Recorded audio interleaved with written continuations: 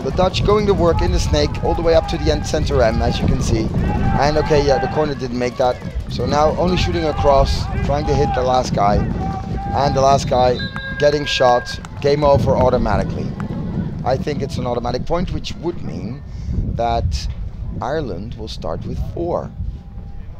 If you see a ref going like that, it means it's an automatic point. Now, of course, this is the EPBF European Cup, and this is countries fighting for their pride. Now, we just had the anthem out of the whole thing, and now, of course, we can have these people coming back onto the field. We've got the other game going on, which is, looks like Ireland against Switzerland. That's it. Ireland against Switzerland. So we had to change around the schedule because Lithuania is supposed to play, but they weren't ready yet because, yeah, of course, all these teams have different players on different teams that still have to play. So we turned around the schedule a little bit. So we've got Latvia against, no, it's not Latvia, it's against Ukraine. Actually, it is the Swiss, as far as I'm concerned. And as we can see, we're looking on to the Swiss against the Irish. And of course, on the Irish team, we have our good friend from the Asalas that plays for Asala Gabon, but at the same time he does play for his own home country, Ireland. So now actually it's Italy against the Netherlands, Ireland against the Swiss, and then afterwards we're going to have Latvia against Lithuania, and the Ukraine, I mean, and Denmark against the Ukraine.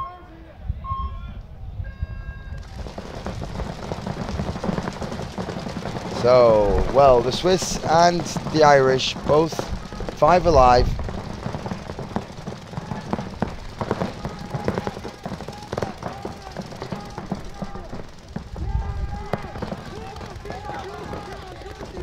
Getting into the snake one, trying to shoot across. No, he's taking the tape as they lose one.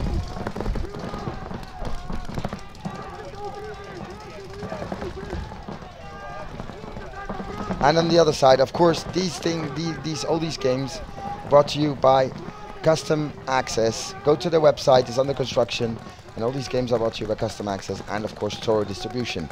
And Toro Distribution, you get 10% off if you type in the code London. So, watching a webcast is a good thing. Why? It saves you money. Of course, I have a €1,500 gun, 10%, that's a nice small hit, €150 less. Oh, and as we see, he's getting shot across and gets out. So only back center and the mini M left. Back center getting shot.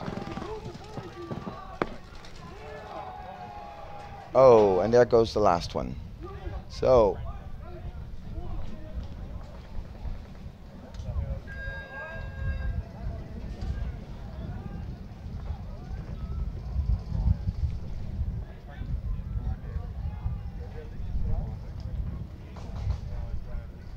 and that is Latvia. Well, anyway, that's always so funny in these games. We also get the wrong information at the same time. So that was Latvia, so that must have been the Ukraine on the other side. And the Irish come back on the field. So that's actually the real game. And those look like, yeah, that must be the Irish. Irish or the Italians? Wait, let me see that. No, Italy, Holland.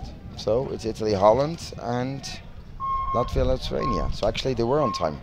Well, I love how these things change every 2 seconds. Doesn't matter as long as we have the games and the right scores. Now, the Netherlands already up by 1. Let's hope tonight at 9 a.m. or 9 p.m. I mean, the score will be about the same. Of course, I'm kind of biased. I am Dutch. So, we see the Italians really aggressive. Oh, but there comes an out. The back center getting hit. So, oh, but the Dutch snake player getting hit at the same time. Now, the Dutch try to turn it around. Going to work on the Dorito side, and the Italian player from the snake getting shot. The Dutch back into snake 2. Looking where he can shoot.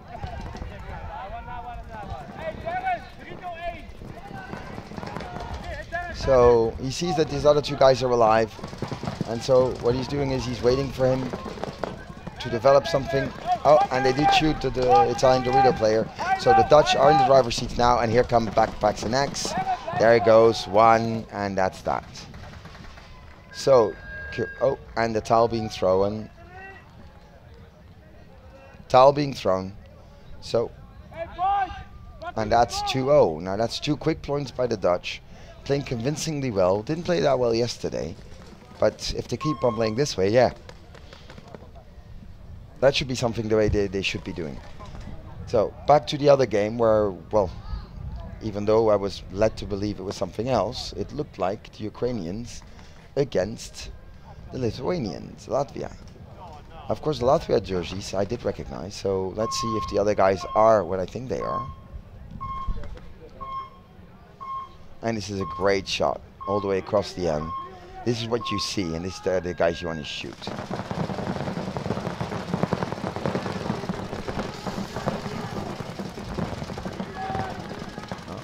We're zooming back in. And yeah, he overdid it, so the back center overdid it, so he got shot. So already losing 2 players on the Ukraine. As Latvia's in the driver's seat now. And there's the third one walking off, so that's only 2 guys left, so it's 5 on 2. And okay, Ukraine going into the snake.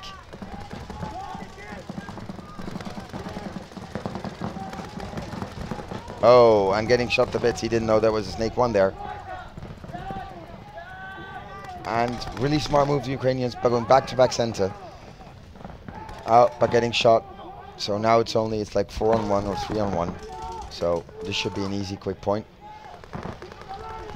And I think he doesn't realize he's all alone. Oh, and he got shot, which is normal. All the way from across field. Of course, he'll be realizing now, wait, how come all these people were dead around me? How did that happen? Oh, sorry, guy, that's what happened. So, great weather here. Another Millennium. We just had a helicopter flying over with our good friend Spike, who just got his license, and he just dropped off a few VIPs. So that was fun to see. Maybe we can get those images to you later of a helicopter landing next to the site. Well, that was a cool thing. As we see the Dutch walking back up to the field with, of course, our good friend Alan Goulding from Syndicate. Great player, great guy. Had him up here yesterday, and he gave us some of his info and insight on the game. So the Dutch are playing much more consistently and much more steady, as the Italians, well, play as Italians would. A little bit messy, but maybe that can work for them. Split screen breakout.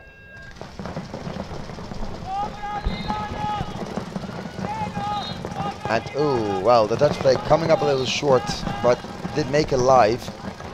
And all 5 Italians alive, so this is going to be interesting. And the Italians having the snake 1.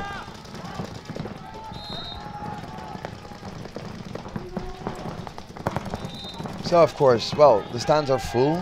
Love to see these kind of games. Of course, the pros have already come to Ital, as the Italians lose 1, but the Dutch also lose 1. So it's 4 on 4, but the Italians have a better field position. Now, finally, the Dutch getting into snake 1. Now, let's see if they can do something with this.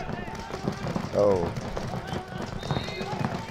And the Dutch moving up to Dorito side now. Dorito 2, Dorito 3. Now, he has to watch out that he doesn't bite off more than he can chew.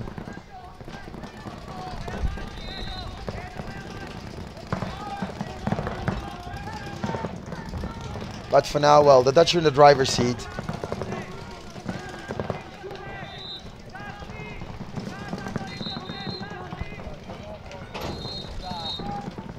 And Italians move up to snake 2. And the Dutch getting shot, being sloppy. So, oh. Yeah, he is. His own field in Milan. Yeah. Kid's a stunner. Well, up till now, the Italians have been kind of, yeah, well, they've been throwing away bodies. Yeah. Just like they're doing right now. I mean, there's no need for anybody to die. Simone is in a great spot. He's just got to stay alive. Yeah, but it's the Dutch on the Dorito 30. That's my boy Edo. He also plays on Scorpion Milanos. Oh, wow, and Simone gets ran down. Edo doesn't see him. And then Edo's going to get ran down. Ooh, and that is an out. You're out. Ugh. If you run down an obstacle, you're out. Smart play by the Dutch. He moved over the obstacle. It's crazy, too, because the Italians had the field positioning. They were for sure winning it. They just, you know, they threw away bodies, stupid bodies. You can't throw away bodies in a situation like that. You can't. You absolutely can't.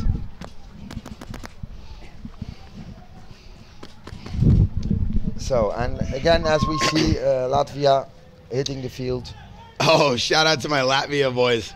They get crazy. Ukraine's got some stunners, though. They also have my boy Slava on that team. Slava took me to Hungary one time.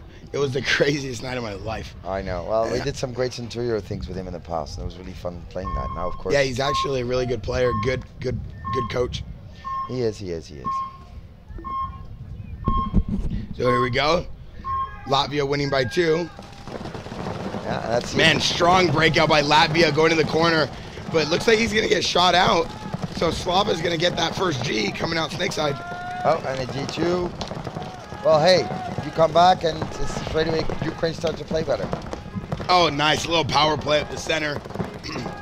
It's good to see them mixing things up. You know, Ukraine's already losing by 2. You can't keep blowing it. You got to change things around. Yeah, maybe that's what they did. Get up the field, make things happen. Especially when you're losing. Oh, Slava's going to walk off. He's going to take it in the head.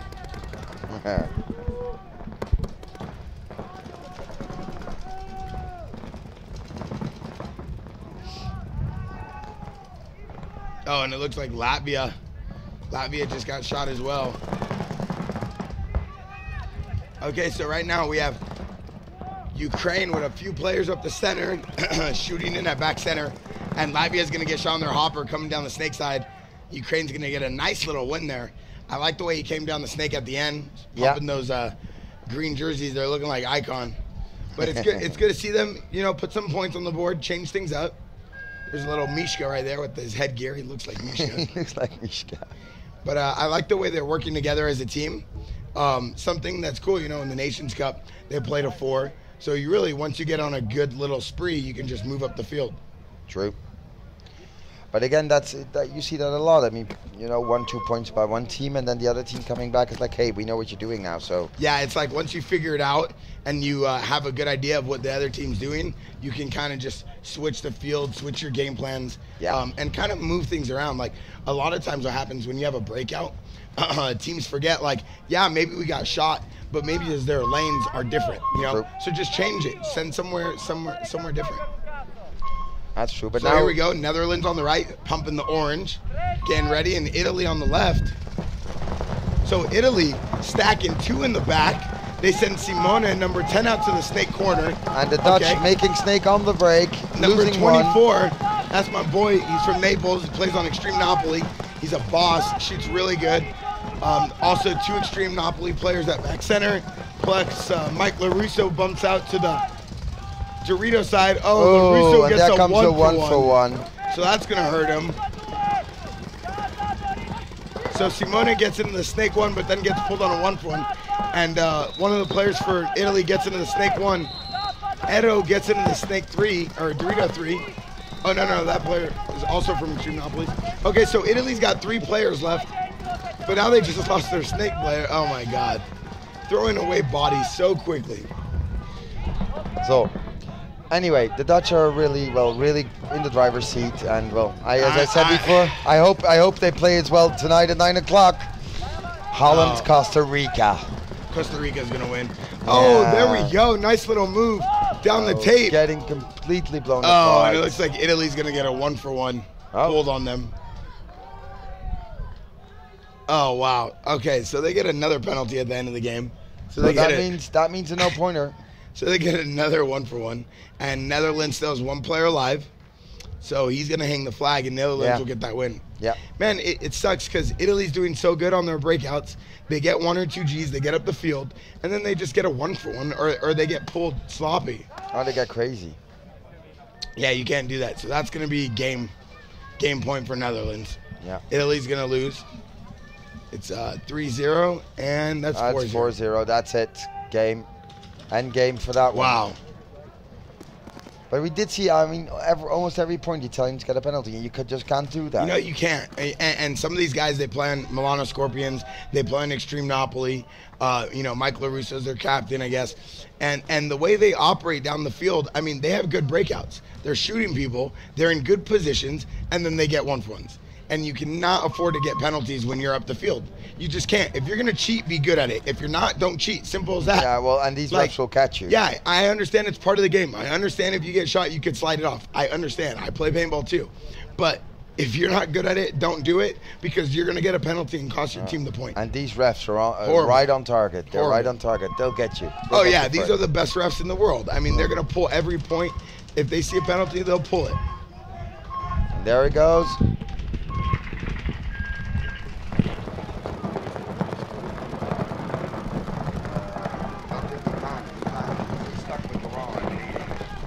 Later.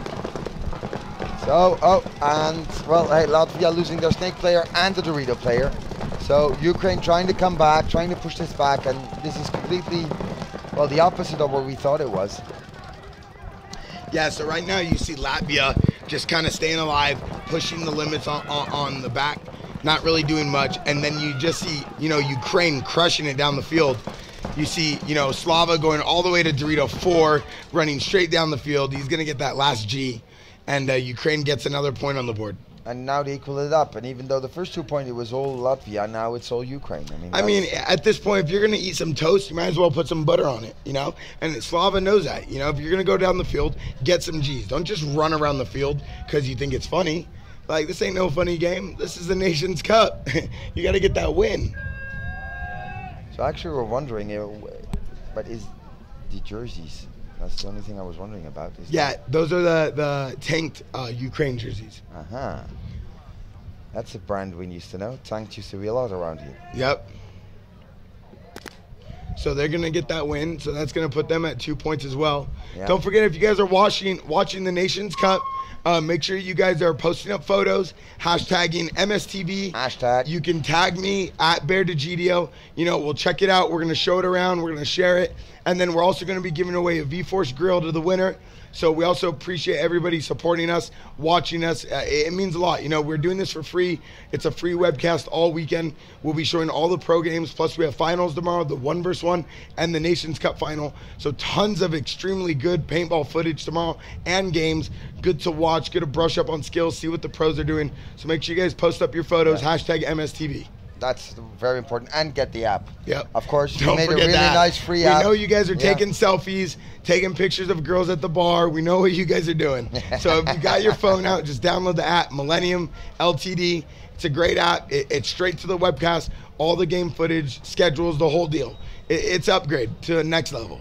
Yeah. But that's something we really wanted, and it's something we really didn't emphasize much last time. And it's really needed. Good. It's needed. It's digital age. Yeah. I know everybody's on Snapchat sending photos, Instagram straight hashtagging. So if you're gonna do it, you might as well get the Millennium app as well. And it's a good app. I've checked it out myself. As we see another player coming up, and So right now, we're gonna be having the next point is gonna be Ukraine versus Latvia. Yeah. So we'll have a battle right now. Yeah, well, we have a 2-minute break now because the other game's already over. The Dutch beat them 4-0. But this game's pretty tight. It's cool because they were winning 2-0, and then they came back and scored 2 points. Yeah. So now all they got to do is score 1 or 2 more, but it could go either way. Latvia shoots really good off the break, but they also lose players off the break. And Ukraine's good at closing out games. By the way, I've just been told it's not the Ukraine, it's Lithuania. That's what I thought. Latvia against Lithuania. Oh, really? So it's not Slava. That's where they mucked up our No, but that is Slava. Schedule. Yeah. Yeah, but then he's playing with Latvia, not with Latvia. Yeah, not with Ukraine. No, Slava's playing with Lithuania. Yeah, so that's true. It's Latvia against Lithuania. So again, the schedule, well, they really messed it up this time. So I'm gonna have a nice discussion tonight about these schedules being completely mucked up. And again, so now we got great, but it doesn't matter. Great breakouts. So it's Latvia against Lithuania and Italy against Holland. That's the original schedule. They said it was changing. Slava right now shooting from the little mini M inside. He lets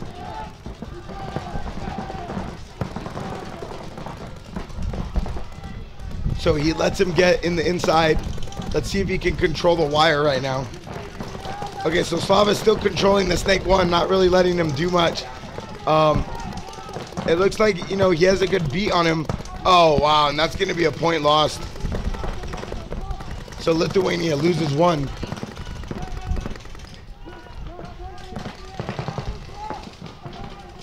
Oh, wow, big move into the Snake 2. So let's see if they can react on it. And it's all being thrown. Wow. Okay. So Latvia gets the point. Latvia gets the point. I like that. So they came back after losing 2 points. And they put it back to 3-2. Yeah, readjusted. It's good to readjust. Go back to the pit, figure out what's going on. One thing Slava likes doing, even when he's playing with ML Kings, or when he was coaching my team 2 years ago when I played out here, he's really good at coming back and saying, okay, you're not making these bunkers, we're going to send you to these ones, and shooting off the break. Exactly, changing up the things. He's really good at that. So hopefully he's in the pit right now telling his team, like, listen, man, we have this, we know where we got to go, let's just change it up. But they have to change it up because they were losing 2-0 and they were being destroyed. And now actually pick it up. I mean, when you're losing, it's hard, but it's paintball. You can come back any point. You just got to stay alive. True. I mean, anything can happen. You shoot 2 lanes off the break, you shoot a guy, it's game over. True.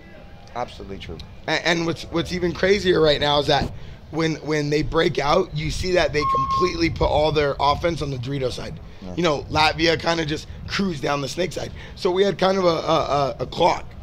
Both teams trying to switch the fields around. And at that point, you got to just stay alive. Yeah, but that's turning the field. We even saw it in the one-on-ones. I mean, sometimes the people just turn the field and then, well, hey. They go from playing corner to corners to playing, 50s and 50s. So right now, Latvia is going to take the field. Strong breakouts by them. Let's see if they can just focus on trying to stay alive more. Yeah, I think that's all they're really missing. Well, this is do or die point. Either it's going to be 4-4-2 or it's going to be 3-3. There's no, or of course a no-pointer. Happens. Yeah, sometimes you roll a 0-0. Yeah, happens. Not a lot, but it happens sometimes if the last 2 players shoot each other simultaneously or hit the buzzer simultaneously. I've never had that before, but... So let's see how they finish up. Who's going to take it?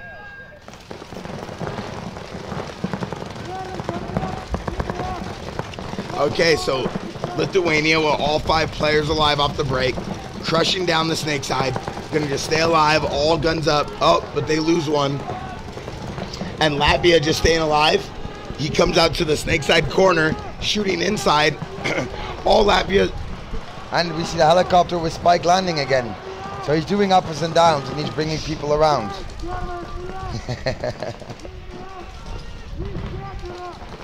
Yeah, so right now Latvia's just got to stay alive and shoot inside.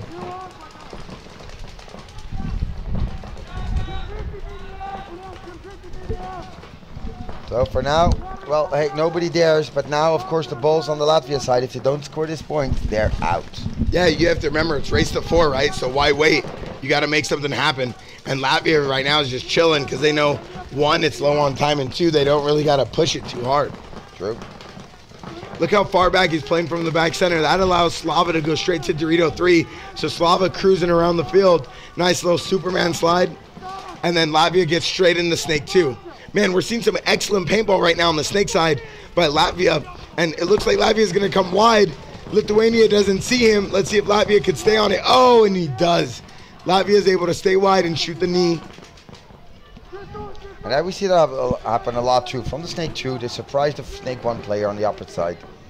And I think, well, hey, there comes the ref running in. That's never a good wow. thing. So the ref just pulls him out. So right now it's just Slava and 1 player left for Lithuania. And it's a 2-on-4.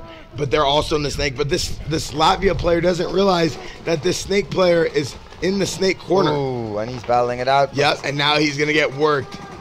Oh, and now he's wearing it. Wow, but he doesn't see him. He still doesn't see him. Okay, so the Lithuania player stays alive. The Latvia player's just got to go get him. Just go make him wear it. And he does, yep. Great move. Great move. So, 3-3, deciding point. If they make this, but of course I think the point's going to be good. See Slava walking off with a bunch of paint on him. Looking like he just got worked. Yeah, and he's not happy. He's not happy at all. How can he be happy when you're wearing 30 paintball shots on you? Oh, well, hey, that's why we say wear it. So Latvia is going to get that win. So, well, they got the win, so they tried to come back and they didn't manage. Good for Latvia. And, well, then normally, if we finally can get the schedule right, the next games up are going to be Ireland against Switzerland and Denmark against the Ukraine. Now, let's see if that was correct or not. We'll see it in a few secs. Be right back with you after a few commercials, and this is brought to you by Custom Access. Yep. Don't forget, custom access, all the craziest gear, custom jerseys, t-shirts, headgear. Based out of France. Based out of France. Based out of France. Good company. And go and visit our sponsors because they are the ones that give you this webcast, and thanks to them, we can actually do our job. See you guys in a few secs.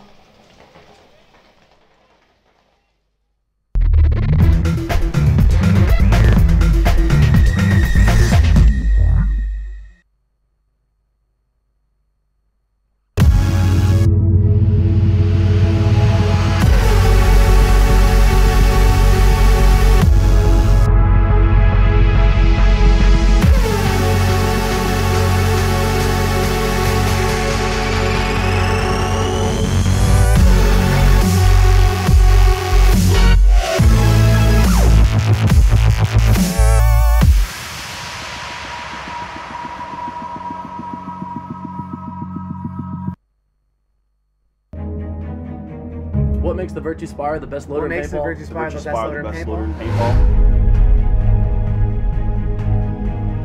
I see the страна с очень сложными погодными условиями. Not only is the Spire small and lighter than leading competitors, the Spire is designed to take the toughest abuse the paintball puts out and keep feeding no matter how bad your paint or weather gets. With a true 200 round capacity, it holds more paint as well.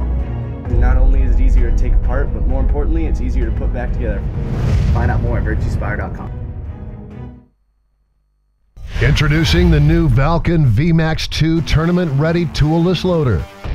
With high feed rates, it's faster than any other loader on the market. The feed paddles have been re-engineered for a more powerful and efficient flow of paint into your gun. We kept the same low-profile, lightweight, durable shell design, and consistent with the VMAX model, jams are still a non-issue. The best part of it all, it's only 99 bucks. The Valken VMAX 2 loader. Better, stronger, faster.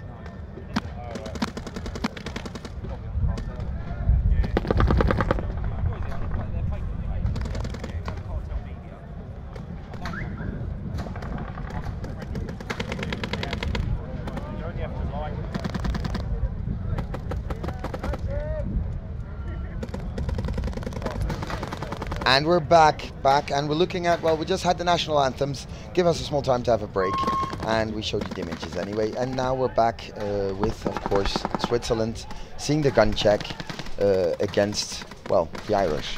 So, and the Irish are on the other side, and here we see, well, I think that is Denmark, because they had the only ones that had that Hostile Kids HK jersey.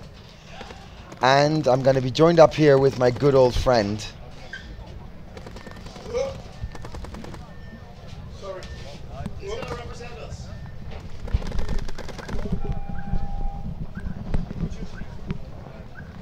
so we're going to be joined here up with my friend from the media, and we'll have a few insights. And he is part of the team, and everybody knows him in paintball.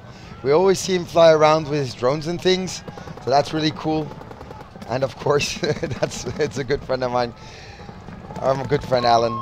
So Alan, if you're ready, you can come up here and you can comment these great games. And of course, he's like me, and he's of course with me. He's one of, well, the original Dutch kids. So we're just getting ready. Have a seat, Alan.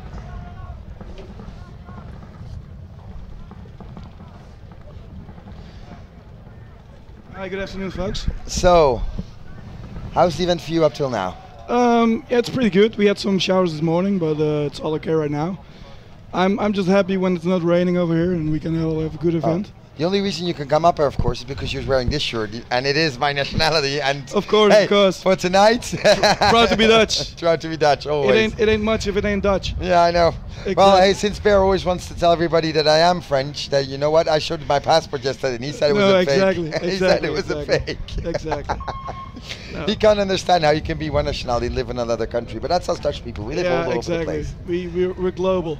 We're global. We're global everywhere. I know. Hey, from the old East Indian Company, the AOC, exactly. From a long time ago, we've been like that. So we're looking out to Ireland. We have our good friend from Asala that plays there. And on the other side, we have, well, the Swiss. And the Swiss, of course, well, I think probably some of the guys are from Concilium Die.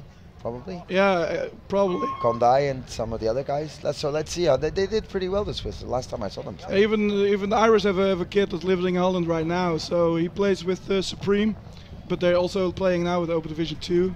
But Okay. they're just borrowing him for here. They're borrowing him. I hope they get some money out of it then. No, No, just probably joking. not. Probably not. But hey, we love to play ball. As we go down to 10 seconds, Switzerland on your left and Ireland on your right.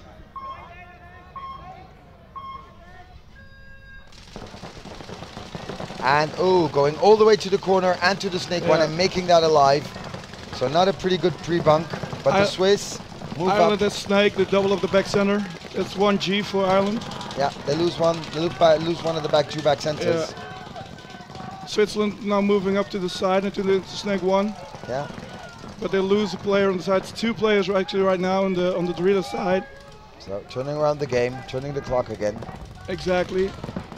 So they're, I think it's 3-on-3. Oh, Ireland lose another one. But Ireland is still has snake 1 and Dorito 2. Oh, but also losing the back center and losing another one and losing another one. And that's the whole Swiss team. Body's falling quick. Being eliminated. Yeah. I think the Irish player doesn't really Understand. realize So that. let's hope he shoots his own player. That'd be fun. Yeah. No, he doesn't. No. We saw that with Houston Heat. 2 Houston Heat guys, they were like, you know what? Let's shoot each other. Let's shoot each other. just for kicks. Yeah. Well, they didn't have enough practice, they said. So with this weather, of course, it's really hard to make nice pictures with a drone, is it?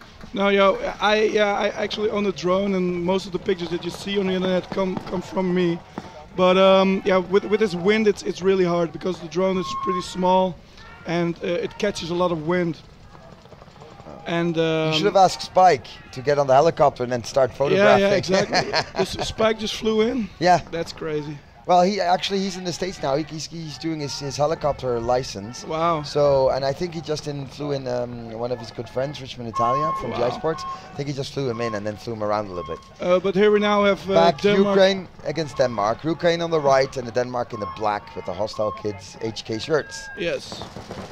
I think their jerseys weren't finished in time. Probably not.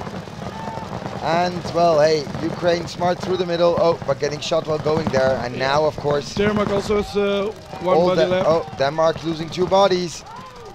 3 bodies. 3 bodies. Sloppy. They have Dorito 1 in the center back right now. But 1 for 1 to Ukraine now, so... Wow. This game is getting crazy. Against 2. We see a lot of these crazy points. Yeah. This is different. Definitely is. And 1-on-1, and he got him. He got him. Wow. Yeah, this field compared to the field that we had last event at Bitburg is really different. You can play this field really much more aggressive than the other field. The other field was more of a sit back and just shoot like 14 pots like Oliver did. And I remember that when he walked on the field. That wasn't fun. That Crazy. was not fun at all.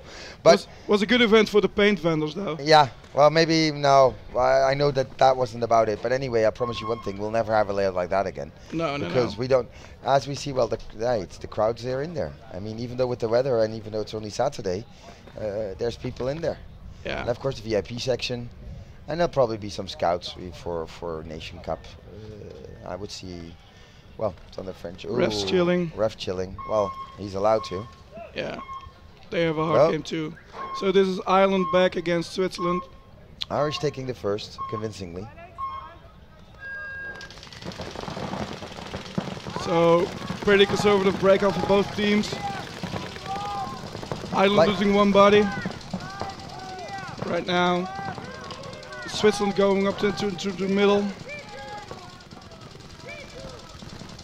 Switzerland to the sides. Going in Dorito 1, Dorito 2. Dorito 2 gets shot. He's out. So it's 3-on-3 for Ireland right now and Swiss. That wasn't smart. The guy in the big tower, he's looking for target. He doesn't know where anybody is. And then you get shot in the face. Yeah, and he got shot. No. He's moving back because he has better angles in that big tower right there. Ireland moving into the snake. There he goes. There goes the bounce shot. I think it's from the snake. It's probably the guy from the snake. Snake guy just got out and just could shoot him in between the bunkers. So it's 2 on 3.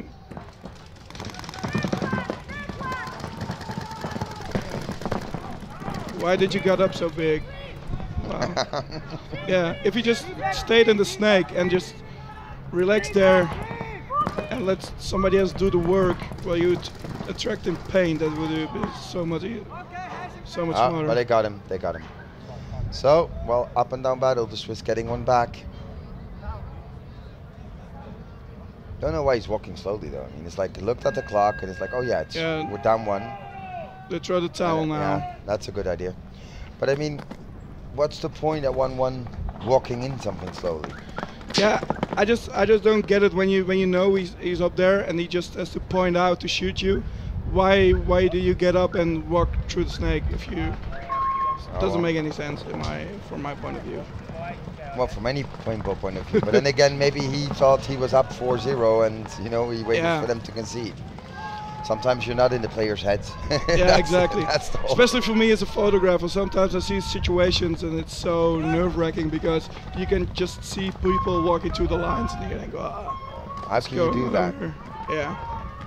But okay, we see something they don't. And then you yeah, got the exactly. adrenaline, people shooting at you. And I mean, I love this shot though. All the way through the M. I mean, the layout's perfect for this kind of shot. And now you can see what he's trying to hit. And, ref come running in, and there comes a 1-for-1 Body's on jumping Denmark. left and right. And Denmark, and now let's see if the Ukraine can capitalize on this. Yeah, and they immediately do. You can see it when the bodies are falling. They just move up, and that's. Yeah. Oh, shoot another 2. So only the Dorito left, and the Dorito's Dorito gonna left. wear it. Come on, it's not your fault. You don't know, but there's still 4 guys in your back shooting at your back. Exactly.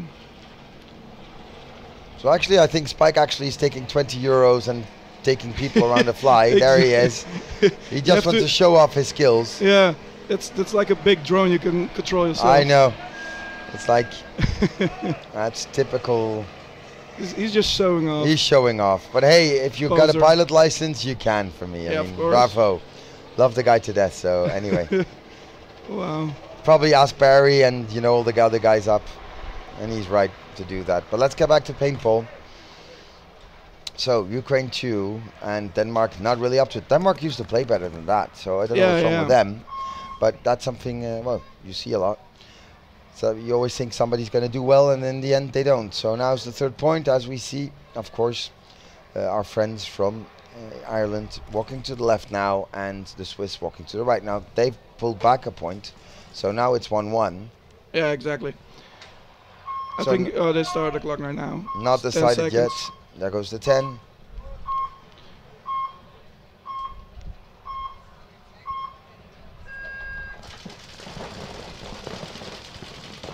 A really good job going all the way to Snake. Now that's what we're going to see. Yeah. Ireland is to Snake 1. Switzerland also bumping up right now. Switzerland has a whole backline taken care of, but Dorito 1 loses. Gets shot in the face. Yeah. Ireland loses their Dorito corner when he tries to bump up. But again, the weird thing is nobody's shooting at the Snake player. What is the Snake player doing? Why is he not moving up? Well, you can't see it from your angle, but we can, and we're wondering. And even the Dutch and even the Irish. I mean, why are you still not in Snake 2? What's happened with you? Yeah. I mean, you don't have any angles from Snake 1, so move up. Exactly. Gap shooting is not fun. No. And again, he's not drawing any guns. Yeah, he's trying to shoot the back center maybe, but that and he does. Finally gets a shot in. He shoots a little cake right there. Yeah. And also as we always call it, the God bunker, the first bunker before the Snake. Where is it? So now it's about time you get up and move it. Yeah, that's what happens. You put empty pots back in your back, and then you try to reload with them. So you see, and now he missed it. What did he miss? Well, a fill up from the back. And now you're trying to get up, but now he doesn't know where he is, and he's I can see that the Irish are not really communicating. And that's what I mean. That's dumb. And that's why he got shot in the face. That's why he got shot in the face, but that's a dumb move. Yeah. That was really dumb. That was typically, well, Sorry, D2, D3. Yeah, no, Work? I wouldn't say that. I think the bigger guys, the pros, also make mistakes when they don't know and not communicating. Sometimes you see communication falls into team when everybody's really concentrated and really just focus on their own game. But that's not the thing that you should do. You should always talk to your teammates and let them know what's up, because you can see something that the other guy in front of you maybe can't see. So. Maybe it will not be important to you in your position to call that shot or to call that position from the other team, but it's always good to say it. Come on, how can you not see this guy and not shoot him? Come on. Yeah, exactly. He's sitting next to his obstacle and he thinks you're not there anymore. Come on, move it. Yeah. How can you not see that? Look at the situation. Yeah, this.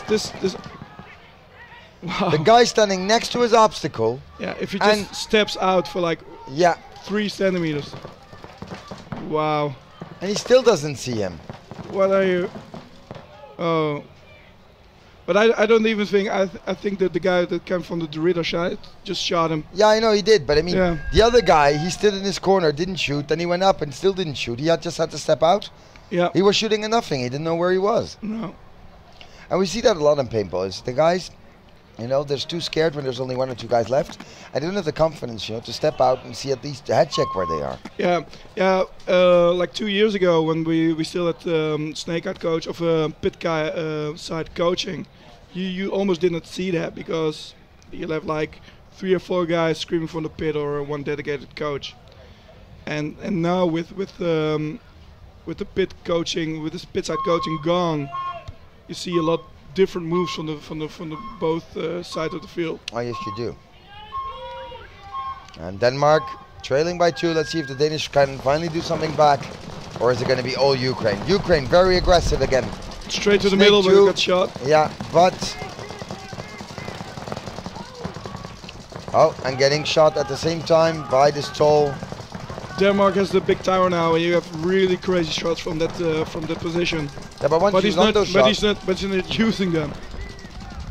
No. He's just looking where the guys are. Oh, but he shot 3 already. Denmark also now in Snake 2. Ukraine is in Dorito 3.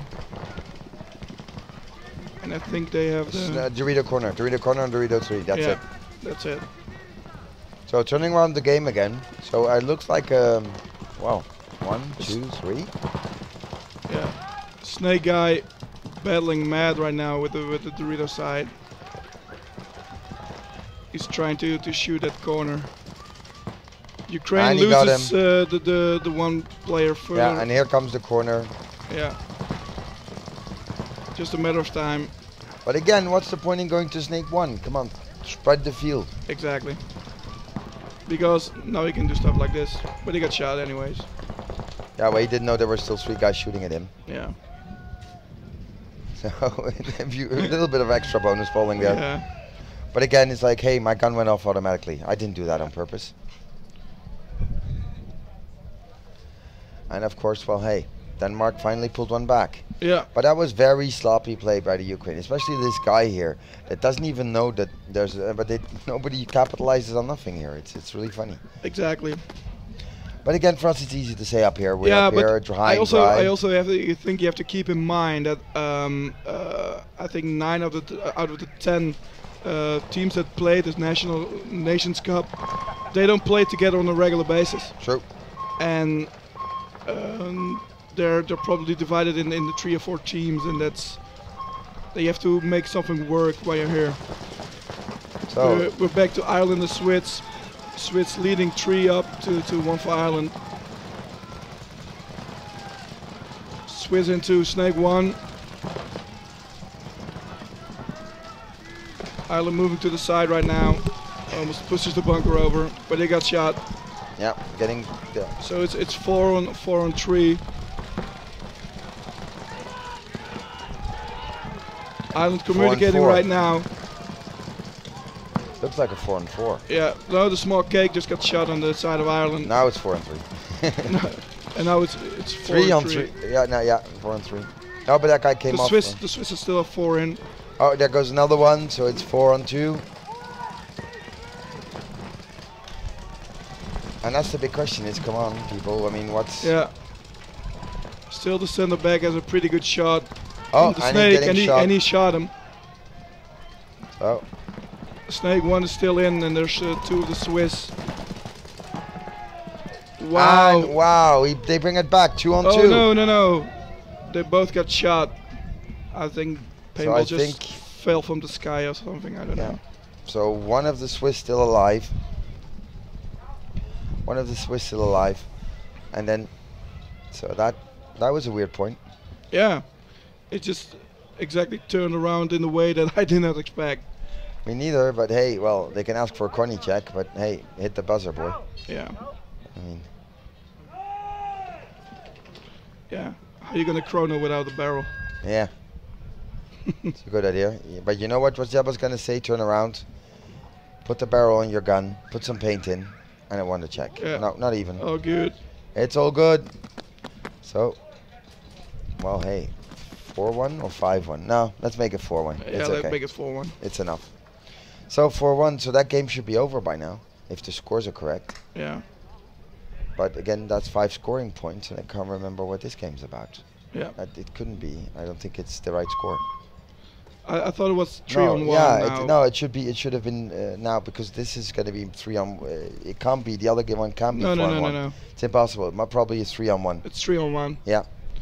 And now we're going to see whether Ukraine can finally take 1 point back, or is it going to be old Denmark again? I don't know. What's your bet? Denmark have good. I know those players, and they're pretty good. The only thing is they just can't get their act together. And the Ukrainians aggress them. They're playing smart. They're playing smart playing ball. Here, look again, going to that tall tower, and that works for them. There are a lot of shots on that corner, and if you're not fast enough, you're gonna wear it. It's 2 bodies were falling right now with that Denmark side. There goes one. Also, Ukraine loses their Snake player. It doesn't matter, because he's gonna dive in again. And did he get him? No. No. Oh, almost. Oh. Also, Snake 1 gets shot again. Exactly the same shot. I said this guy's good. This guy's good. Yeah, exactly. But when you're in the tower, you just can shoot that Snake player on his face. He has nowhere to hide. No, you can even shoot him on the legs or on the backpack. Yeah, you know, exactly. You don't need to have him full faced. Yeah. So now again, Denmark in the driver's seat. Yeah. It's 2 on 3. 2 bodies up for Ukraine, 3 for Denmark. And now it's the Dorito player who nobody's shooting at. Yeah, the small cake is crossing, but I mean, come on. Yeah. Snake player on Denmark's side is communicating with the guy in the tower where they are. And actually, the guy went all the way back to the center, but now because he has better shots from that bunker. Yeah, but I think the guy in the Snake has a gun problem. I think so too. For him not shooting. Just looking. But I don't see why you can't move up and just communicate with your teammates where they are. Yeah, I put them in. He can put them in. Exactly.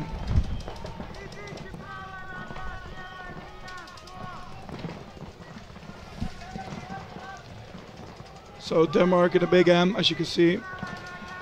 Well, from this nice overview of the field. I love that camera shot, though. That's really well done. Yeah, it's really cool. Of the entire field. And now we can't let him come out anymore. Whoa. So Denmark moved up into the tower of the Ukraine he got him. side. And now it's only the center back. He's moving. No, what is he hand doing? on his head. And what is he doing? He is buzzing. And he didn't fire a shot, so he must have. The guy just buzzed. That was the guy in Snake 1, and he doesn't have a gun anymore. No. So I don't know whether it's air, batteries, what the problem is, but his gun is not working. Or maybe, no, he's not out of paint. He still has a lot of things on the paint. Yeah. Yeah, don't switch off the gun. It doesn't work. He didn't shoot anything. So that's how things happen around here. So now, of course, 2-2. So let's see if the other team still hits the floor or not. But I think, no, this is the 2-minute call. No, they are there. That's what I said. It wasn't 4-1. No. It was 3-1. 3-1. Because the 4th point, it couldn't have been. It would have been a different point. No, that couldn't be. So we go back now to the field where we have the Swiss on one side and the Irish on the other.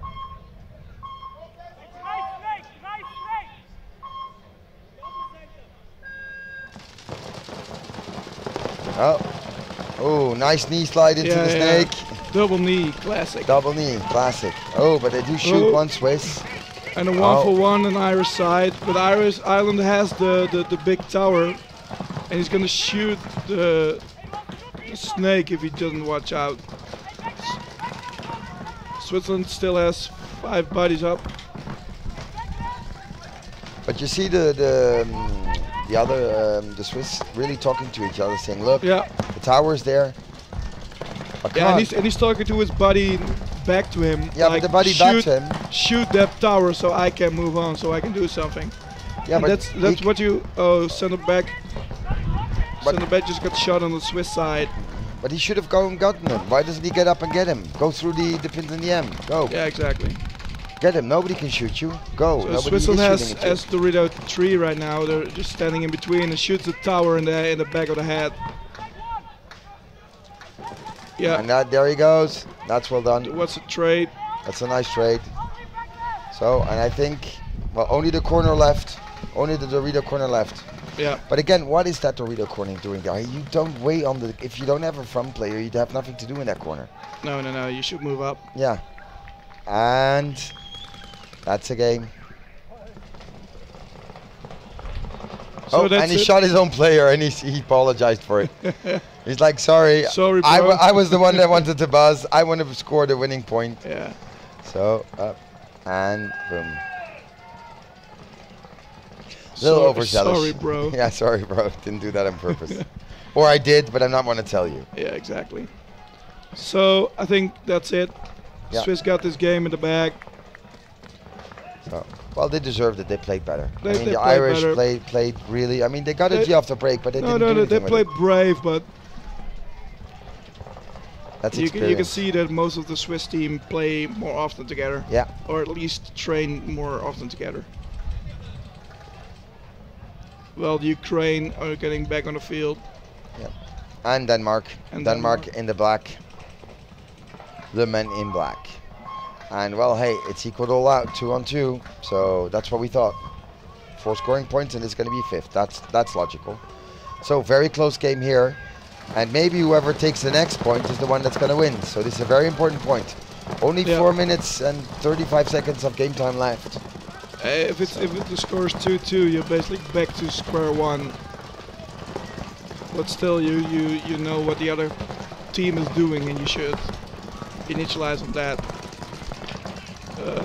Denmark is into snake 1 and just got basically the whole back line. Well, they're moving up into the Dorito right now. Ukraine is in the Dorito corner in Dorito 1. So whoever's watching us, guys, take your selfies, send the selfies of the webcast, put it on the Facebook page, or either message it to the Millennium Series Facebook page with your name and your country. And well, hey, the photo that gets the most likes gets this limited edition V-Force grill with a thermal lens, brought to us by GI Sports. And of course, all these games are being brought to you by Axis Custom, especially the French games. Website under construction, and it's based from France, and it's everything from hats to beanies to straps to everything. Yeah. While you were making a cute commercial break, Ukraine just destroyed by Denmark.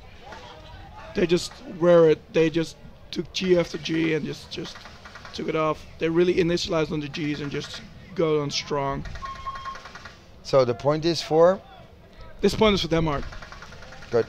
But I told you the Danish, they lost 2 points, and now they're coming back, and they're coming back point after point because they finally figured out what to do. I mean, every time he goes to the big tower, shoots stand up, and then shoots one after one after one. Yeah, it's Pamela is not only making 4 zeros. Most of the times you get a point, you would lose a point, and it's just all how you try to figure out how the other team is playing. And what they're doing wrong, or what you're doing wrong, and, exactly. and how you can capitalize on that. What's working and what's not working. I like going to that big tall tower. I'm sure that's one of my favorite spots, especially from the back.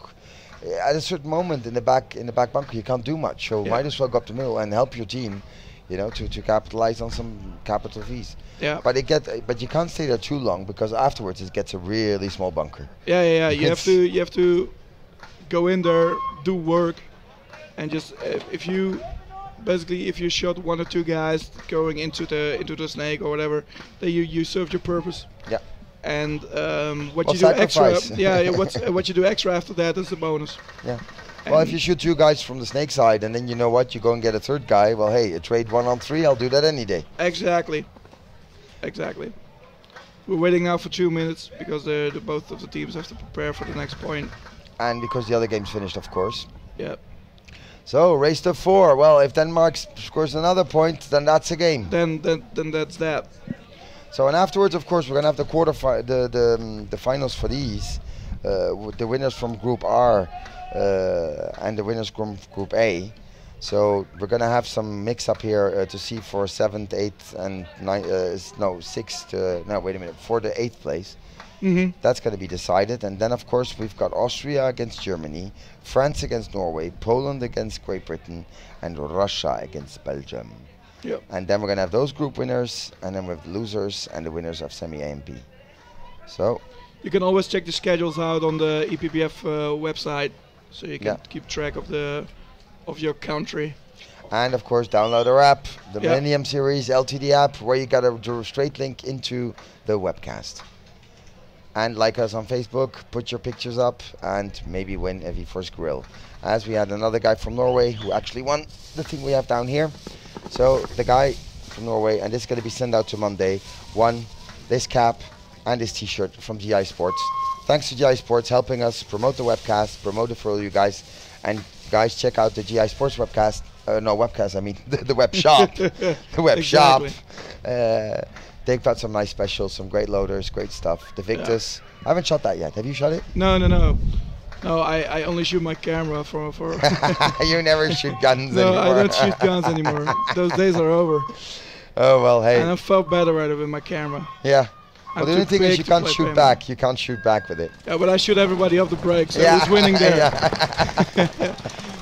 So, Denmark, Ukraine again. Ukraine losing 1 body of the break. That same Dorito corner, that's just if you're not too fast enough that you're gonna lose it. Denmark also got shot, Dorito 1 is out when they got into Snake 1. It's pretty equal up right now with Denmark slightly getting better field positions because they're into the Snake. But on the other hand, Ukraine is in Dorito 1 right now, while Denmark moves into Dorito 2, or 3, sorry.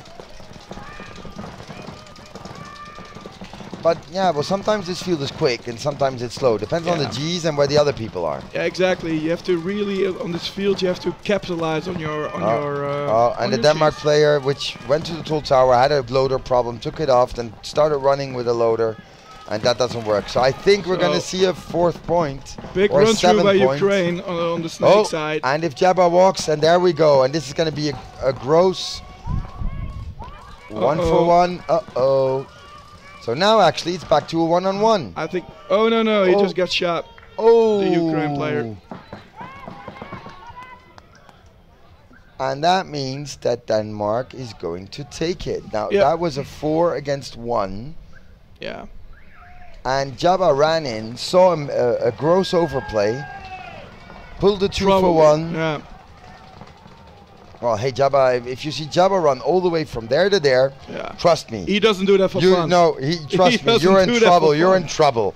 You really did something wrong then. Yeah. But that's what they said, game over. And well, hey, there'll probably be some discussions from the Ukraine saying, how did this happen? How can we lose? We're up 2-0. We're in the driver's seat, and we'd make them come back 4 points. But hey, bravo to Denmark. So guys, we'll see which ones the games will be up next, because those depended on who won here. But we're going to get those information for you really quickly. Keep on hashtagging MSTV. Yeah. Thanks to you for coming up here. No Thanks, problem. buddy. And of course tonight, go Holland. See you guys in a few secs. Let's go.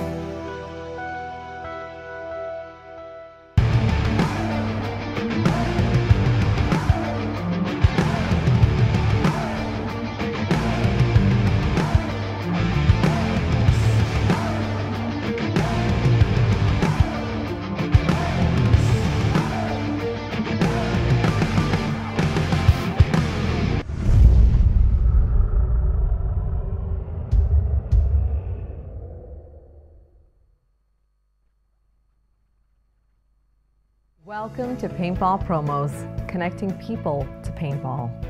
Paintball Promos maximizes your exposure, generates groups of new players, increases your profit up to 10 times, all at zero cost to you.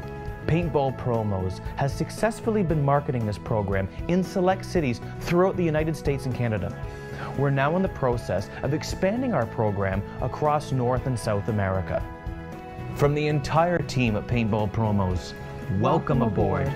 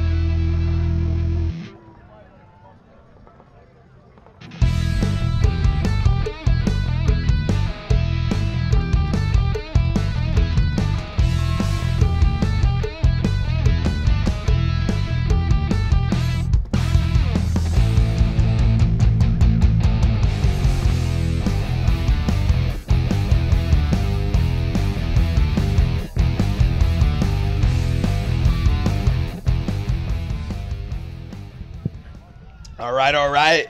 I'm Beardo GDO, Mr. Worldwide. You're watching MSTV. I'm joined by the legend himself, Nicky Cuba. What's up, guys? What's How you up? doing? Infamous is Pride and Joy. And the LA Ironman's #1 stunner, Alex Rodriguez. Yo, what's up, guys? Okay, both teams playing. Both teams moving on. Nicky, you're playing with who? 5-star. Five out star. of Spain. Okay, out of the Spanish boys. Yeah. So Shout out to Running with the Bulls. And A-Rod, who you playing with? I'm playing with Offenberg coming at you out of Okay. Germany. Yep, and we've been watching you stunt all weekend. Right now, we got a huge matchup for you guys. We have France, we have Germany, we have Austria, we have Norway. This is going to be the next round of the Nations Cup. So we're about to see a huge game right now. You know, Norway has big-time players like Knut from Joy Division, Milano Scorpions. You know, the Germany team has some coming-at-you players. Yep. And I'm sure you can say most of them are pretty good. Oh, yeah. And also followed by some Syndicate guys. Syndicate yeah, players, Syndicate's got some stunners in there. And right now we have Austria and Germany, and then we'll have France and Norway. Wait.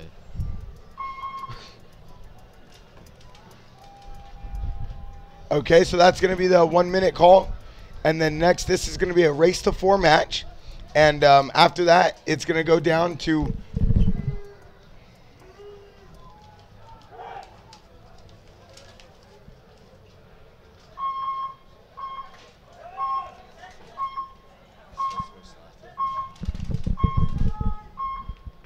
So actually, we got the Swiss on the left and Latvia on the right.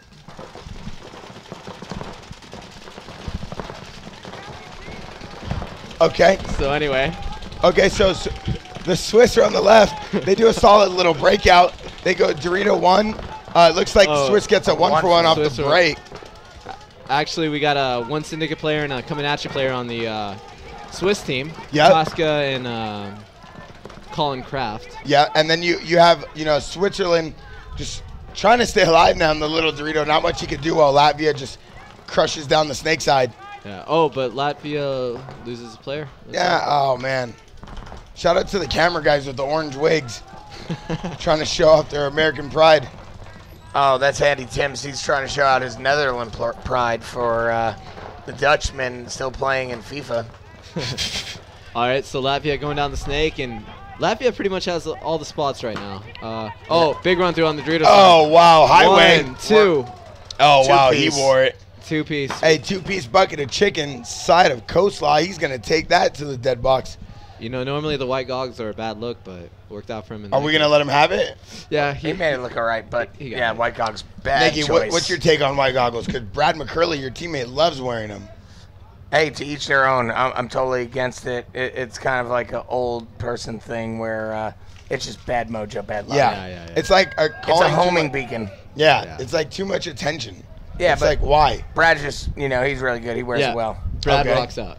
So Brad can do what he wants. Is that what we're getting from this? Yeah. Exactly. Okay, what about the dude? That on the dude that Russian just ran through from Latvia? Yeah. He can wear the goggles. We'll give it to him, yeah. 2-piece. All right, so we let him get what he wants to do. In the Little Nations Cup. So we let him live. Yeah. Shout out to the pod kid. It's always good. It's always good to see the kids picking up pods on the field, doing the best they can. And now we're going to have Netherlands. And it looks like Netherlands is going to be playing Denmark, made up of most of the ugly ducklings and some of the Copenhagen Ducks. Let's see if they can put it together right now. Netherlands just looking as orange as possible, look like Infamous, look like the Bengals. European version. Nicky's all into orange right now. Hey, orange is new black, right? Woo! Okay, And so off the Denmark, solid breakout by Denmark. A little 1-2, but he gets diced up going to the corner. Oh. Both team having 5 alive. Netherlands making a big break into the snake. Oh, but they lose their snake corner. Oh, wow. And it looks like Netherlands just fills out right to the Dorito side. 2 in there. Denmark dropping one body. It's a 4-on-4 situation. Denmark, wear that. Now it's a 4-on-3 situation in favor of Netherlands. Man, when you get shot in the face, it just takes up so much of your soul. Mirrored up again, 3-on-3. 3-on-3. Okay, so Snake 1 is going to try to get down. Oh, ooh, nice move to Snake 2. Yeah, nice a little putter. He's on a rowing boat right there. He just got right in there. And the Dorito 1 for Denmark's playing really tight. Oh, what was that? Denmark loses a body, and so does Netherlands. It's 2-on-2. Netherlands did a tumble roll to try to. Oh, here he comes! Oh, wow. Oh, no. Oh, he said get him out, but he's not. That player plays for the Bad Boys. All right, so 2-on-1 in Denmark. Oh, trade out. Trade out. So it's 1-on-1. I don't think the Dorito won. Oh, I think he's figuring it out. Yeah. Yeah, he's got his coaches over there. They're letting him know what's going on. And now, that's the benefit about having coaches. But I like when we don't have the coaches and you get to see, guys make good moves and be crafty. Yep. Exactly. Shout out to the craft services. So I'd definitely give it into favor of the Netherlands right now. He's in the big Dorito. Yeah, but you can never, you can never count out anybody in this game because, one ball can just bounce off a bunker, especially with the way this field is set up. Correct, but see? Yeah. Oh, wow. See, A-Rod, this is what I'm talking about, and this is why we commentate. I'm talking trick shots, bounce shots, and everything that comes with it.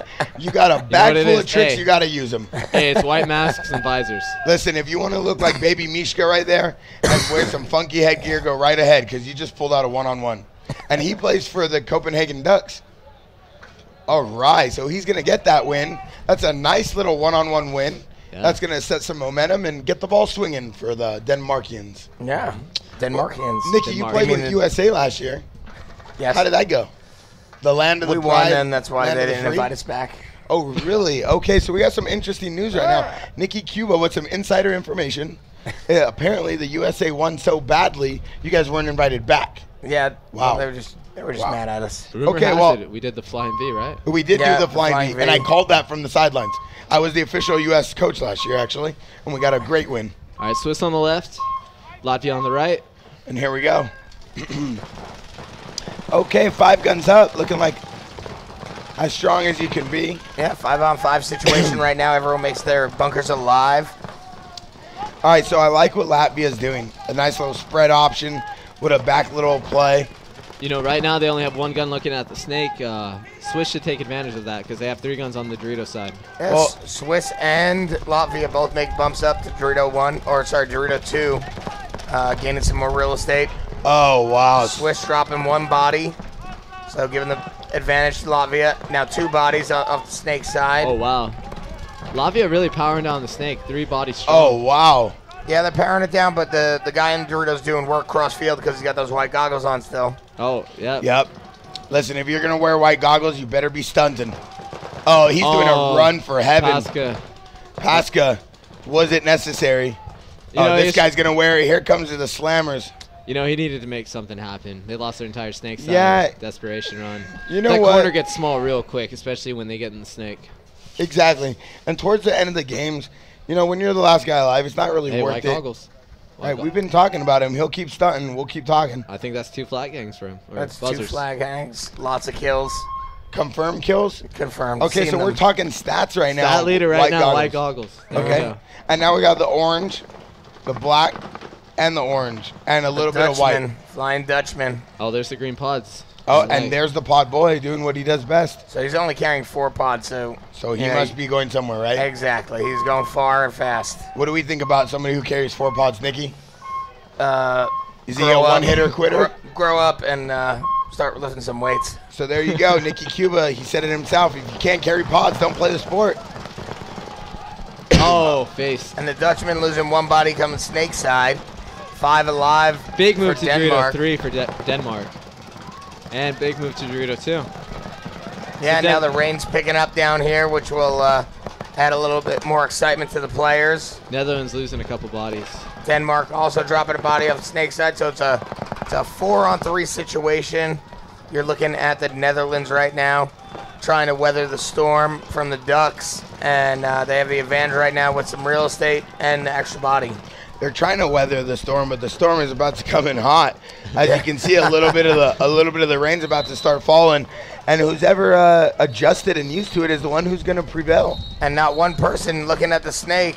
Oh, this guy's about to get slip right in there. Smoked right now. I'm talking boiled eggs and hard-cooked chicken and everything that comes with that. You know what? Salsa, bacon, egg, and cheese. This guy, he's about to get his breakfast served. This guy should come out wide, try to get a shot in the corner. I like the way you're thinking, A-Rod.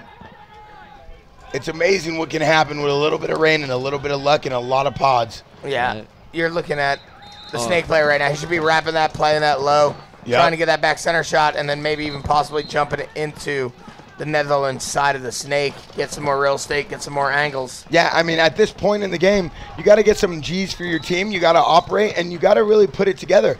Like, you know, nobody walks into a store and says, let me have a Subway footlong. First, you itemize. You see what type of meats they have. You pick your bread, and then you plan your attack. Bread, meats, cheese, okay? and get your dressing. So this guy right now, figure out where they're at, and then figure out how to shoot them. Don't just give away the body. I'm talking strategy. I'm talking precipitation. I'm talking it's raining. I'm talking 12-inch whole wheat. Okay then, A-Rod. So we got Nicky Cuba up here, the legend himself. He's been playing the game of pro paintball for the last 20 years of his life. He's won more events than Oliver Lang and Nicky Cuba put together. Oliver and myself put together. And here we go. I like that. Thanks for the shout out, though. No problem, Nicky. I'm always here for you. When I was a young pup running around the lands, you taught me the ways. So you can see this Denmark player trying to shoot inside. There's not much he can really do, though, but he is staying alive, and I like the way his back player's playing behind him. He's staying on his gun. He's shooting down the wire. But Netherlands has really got to do something. They're just, you know, containing. They're not really doing anything. This Dorito 1 is living by his gun right now. I'm talking stale bread right now. It's not going to taste that good when you chop it up. Speaking of chopping, looks like the snake player's having a little pain issue. Chop City, you got to pull out that battle swab. Oh, temperatures drop, so that does have some effect. He's also getting rained on pretty good. Nicky, it takes an eye of a tiger to realize the temperatures dropped. I got to salute you on that call. Oh, wow. Oh, looks man. like this guy got hit. This there could be a goes the penalty. ref with the mohawk. He is the last one you want to piss off because he will run around. And that guy's back center this guy. That referee is taking it right Netherlands now. dropping 2 bodies, leaving 1 guy alive, Snake and corner it's a left 4-on-1. Let's see if he can pull off some heroics. Heroics or heroics? Heroics. There we go. Heroic. And it looks like the Danish are going to win this. It's going to be conceded by the Dutchman. You know, that was a smart concede. 4-on-1, running Conserve out of time. Got to conserve You know what? time. At that point, it takes a good coach to realize, hey, we lost all our marbles. Let's just try to play again. Yeah. You know, you can't bet all on red and expect to go home. You got to just give it a few spins. You know, let your team get hot. Oh, yeah. Exactly what I like to say. Yep. So, Nicky, how's it feel? You know, PSP, you guys had a rough event, the last event. But, you know, we saw you guys obviously had the potential to win. You guys were winning 4-1. We were all there watching. How does it feel? How are you guys prepping for the next PSP, the West Coast Open? Just working harder, you know, getting back on the grind to, you know, off the field, you know, getting in the gym more. Yep. You know, training more. And then at practices, you know, going back to basics, going back to fundamental skills, drills, just really grinding out, you know. What do you guys think was the reason why you guys couldn't put it together? You guys were winning 4-1, and you kind of gave it to them. Like, here you go, our platter, here you go. You know, you go into the Pro Division and Champions Division and get to play with them. But, yeah, just penalties. You know, we got stuck on a couple excuse me, a couple penalties. Don't get choked up, Nicky. We still love you. We realize the Challengers Division is soft, but hey, we're here for you. I mean, it is. And, you know, we just got to play better, you know, and play smarter and trust in our teammates. Yep. So, and we know you're maturing as a player still. You're still getting better. We saw you play some fantastic ball. So we salute you on that, and congratulations on having a kid on the way. Thank you. Yep. Appreciate it. And here we go. So Latvia, nice little breakout, staying calm, even though they lost one off the break. But the Swiss just wasting no time. Look at, there's a young Chris Lasoya on the snake side with that hair. He looks like Chris Lasoya in 99. Latvia dropping 2 bodies, so giving the advantage 5-on-3 right now. Yeah, Swiss going to work. Yeah, not looking good for Latvia. Swiss Dorito player making big moves. That's Colin coming Kraft down from Frankfurt. Oh, going to their Dorito. Not messing around. Yeah, not messing around at all. Following him up is his Pasca. number 2 player. That's coming at you, Pasca. So let's see. Work on the Dorito side. You play with him, A-Rod, Pasca. How does he play? Oh, Pasca's he's a great player. He plays with a lot of aggression, and you know when he sees an opportunity, he'll take it. It's good. It's good. I like the way that this Latvia player came out to the snake side. It bounced out the field. It's going to make this close a little bit harder. And you mean Swiss, just to let you know. Okay, and it's going to... Oh, Latvia losing their snake corner, so it's not looking... Oh, double bunker. Oh. Oh, wow. They put him in the dirt. To the dirt. Gun down, We're going to hand need on a the ref. head. We're going to need a ref on the field. That is going to hurt. Colin Kraft's just like... But he got up with pride, and he knows he's wearing his country's flag, and there's no need to show his inconspicuous options of falling on the floor. Yeah. At this time, it's time for him to rack it up, get ready to go, and sack up. You know, it's game time. This isn't football. Laying on the ground is not going to get you anywhere. You know what? Switzerland FIFA. getting a point on the board, bringing it 2-1. Yes. And also inflicting a little bit of pain to Latvia. You know, sometimes I like that. Though, but when you inflict pain like that, sometimes it does the opposite. It riles up the other team. Correct. And it brings their emotions up to a whole new level of exponential explosion. And we like to call that the breakout. So sometimes you really don't want to piss people off. You can see Mishka right there wearing his headgear. Actually, it's not Mishka. It's just a Denmark version. But he plays just like him. Barrett, what do you think about the green beanie? Oh, there's something about green that just does something to my soul. It's not needed. But I do like the way Copenhagen pulls it off. And Denmark on the right, Netherlands on the left. Golding shooting that snake lane. Oh, big move wow. from Netherlands. Big move from Denmark. Up Wow, to the big shout out to hammer. Alan Golding, one of the best players in Germany, coming up on the game for Syndicate. And now he's playing for Netherlands. But he plays on the German team Syndicate. He's one of the best players, I think, to come out of Netherlands ever. And then for Germany, I mean, he's just been fantastic in the DPL. Oh, yeah. Really good player. Yep. All right, so we have a battle shaping up. Snake 1 and the big Mayan. Man, there is a shape-shifting of all natures on this field. As you can see, all sides of the field are being taken into account as everybody's just holding lanes. Wow. He let him go. Oh. Wow. That looked like he just got clipped. Yep. So the big Mayan missed that. Oh, wait. No, he got him. Oh, he did get him. Clip City. He got his wig split in half. I've never seen that. I mean, he got at least 3 to the top of his dome while he's playing on the outside all alone. The things out here that we are seeing in this Nations Cup cannot be paralleled or matched. This is one match you do not want to miss. There's so much movement. It's great. Movability, as I like to call it, A-Rod. It's the key to simplicity. Is that trademark? Hashtagged or what are we looking at? Oh, wow. It looks like this Denmark player up the center is having a rough time. He's chopping. And then now he loses his 2 bodies get taken out. Wow. The Netherlands Dorito That's player. Alan Golding, I believe. So he's not going to go down without a fight. We just told you about him. Let's see if he can keep it up. So it's 2-on-3 right now. Netherlands gaining some more real estate. Oh, wow. Alan Golding just doing damage on the Dorito side. And this Denmark player just doesn't realize that no one's left. Yeah. And he's just playing by himself. He doesn't know that this whole snake side's blown out. And it's just Alan Golding over there holding it down in the Doritos. Already shot 2. It was a 2-on-5. Now it's a 1-on-3. No. They got 2 guys. Yeah, they have his buddy They got in the corner. So it's a 2-on-3 right now. Netherlands with 2. Denmark with 3. And we're going to see if Denmark can close this out. Oh, wow. Instead of splitting the field, he gets more in a straight line. That is a move you don't really want to do. You know, that center Mayan should actually play it a little bit more to the snake side because it's completely blown over here. And Exactly. It'll make him be, safer from that angle. But maybe he doesn't have a shot if he plays it that way. You know, oh, whoa. Oh, he got the shot on him. He got a shot. So Alan Golding's going to take the walk for Netherlands, and that's going to be 3-0. Yep. Wow. It takes a lot of wind out of your sail when your team concedes a point because it just makes you feel less of a man. It shows that you really just couldn't put it together and you were about to get stomped out.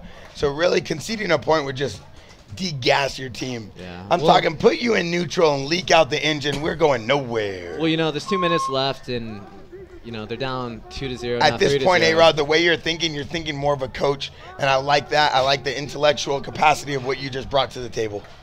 You know, it's what it is. Nikki, what would you do in that situation? But be honest. Oh, you got to, well, unfortunately, you got to conserve the time.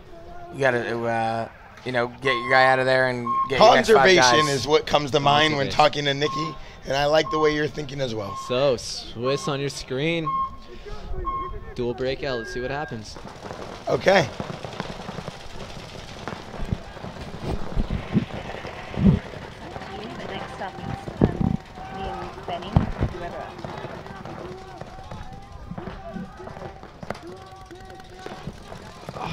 So the Swiss are losing. Swiss lost one off the break, but still making moves up to the Dorito side. Latvia matches them in the Dorito too. That gets shot out going there. Oh, wow. So that's going to leave it at a 4-on-4. Yes, it is. Yes, it is. Oh, wow, but trying he to make just a move. took one going into the snake. The ref needs to check his shoulder. He got shot in his shoulder. Oh, he's tucking in. Oh, He's wow. Oh, that is. I think he's going to get a penalty. Wow, It's on his back. He learned that at 88. That's an old school tuck and dive, roll and hide. I like the way he pulled that off. Check my back. Tuck and dive, roll and hide. You know what? You can't pull those off often, but when you do it, it is golden, baby. The Swiss making a move down on the Dorito side, coming to Dorito 3, but they also drop their back center player. Swiss banking, dropping in stock as they can't move out to the tape side. You know, Colin Kraft is really trying to make it, everything happen. He's doing a really good job on the Dorito side. Colin Kraft's one of those players who's dynamic in nature, but fundamental in skill. Just puts it together when he needs. I love the way he plays. Latvia going down the snake. Oh, their snake. Okay, but he doesn't he got see shot in the him. pack. Oh. But he does not see that they still have a snake corner, and Colin he's Kraft careless. got the good shot by Colin Kraft. He killed the snake player, and so the Latvia player like gets it's careless on his rundown, and does not close out properly. So now it's 3-on-3. Oh wow! What a game! 2-1 game. Swiss have to win to, tie it up, and leave them with some time to. Nikki, how important is this point for the Swiss? This is huge. I mean, this is the momentum. This is it's pretty much it. This is make or break right now. Absolutely. Momentum's hard to swallow when you're on top. That's what the winners say. So we're gonna see right now if he can just pull it off right now. And you can see the Dorito too right now. He's just peeking. Where can he go? Swiss are creeping down the middle. Oh here. wow! Look at this ghost walk right now. You would think he's Michael Jackson. There's nothing that can stop him at this point. He's got a chin strap hanging. Latvia's about to, I believe, shoot this guy in the center. That's not wow! He's ghosting out right now. He's putting a bunker in front of him and the guy that he's going against. He's just chilling. Oh, look at him just playing the angles, understanding the field, just showing how dominant his mind really is. Oh, but he's blowing up paint. That's not good. No, it never is. And this snake player right now for Crystal Soya? Yeah, Crystal Soya right now, and the snake too. He just needs to wrap so he can shoot that corner and not get shot. That's all he needs to do, and he'll be chilling. And that's no one left on this. Oh, and here comes side. the pain. Oh, Here's going to come the pain when he gets shot multiple times. Let's see what happens right now. I don't know if the Dorito saw the guy go to snake. Doesn't look like it. No, I don't think he did, and I don't think Crystal Soya. And there it is. Wow. Crystal Soya. Crystal Soya puts a few into him. And now he's going to finish off that last guy. Desperation run. Oh, are we talking a Whoa! What? Oh, no way. God. Tell me he made it the whole way. Tell me he made it. Oh, 1-for-1. The referees are calling a 1-for-1. The referees are calling a 1-for-1. Oh, wow. That was Oh, wow. With a move like that, they should have gave it to him. That's amazing. Unreal. With a move like that, they should have gave it to him. Nikki, what do you think about that desperado move? What do you think about that? That was great. Oh, that was very entertaining. But, I mean, that's all it was. Was it worth the one-on-one? Was it worth the 1-for-1? No, you're putting your team now, backs fully against the wall. And, that was just a little brain fart, a little selfish move. Yeah. You got to think about the next point. In a situation or they're like just that, out here having fun. Yeah, or they're out here living. Yeah. As they like to say. A-Rod, in a situation like that, do you drop to one knee and do you smoke down the guy, or do you try to beat him to your buzzard? Well, you see the guy running, you got to shoot him. You got to shoot him. You gotta okay. shoot him. Spoken from A-Rod, a true master of disguise when he needs to be. And we're going to get back to the game right now. Netherlands versus Denmark. Alan Golding having a phenomenal fielding day, but they're not on the field, so they're going to play 5-on-0, and they're going to get a quick point. No, they're calling it off. Uh-oh, the clock was stopped, but then they restarted the clock, so Netherlands was not on the field. They weren't even on the field trying to run on there. I don't know what was going on. So Netherlands must have really thought they had a timeout there, and then Denmark just showed them their breakout. They are upset. If I'm in that situation, I'm not real. It was a timeout. So Denmark did not realize that Netherlands called the timeout. In a situation like that, you're the coach. You don't make your players run on the field because you might throw it off. You let them stay in the pit. You make sure the timeout gets called. Yeah. Nikki, what do you think? Oh, yeah. I mean, like you said, I don't know how the Danish guys didn't see that the Dutch weren't out there and then show them the play. Is it a lack of focus or a lack of mindset? We got something. All right, a little bit of both. So A-Rod scouting out the Netherlands breakout. Let's see what we got here. Looks like you have 3 going Dorito side. Dorito, oh wow, corner and Dorito 2, and Dorito 1 off the break, and they all make it. And going to this big mine on the snake side. Really aggressive breakout for the Netherlands. I like to see that though. I mean, you got to make stuff happen when you're down 3-0. Oh, and the Netherlands just got bounced at the tower. Let's see if he can stay alive though. Now he's trying. It's gonna get picky in there. You gotta just figure out what side you want to play and stick to it. Yeah, just like you said, A-Rod. You know, you got to be fast on this point because you are down 3 points, and you want to have a 20 to 30, 40-second point, and get back up.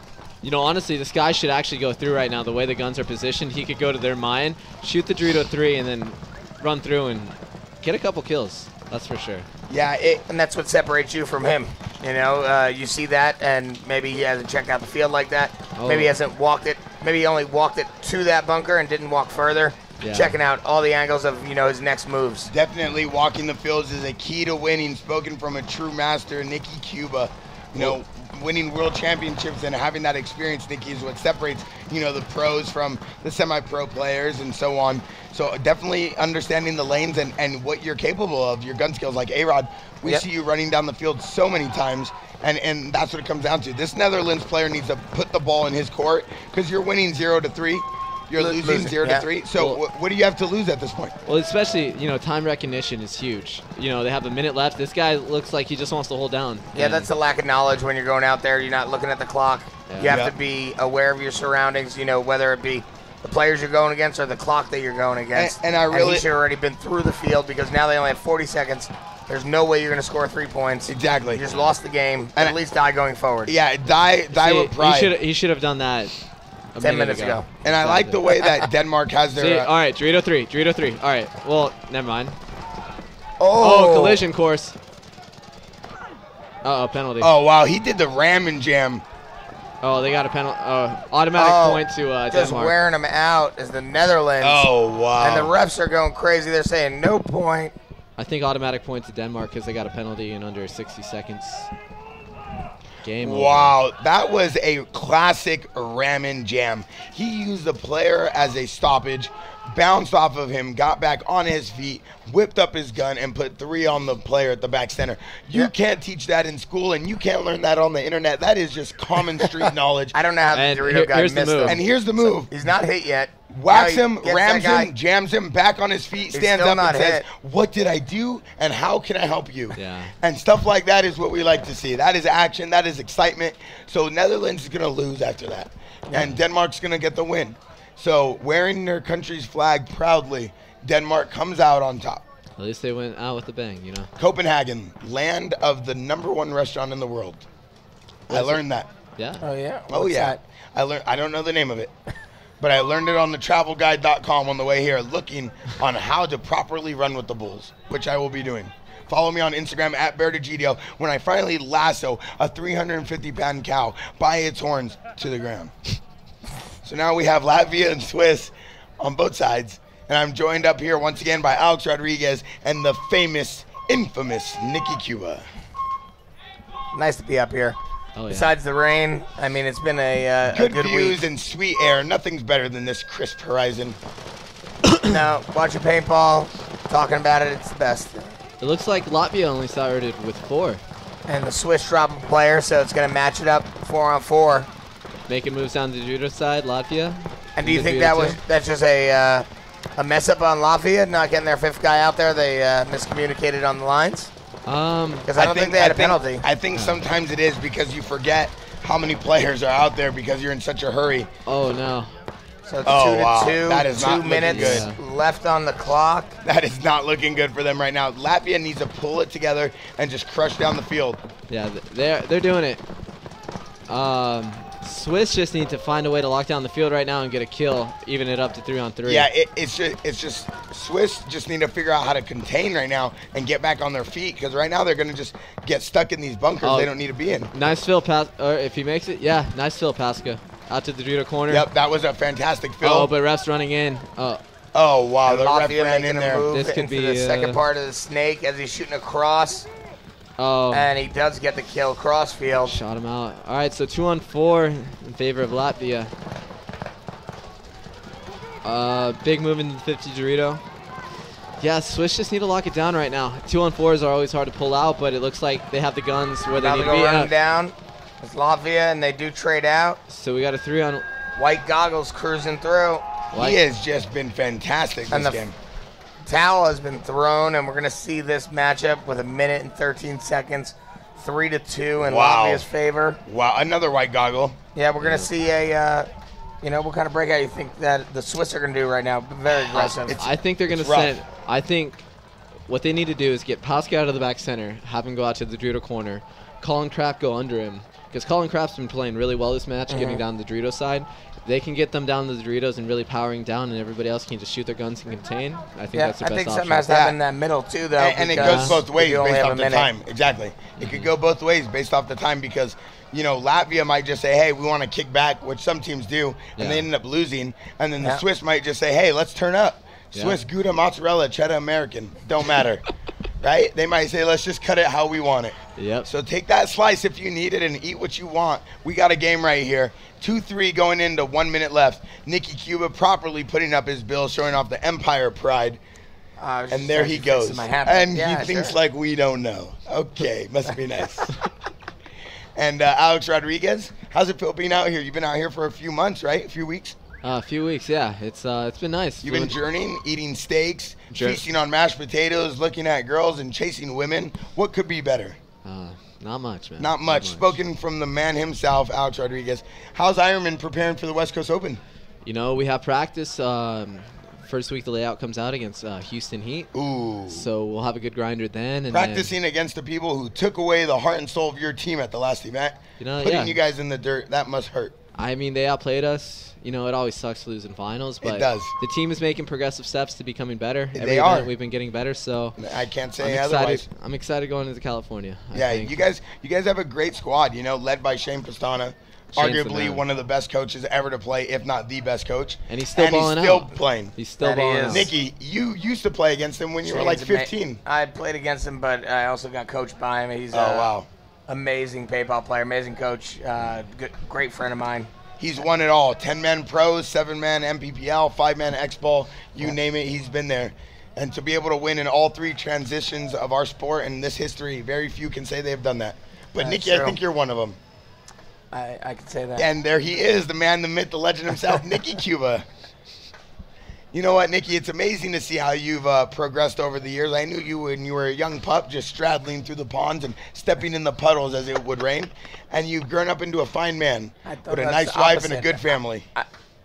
Well, besides the wife and the family, that's you. Yeah, what? All right, You're the Nicky. little pup. I saw you about to hit me with a backhand taste, so I finished it off with something you couldn't throw at me.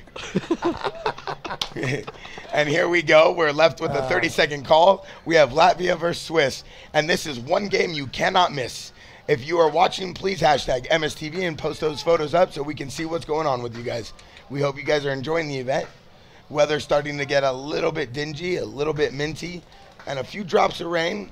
But there's not much bad we could say about this fantastic Campaign Cup 2014. Your rhyme schemes are on point right now. You know what? Not everybody's given the gift, but it's something that you must work on. Like Michael Jordan said, talent is talent and winners win. Losers lose, and I choose to win. And it looks like it's going to be a big break for Latvia. Not quote. MJ. Not quote. Unquote. Unquote. And here we go. Yep. Dorito 2 off the break. Wow. Pascal and Colin Kraft doing exactly what I thought they would. Yep. So A-Rod calls out a nice little breakout. Oh, no. One for one. But Pascal gets a 1-for-1. No, Colin got the 1-for-1. Colin. Your boy getting the 1-for-1. Oh, wow. So the Dorito sign is gone. Just the snake side in the back center for the Swiss. They're down 1 point. Oh, and penalty.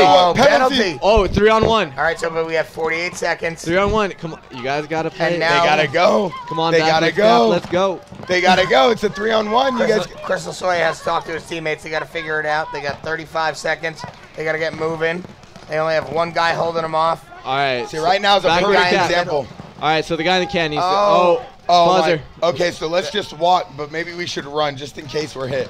He's doing a power walk. I think you'd walk it because just let it go to overtime. Unless you want to just run through the field. It's time management, as we talked about, the Swiss make some of the finest watches the world have ever seen. So when it comes to time, they know exactly what they mean. I love the way they pulled that out together as a unit. But in Millennium, when you walk, I've noticed when you walk in and you don't press the buzzer really quick, they check your gun. Yes, they do. If you do not go to hang the flag, they check your gun. This could be bad. If he's it looks like he's chronoing fine, Yep. so they'll check him to see if he's hit or not. And he's wearing the Matty Marshall special with the backwards cap and Matty Marshall's excessive pants from 2007. So obviously that was good luck for him, and the Swiss are going to go into overtime.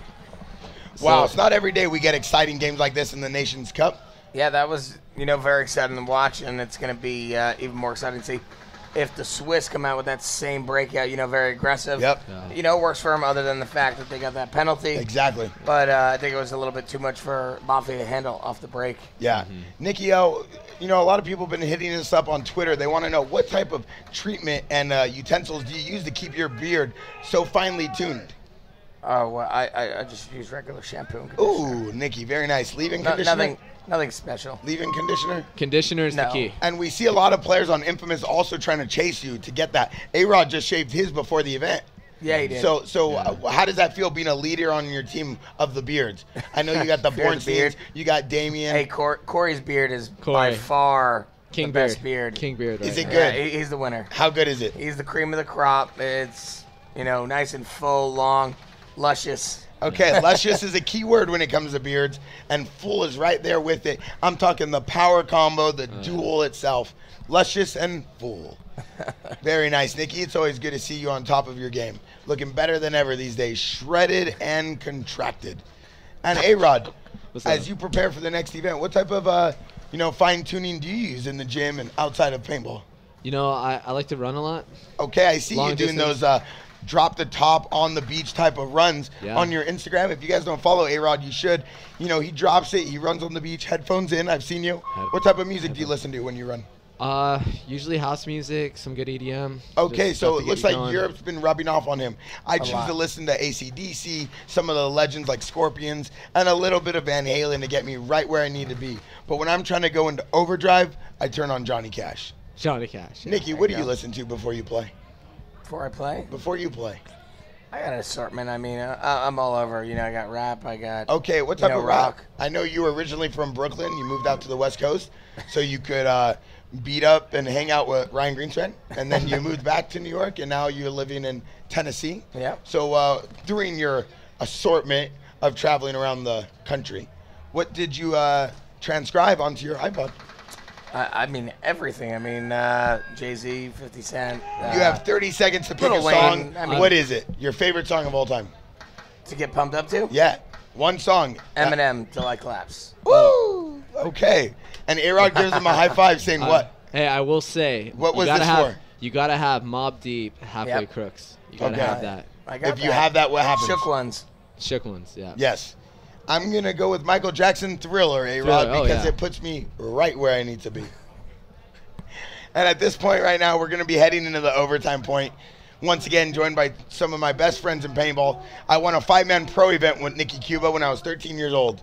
That was fun. Very fun back in the day. SC Village, world famous. Little cub then. I was a small cub just straddling through the woods, looking for my way, hopping from tree to tree, pond to pond, salmon to salmon, finding what I shall feast on one day. And now I'm left with Alex Rodriguez. Shooting loot. Shooting loot. I won a tournament with him this year as well. APL. APL. One and only. One and only. We put Ryan Greenspan in his place, gave him his first loss of the year, and realized that his head wasn't as big as he thought it was, as we beat him in the finals very badly. But Ryan is still a champion in my eyes and always will be. So here we go. 10 seconds. Oh, wait. Swiss versus Latvia. Going to overtime. I like this is the overtime point. Okay. Swiss, big move, but he gets taken out. So it's 5-on-4, Latvia's favor. Oh, 5-on that 3. 5-on-3. So nice Switzerland losing around. the snake side.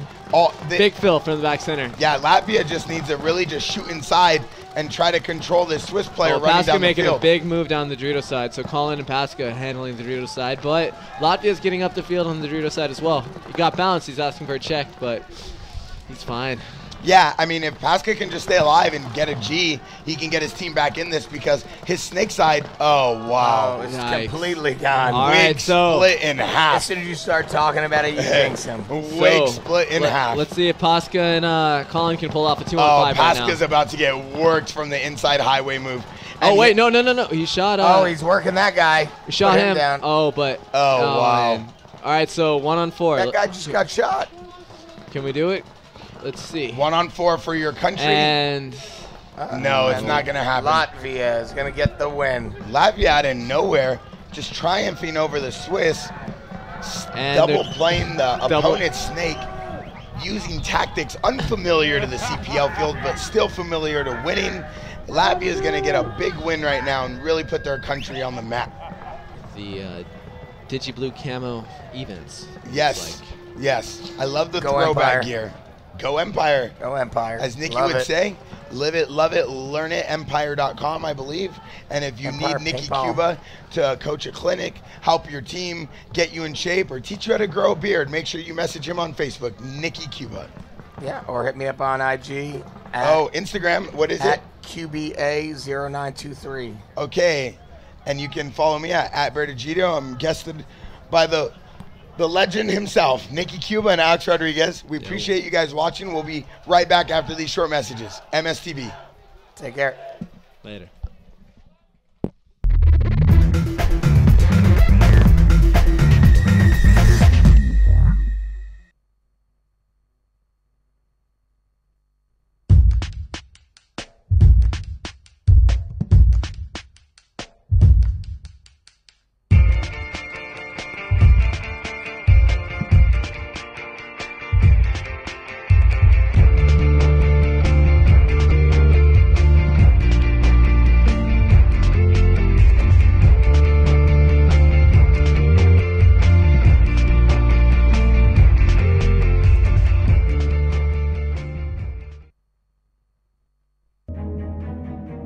What makes the Virtue Spire the best loader What in makes the paintball? Virtue Spire the best loader in paintball? Россия – страна с очень сложными погодными условиями. Not only is the Spire small and lighter than the competitors, The Spire is designed to take the toughest abuse the paintball puts out and keep feeding no matter how bad your paint or weather gets. With a true 200 round capacity, it holds more paint as well. not only is it easier to take apart, but more importantly, it's easier to put back together. Find out more at virtuespire.com.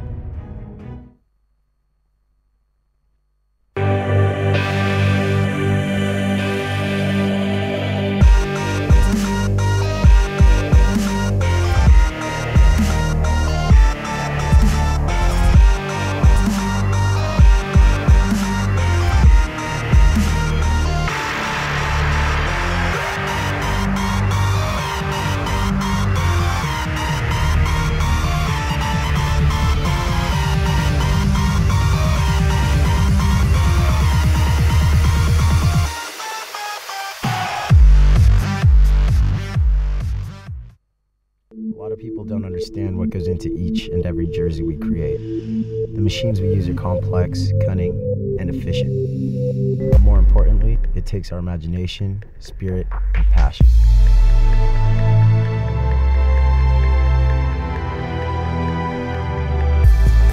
HK Army Custom Hardline jerseys, made in the USA.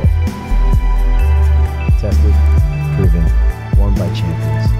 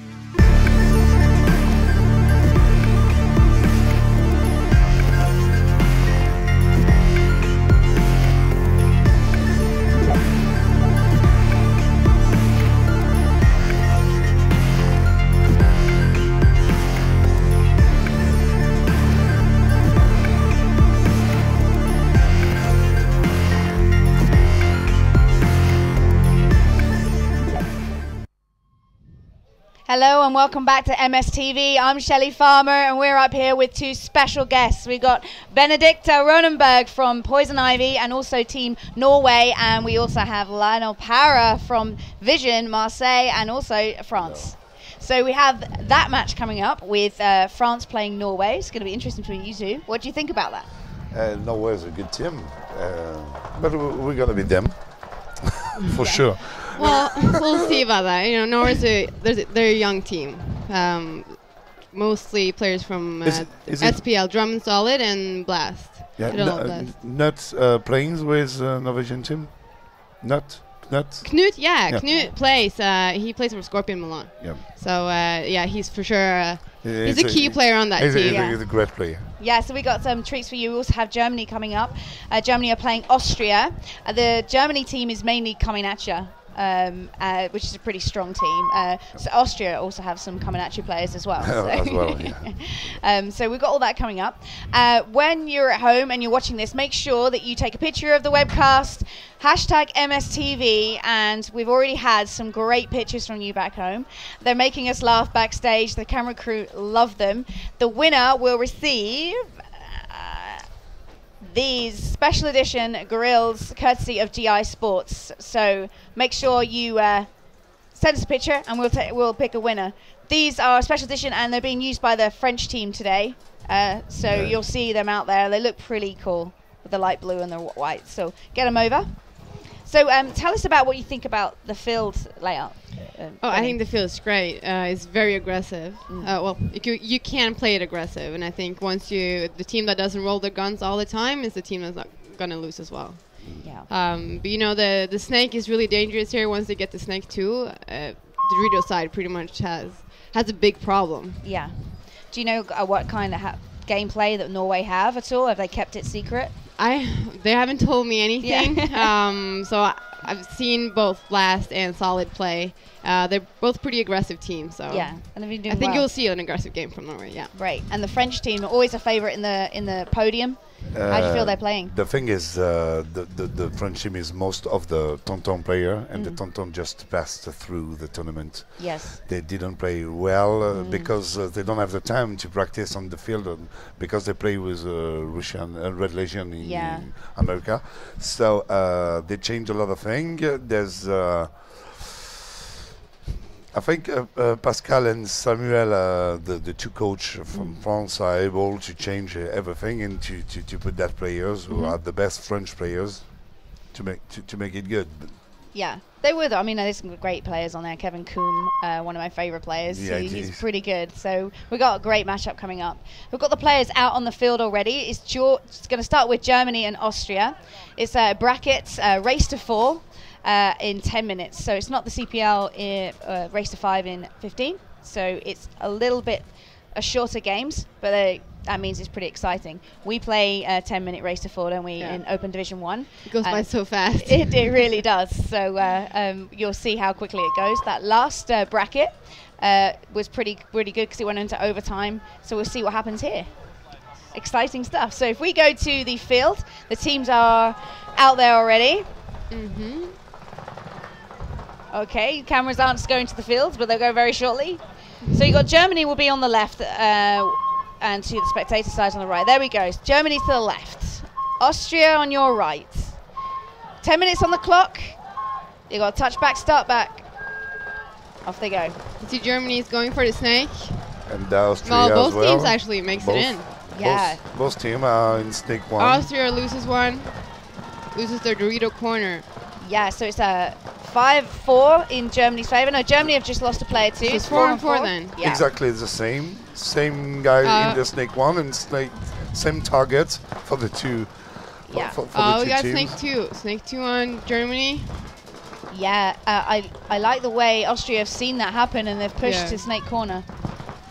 So the little M, the guy on Austria needs to watch out now for the snake. Snake 2. If he's not tight, Snake 2 has a shot on him. No risk for Germany on the Dorito side. They lose the first player, and in Austria the back center is playing on the other side. So it's more aggressive for Austria in the Dorito side, and more more solid on the snake side for the Germany. Oh, so Austria advanced to Dorito 2. We got Germany Dorito 1. Oh, here we he go. comes. I don't know if that was frustration, but he was shooting. So, well, the Dorito guy goes. So it's only one left, is it, for Austria? That's one right. left in the snake corner.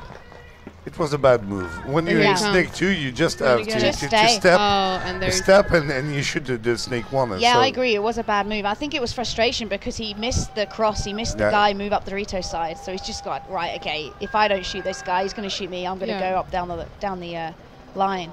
And easy clean. Looks fine.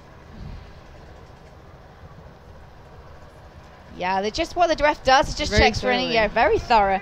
And the point goes to Germany with 3 players remaining. So here we go. Here comes France is walking on the field, same as Norway. This is it for our guests. So Norway and we have France. quite the same jersey, the same colors. Almost the same. Good luck. Good luck. Good luck. So the French team will be wearing Anthrax custom jerseys, and so are Norway. So here we go, 10 seconds. If we go back to the field. And game on. So you got Dorito 1 on double back center Norway. Dorito 1. Norway loses 1. Snake 1. Snake 1 goes over, so it's 4 on 4 then. On the both sides as well. 4 on 2. We got. But Tavares is already in Dorito 3. Dorito 2, sorry. Dorito 2, Dorito 1, and back center. So this game is brought to you by Access Custom, sponsoring the French teams. This company is doing T-shirts, headbands, caps, beanies, jerseys, stickers, banners for teams all over Europe. But it's 2 on 1 then. 2 on 1. Guys, Dorito 3. Is only Tavares? Only Tavares. It's Dorito 3. Game. Oh, it's 1 on 1 actually. 1 on 1. Tavares is the Back best center. French player since 2006. I can't tell So who we got on the Norway Can team. ever bet Knut against Tavares? Oh, is it? Well, Knut's so. It's still raining, a little bit raining on the screens. That's a nice shot Yeah, there. that is Knut, that's isn't back it? center camera. And Tavares advances to Doritos on the Norway side. Yeah, so Knut from Norway, back centers, a 1-on-1. Did he get it? Knut just rolling his gun. I can't see who the player is for Germany. He's Tavares is really strong in 1-on-1. He's He's one of the best fighters that I know. Tavares is in the Norwegian Dorito 2. Oh, and he gets it. He what gets a game. Well done. And Tavares was coached by the line. And yeah. You so know what? the coaches out there will be helping them out. Well As you done. said, Really Knut's good on strange. 1-on-1s. Yeah. Well really done. strange. We know it's difficult on the Dorito side as well because you're not used to having coaches. Yeah. And now this year to change it around, so you kind of. That's great. First point to Norway. Really weird though to see Tavares lose a 1-on-1 with a coach behind him. Yeah. I can bet my pay. Do you think Knut knew? It's right. No, okay, no. I'm going to get out Knut coached. is a great player, Yeah. and he didn't make a move, so he maybe less stressed than Tavares, Knut is less tied as well. Yes. So this game is brought to you by Access Custom. They're sponsoring the French teams. They do all sorts of prints, T-shirts, headbands, caps, beanies, jerseys, stickers, banners for all the teams, which is pretty cool.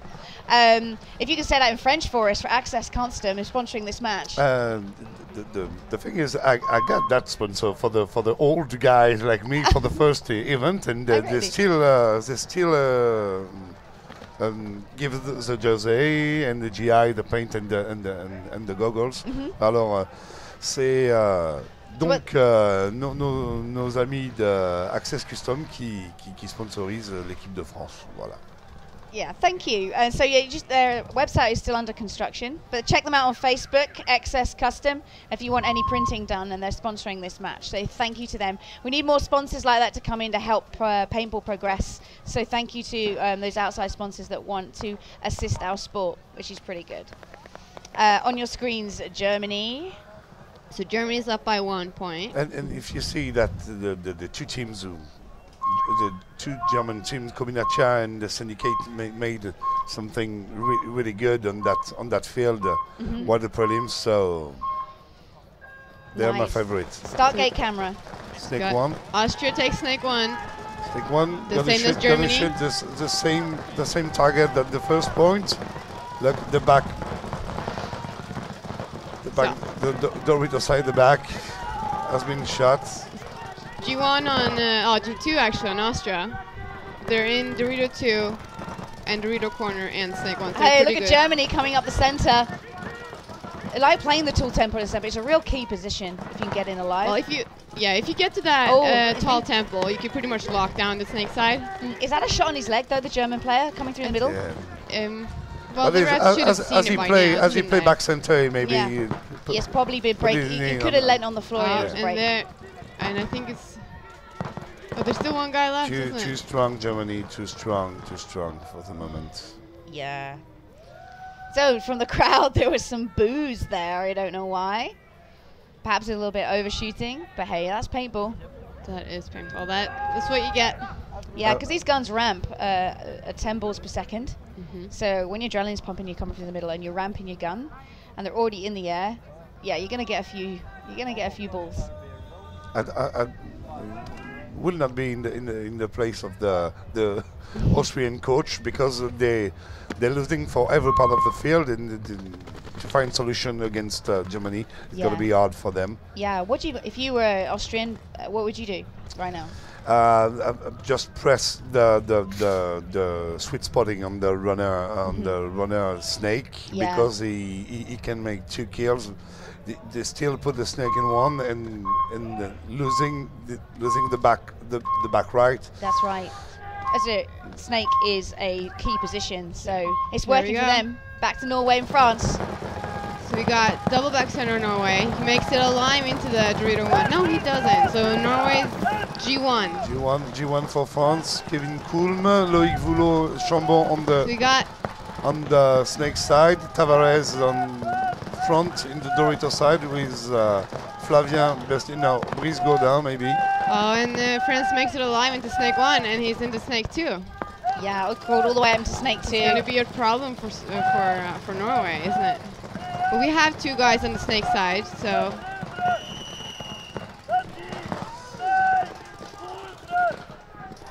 Yeah, so Norway loses another player, so that's only 2 left for Norway. G3, 01. I like the way Chambon, who plays for Tonton in Snake 2. Norway needs to look inside One of the best Snake player in the world. Really, Franck Chambon is really good. And as France come through the middle, looking to shoot Canute out. Yeah, they did. Looks like France are going to take another point. And he's gone. So it's 1-1 then. And the crowds are cheering. They like that. 1-1. Still a chance. Loïc Voulot hits the buzzer to give France the next point. Loïc Voulot is one of the best players that I know, and good man in life as well. Yeah. So check out his grills that he's got on his face. If you want to be a lucky winner for those grills, make sure you get your pictures in.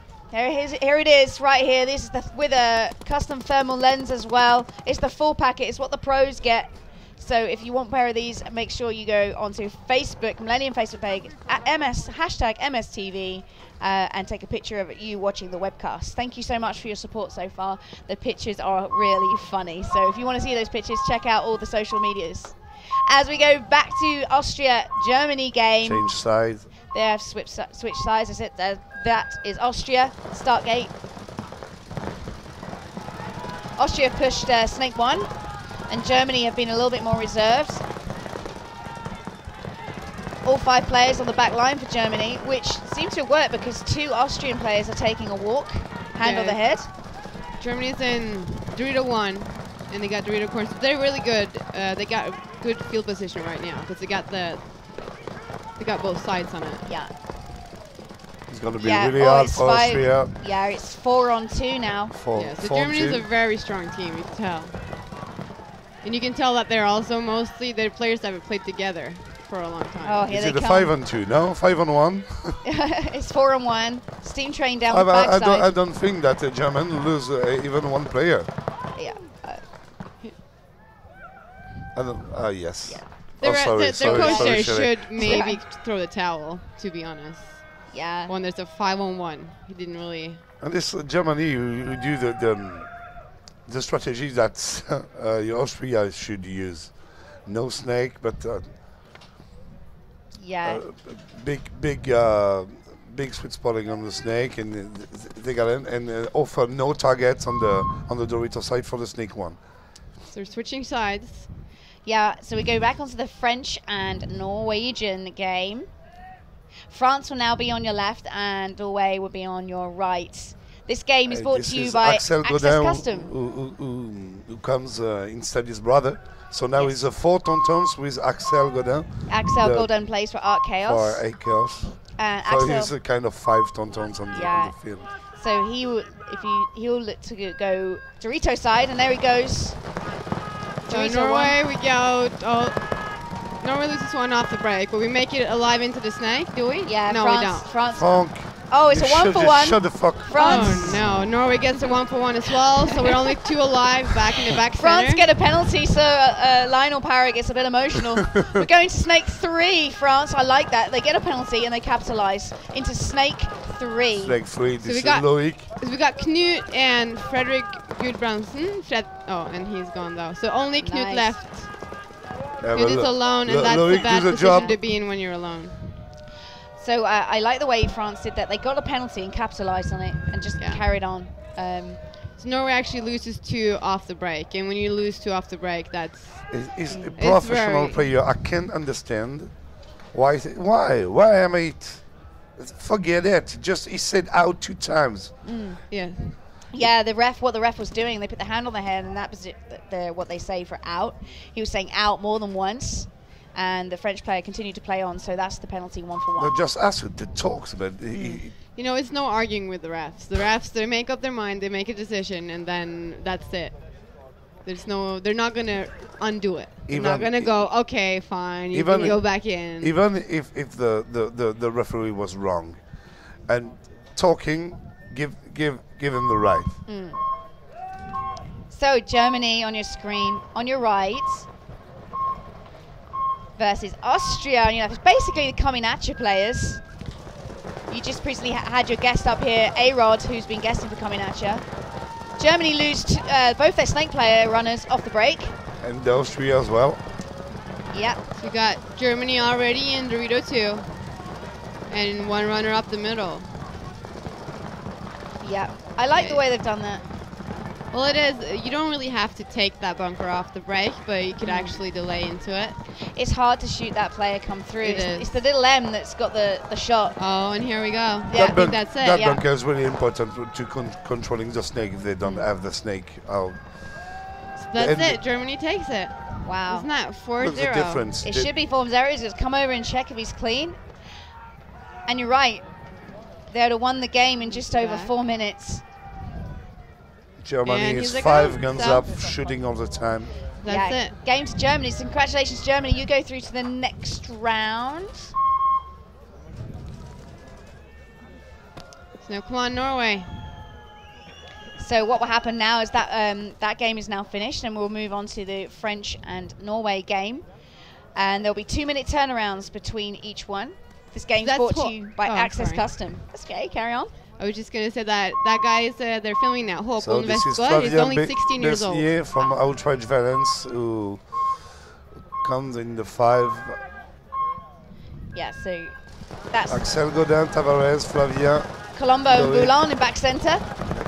Colombo and Boulogne So back center. both teams are 5 alive. There goes one. Chambon. Norway and France both lose a player. We see Frederick Gulbrandsen. He fills up that little Aztec. But what he should do now, he should actually look infield and close down the. Axel is gone as well. So this is So one of those guys 4 should against actually be 3. This is a good turnaround for Norway if they keep the momentum going.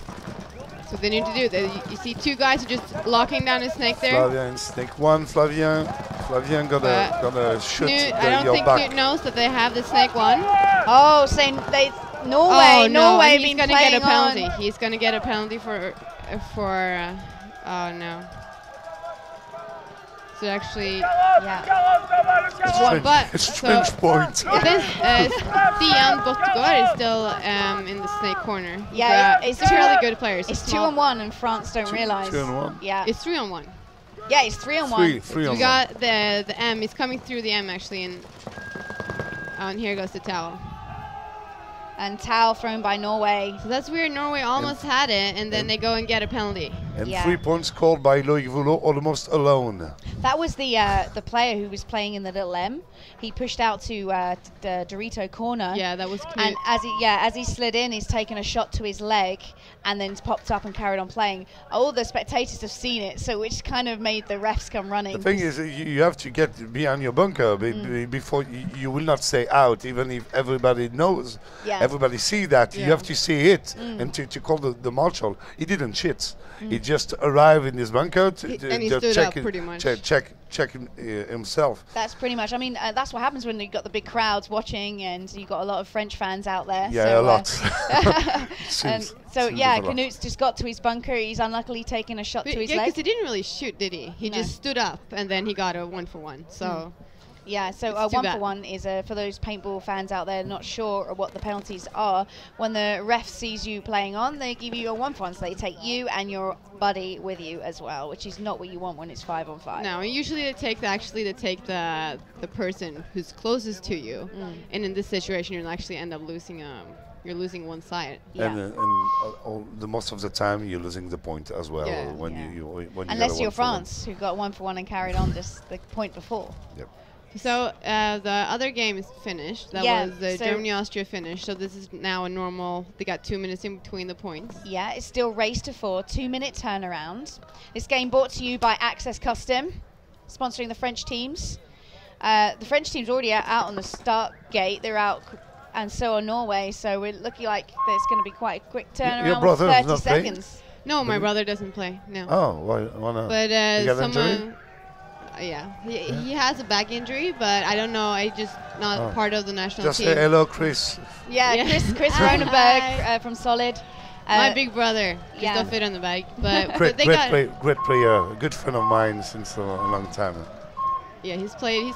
He was the one who got me into paintball. So. Don't you love this community? Everyone loves each other. Norway on your left, France on your right. Okay, so both teams make it out of 5 alive, do we? Yeah, we got. But France advances pretty quickly. They're in Dorito 1, Dorito 2 already. I think the Norwegian.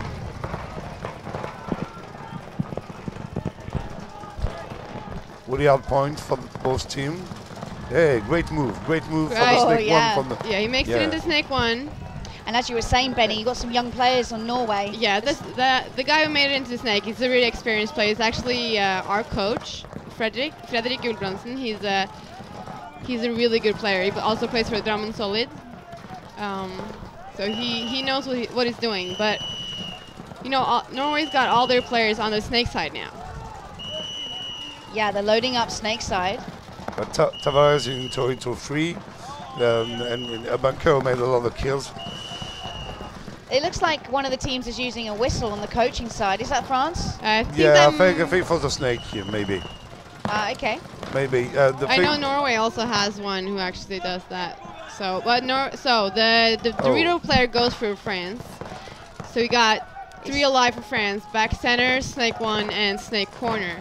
And Norway advances up to Dorito 2, I think. Makes it in alive. Dorito 3. Yeah, that's Dorito right. 3, It's 5-on-3. So Norway need this point. Yeah, they do. They really need it. We got. But there goes 1. Is that a towel? No, it's another field. It's a different field. Yeah, it's now 4-on-2. Oh, big move from France. It didn't pay off. So he's only back center left then. Only back center left. Frank is not in the game. Really not. Oh, and he's gone. Yeah. So Norway takes that point. The point that's needed is making it into a good game. Norway knows they don't have that much time left, so. Great points.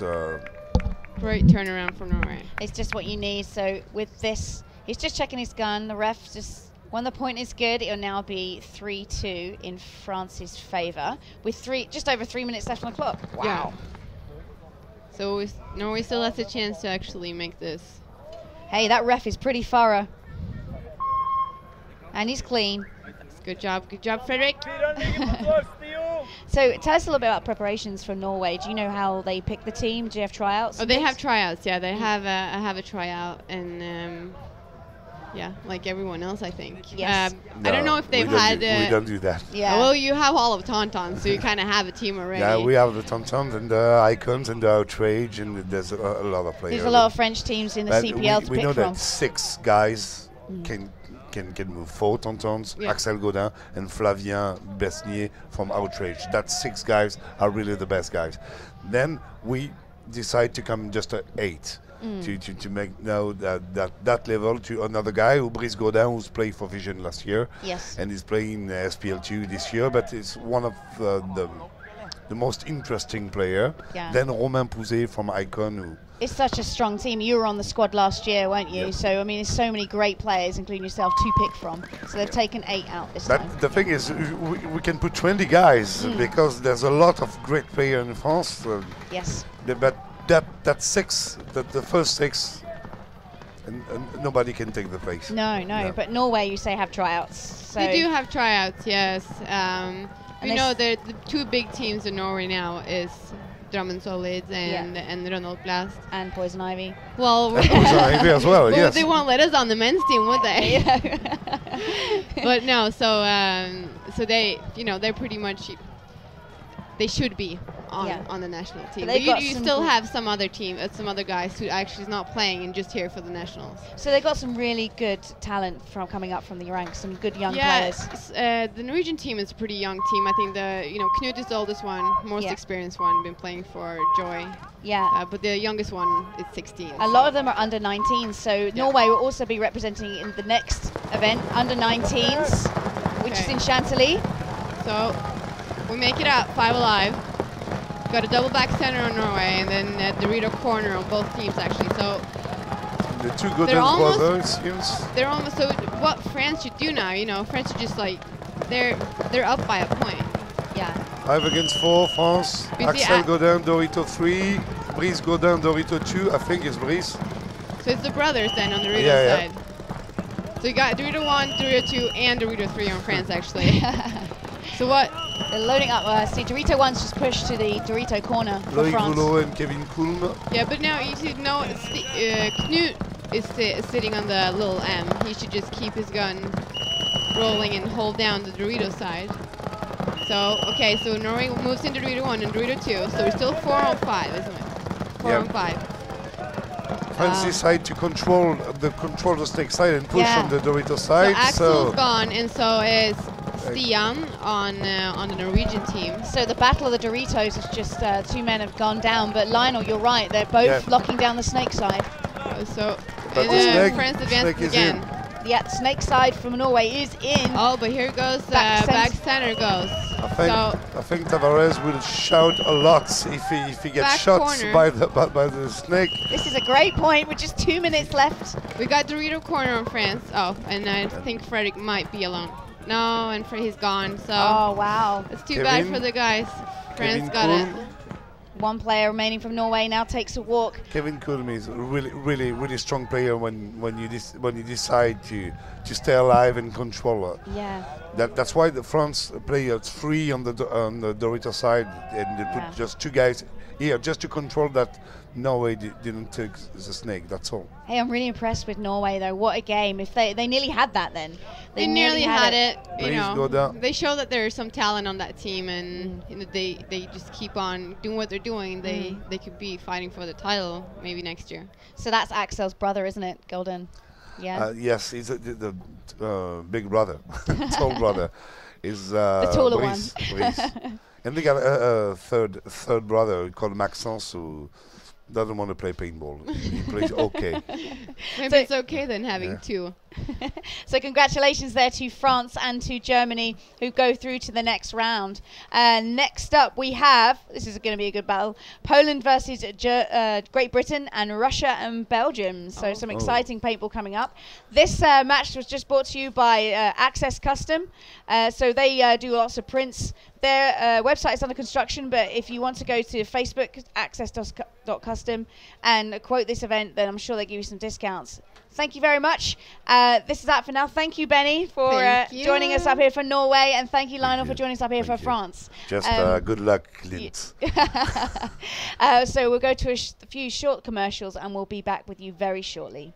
#MSTV.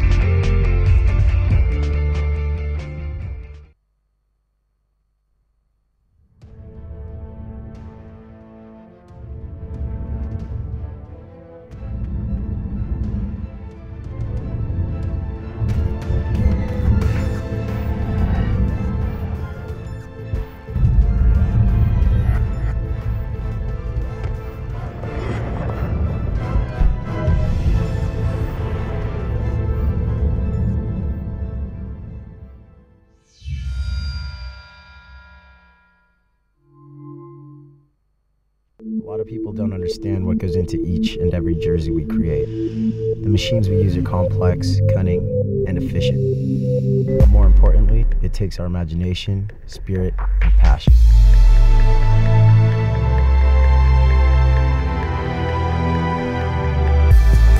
HK Army Custom Hardline jerseys, made in the USA. Tested, proven, worn by champions.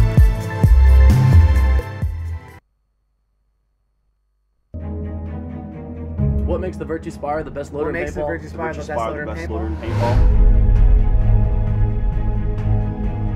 Россия – это страна с очень сложными погодными условиями. Not only is the Spire smaller and lighter than leading competitors, the Spire is designed to take the toughest abuse that paintball puts out and keep feeding no matter how bad your paint or weather gets. With a true 200 round capacity, it holds more paint as well.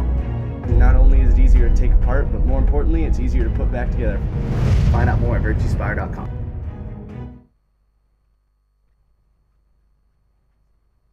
Welcome to Paintball Promos, connecting people to paintball.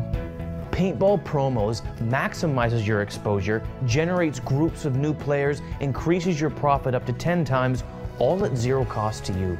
Paintball Promos has successfully been marketing this program in select cities throughout the United States and Canada. We're now in the process of expanding our program across North and South America.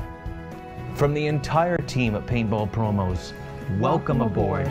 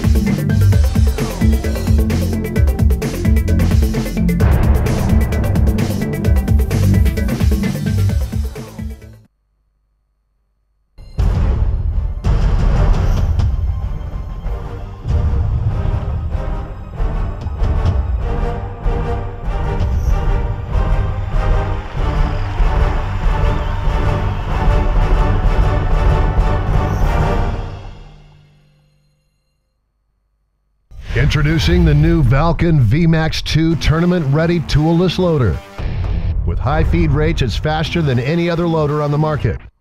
The feed paddles have been re-engineered for a more powerful and efficient flow of paint into your gun. We kept the same low-profile, lightweight, durable shell design, and consistent with the VMAX model, jams are still a non-issue. The best part of it all, it's only 99 bucks. The Valken VMAX 2 loader. Better, stronger, faster.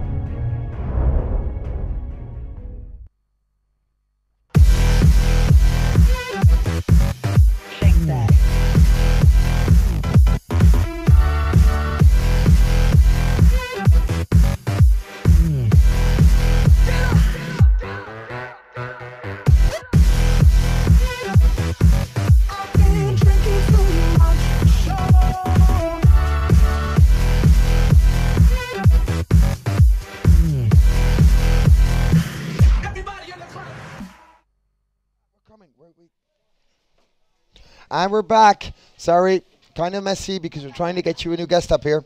As, of course, my other co-host, Shelley, was trying to persuade some people to come and join us up in our box here. Anyway, great weather in England. English weather. You're used to this. This is summer for you. Yeah, I'm used to this. It's pouring rain. This is warm rain, and you started laughing when I said. I know, because you were wearing open shoes. I'm like, come on. I'm wearing flip flops in the rain because it's the summer here, and this is always happens because at the moment in the UK it's Wimbledon. Yeah. So this always happens. It always rains during the tennis. We've got a guest if you like to come up. Yeah. We've got now the GB team playing against Poland, and we have a guest, which is Marky C. Marky C is the manager for Manchester Firm, which is an Empire-sponsored team. Yes, and it's great to have you up here. And he's also the coach for the GB national team as well. So, go GB. Go GB. Go GB. So, GB is on your right with Poland on your left. Poland on the left. Now, we early saw a very difficult game for the French. Only won that by 4-2 or 4-3. That was a close game. But there's George getting shot out. Getting shot off. It's a big loss, that. Yeah. Stone will have it covered, though. Yeah, Stoney plays for Sandbaggers back in the UK. So very experienced player. G1 both sides. Yeah, G2 Poland. Yeah, Poland losing another player. And the backside, they're trying to get to the corner. I don't know if he made that, but he didn't. So that wasn't a smart move. That's not the best move in the world to do. So, well, GB in the driver's seat. Now, come on, guys, move.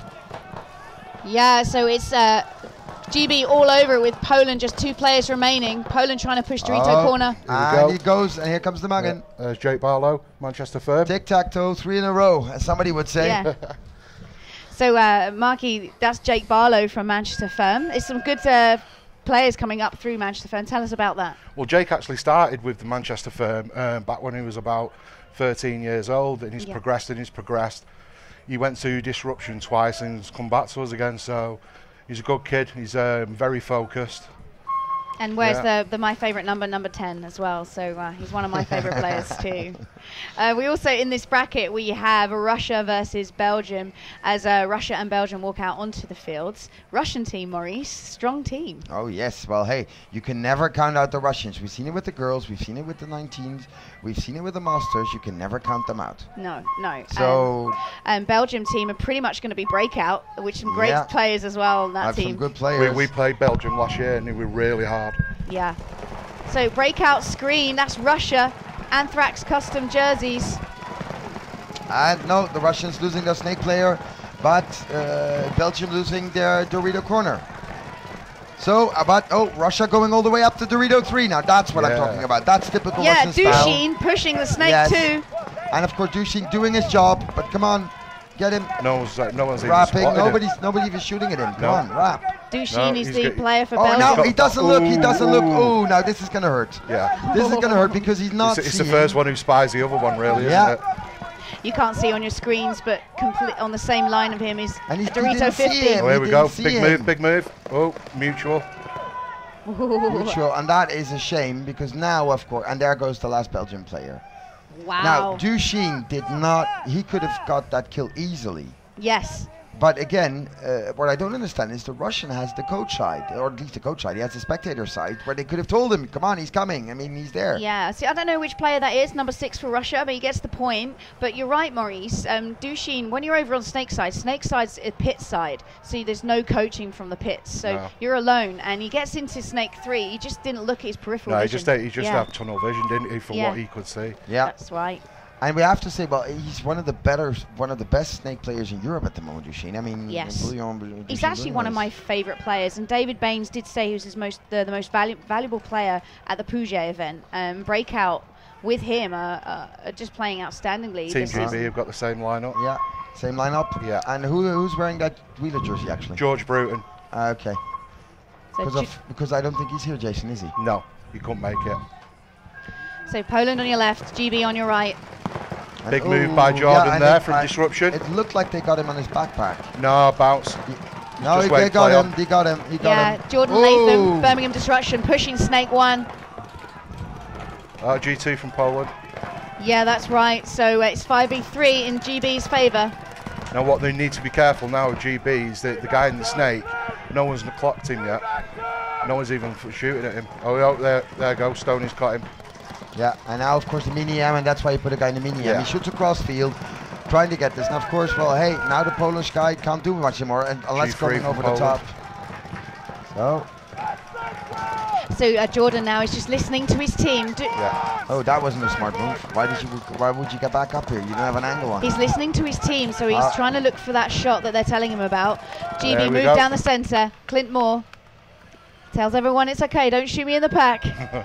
But again, I didn't think that was the best move. When you're all the way in the back, you don't go up the front. He had the angle on him. Just contain him. Let the other guys do the work. And that's what the only thing I don't like in this situation is I don't think Team GB's Snake players, should punch a little bit more. Come on, there was nobody preventing him from going to Snake 2. Yeah, he's a young lad, but he's hungry. And you can tell he wants to move, but he's sort of got that nervousness about him. Yeah, it's a big game. Yeah. Do you know what I mean? And if he gets shot, then it's all on him, and you can see his mentality, but I can understand what you're saying, No, but for us up here, of course, it's easy to say. As I always say, it's easy to say because you're up here and you can see all the stuff. Definitely.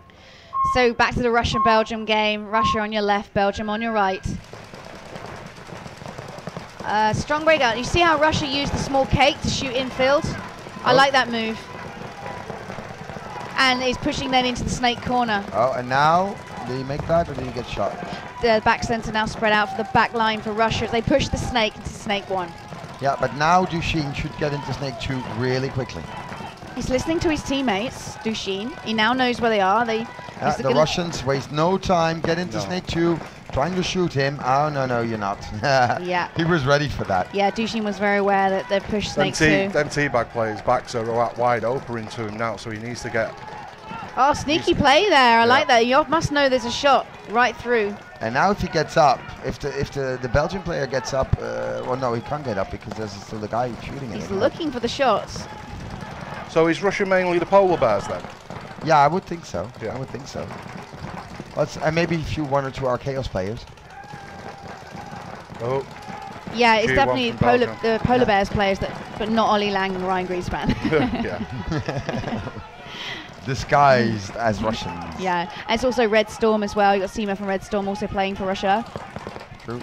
Is that the team that's playing in the PSP? Finally. Yes. Right. Oh, and there comes a 1-for-1 on Dushin. That hurt for Dushin. There comes a 1-for-1 on Dushin. Yeah. So now it's only one guy left on 4, and that is it. Belgium get the penalty. Oh, it's a stumble and a number 8 for Russia. Yeah, and that's where you get. But in a way, that's what I don't think the coaches don't really watch the games, because come on, I mean, if you got one guy against 4 or 5, hungry Russians, 5 actually, you know what you do? You hit the buzzer. But it really hurts when you're playing for your country and there's a penalty. Oh yeah. Dushin, well, he made it on himself. First of all, what is wrong with Dushin? Why does he stay in Snake 1 and not dump over to Snake 2? That's his problem. I think, as Marky C said, these are big games. You just don't want to. You want to listen to your teammates. You don't want to make any mistakes. So you kind of don't want to push. But at the same time, you do realise it's an aggressive field. It's so like you're trying. You can go from 0 to 0 in a matter of seconds if you make the wrong move. True. So here's the GB line out. Tell us about the line out, Marky. We've got Pikey, Ash Chaplin, Carl Chape, Warren Peterson, and Billy Webb.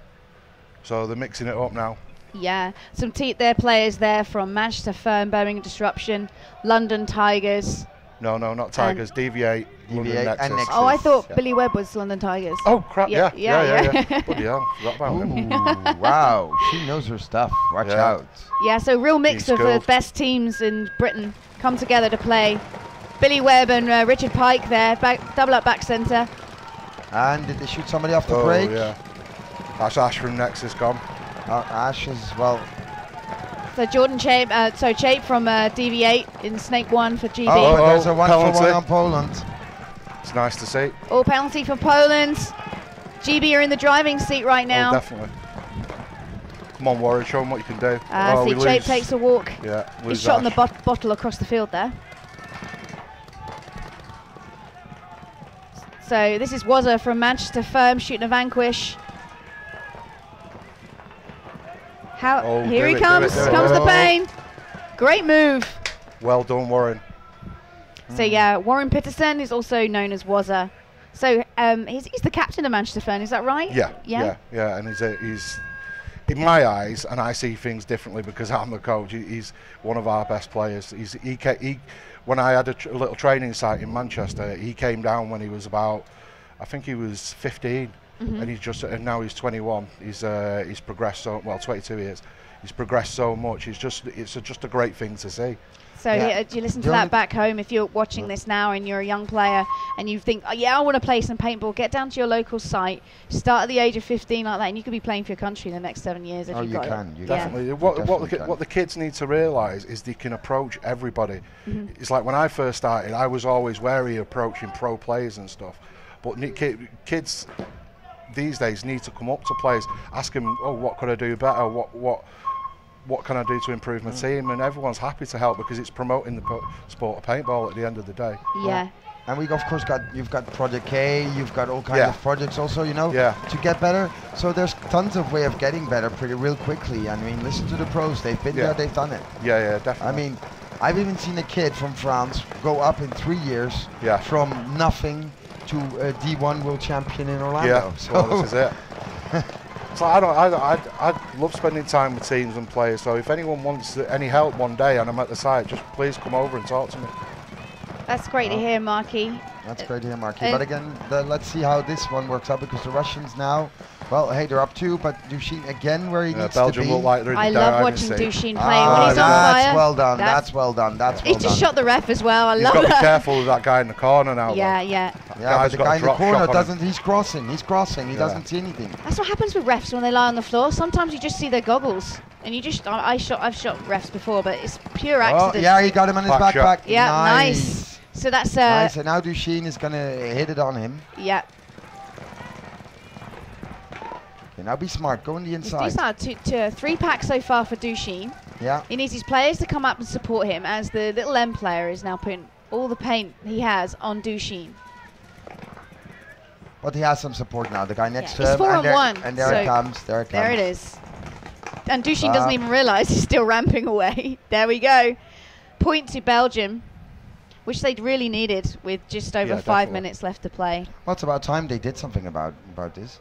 But the same thing. I mean, it's you know, you can tell the difference. Remember when we saw? I think it was Ryan Greenspan, and he jumped over a guy. You know, put one ball in his back. Yeah. That's a typical thing now, and you do see that in lower divisions. Well, they insist more on backs, and necks. I mean, that is also a difference. And even though it's raining a lot, if you see a lot of the weather's changed over here in England. Yeah, but okay, I don't really hear an English crowd. I don't really hear the shouts that we're used to hearing. Well, also that's going on right now. It's raining, and we've got a webcast, haven't we? So they're all in the G5. And the football's just started. So shout out to everyone in the G5 Bar and Grill watching the football and the webcast out of the rain. Well, I think they're watching more football than they are the webcast, but that's just my opinion. So GB on your left now swapped ends. No, sorry, same ends. They swapped earlier. Snake 1. Oh, we've lost one from the little M. Yeah. So down a player already.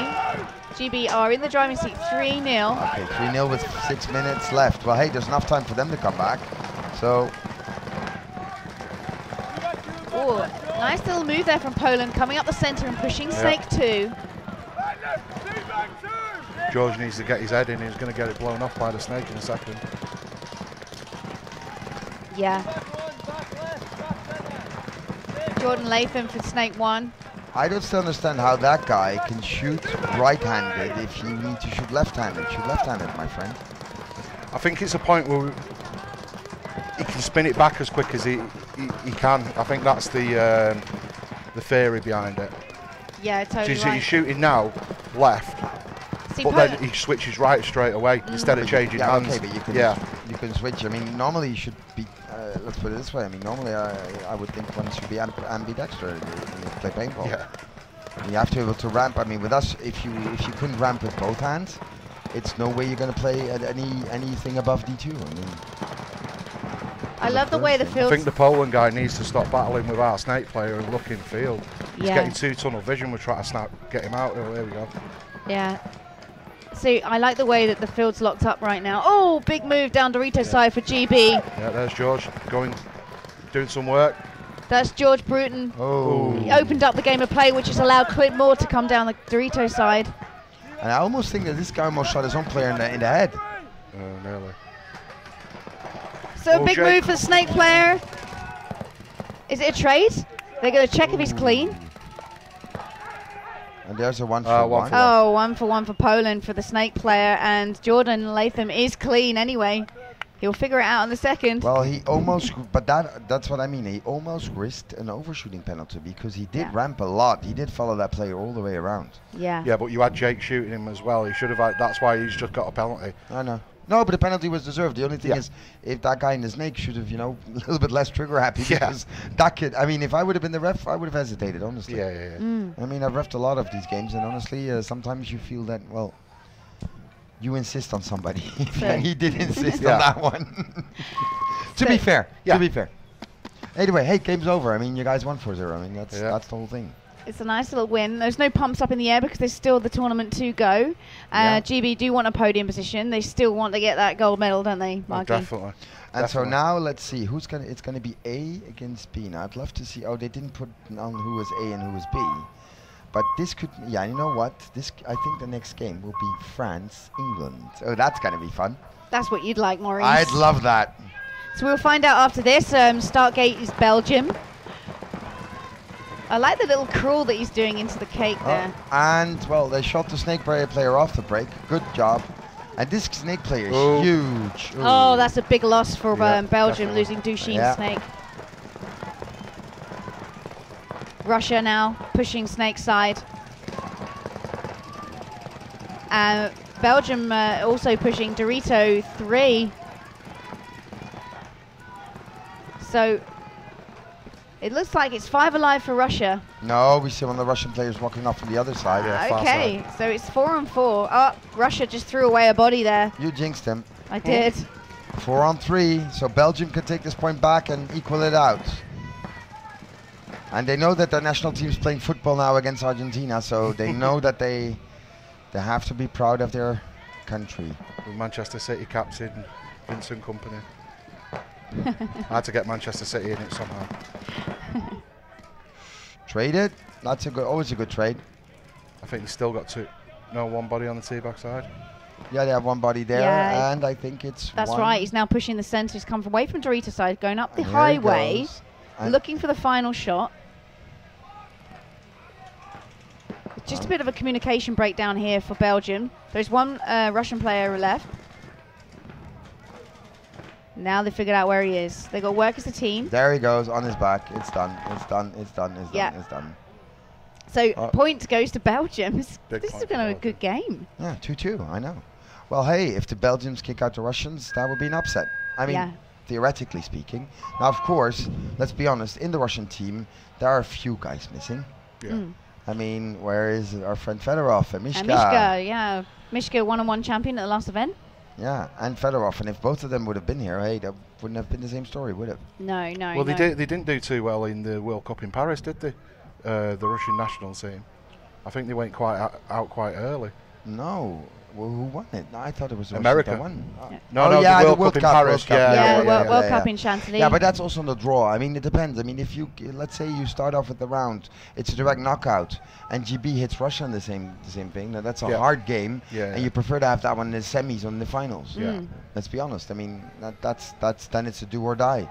Yeah, so now Great Britain have beaten Poland in this bracket, which means this is a 2-minute turnaround for Russia and Belgium. And it's anybody's game. Yes, it is anybody's game right now. So this is going to be fun to watch. So let's see if Russia can, because now they had the momentum, won 2 points, and then kind of gave it away. And I have to say, Dushin, well, even though he got shot early this time, I mean he does do his job every time. So yes, they must getting fed up, saying, why can't we shoot this guy? He goes to the snake 4 points in a row. Why can't we shoot him? Yeah. And then it comes back to the back players. Who's the star of a team? The back player that shoots 3 guys in the back, or Well, it wasn't that last point, Maurice, because when Dushin got shot and I said, oh, that's a big loss for Belgium, they still came back and won the point against Russia. So they're a strong team and one to look out for. But you, as a back player, you know that. I mean, it's always that's the whole point. Who's advantaging who? Yeah. I mean, if I'm a back player, if I shoot the mirror, I'm too short to be a back player, but I do find myself back there sometimes. I'm more of an insert player. But you have to control the game, and one of the advantages for back players is why it's good to be tall. Like Richard Pike for GB, he's a tall lad and plays with Bowman Disruption, SPL, previously CPL, and he's a strong character in the GB squad. He's tall, and which makes him a great back player. Yeah. And then you got Clint Moore, who's not so tall, but just understands the game so well. Yeah, he reads the field really well. And then we go back to 10 seconds. Russia needs to push this now, I think. Yeah, Russia on your left now, Belgium on your right. Belgium are making too big a moves. Yeah, but the Russians don't pick up. No. See, Belgium now have got a back corner, teabag 2. Russians are sort of going to get pinched in here. And of course, you see our friend Dushin Bouillon, who's really well communicating, saying what he saw. Yeah, he did. He also changed. And there comes the 1-for-1 on Russia. Yeah, I didn't expect that. And that I did, because the small M player got shot on the hopper, and he's like, you know what? I wasn't shot. No, I didn't see the shot, but I didn't expect Russia to throw away, a penalty. Belgium, silly Belgium. Silly throwing away a body. I mean, don't forget, even 3 Russians. I didn't think he knew the snake was in. Yeah, but now he should be able to jump over the snake too. I mean, you've got the back. So now, the best thing would be the back player has to put in the center, and then he can go. Yeah, Belgium also lose another player on Snake's side, as Russia fills Snake 2. Ooh. And Belgium capitalised on that straight. They realised this is call for Snake 2, and they've gone back into Dorito 1 to cross-field shoot. Oh, and if he made that, no, he didn't. But now come and get him. I mean, what are you waiting for? Russia need to spread the field now. Yeah, they equaled it out. But he come back. Why are you coming back to a mini M? I mean, come on. Yeah. This is completely crazy. What are you doing? Is it I mean, he was all the way. Yeah, it's 3-on-3. Oh, 3-on-3. Yeah. But the problem is that guy was all the way over to the Dorito side, and he came back. Now, I mean, ooh, if I was the coach, this guy is going to have a nice explanation about paintball in the evening. Why come back? Where's the third Belgian player? Oh well, the third Belgium just got shot, but yeah. But Russia are doing themselves no favours now. Russia needs to spread that field.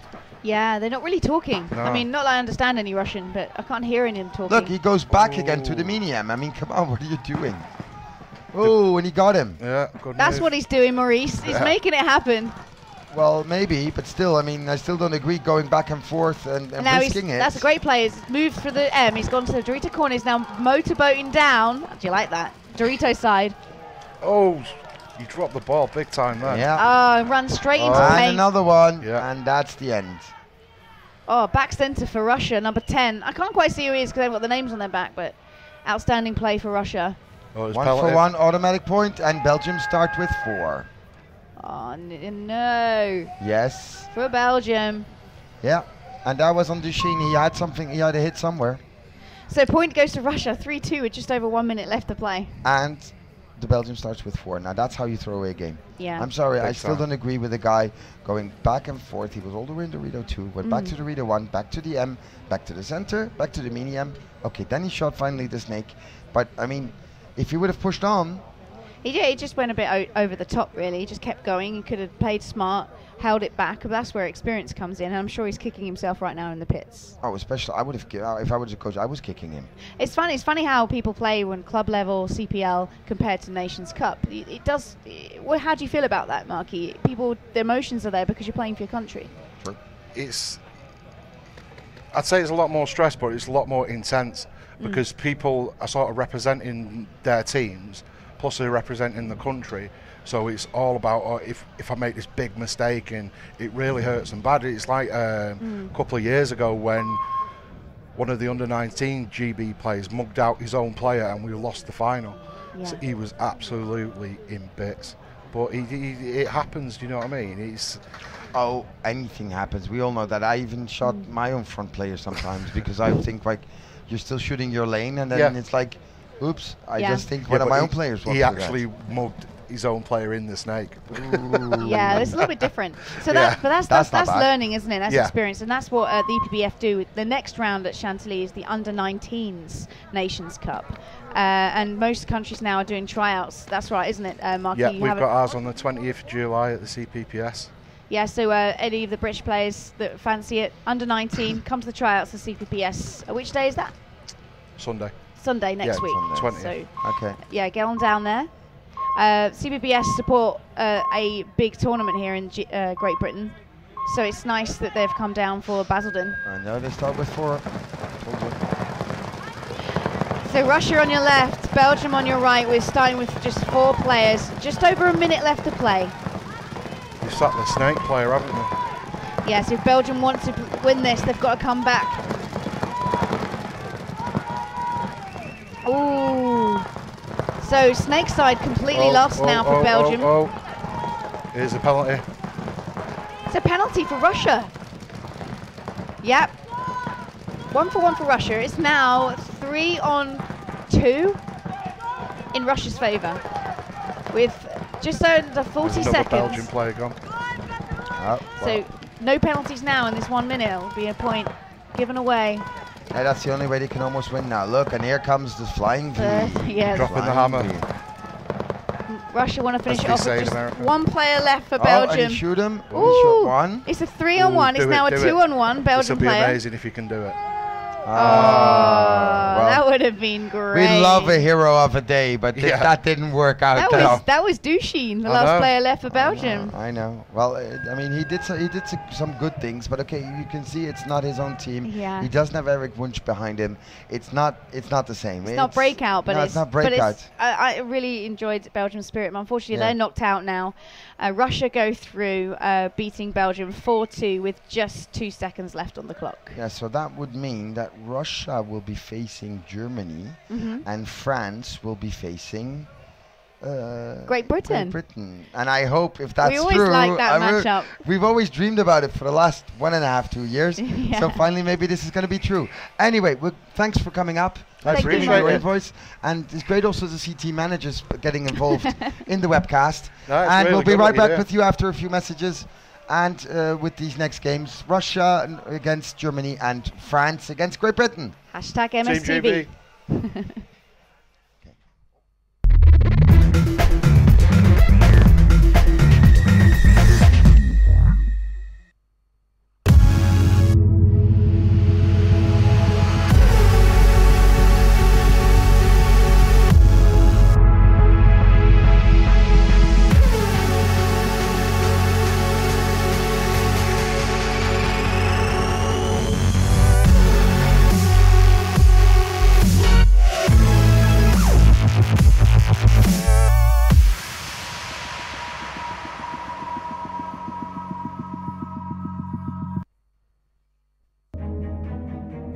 What makes the Virtue Spire the best loader in paintball? What makes the Virtue Spire the best loader in paintball?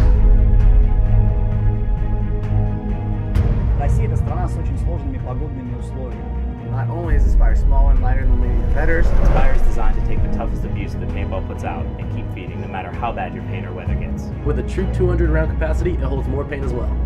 Not only is it easier to take apart, but more importantly, it's easier to put back together. Find out more at virtuespire.com. Introducing the new Valken VMAX 2 tournament-ready toolless loader.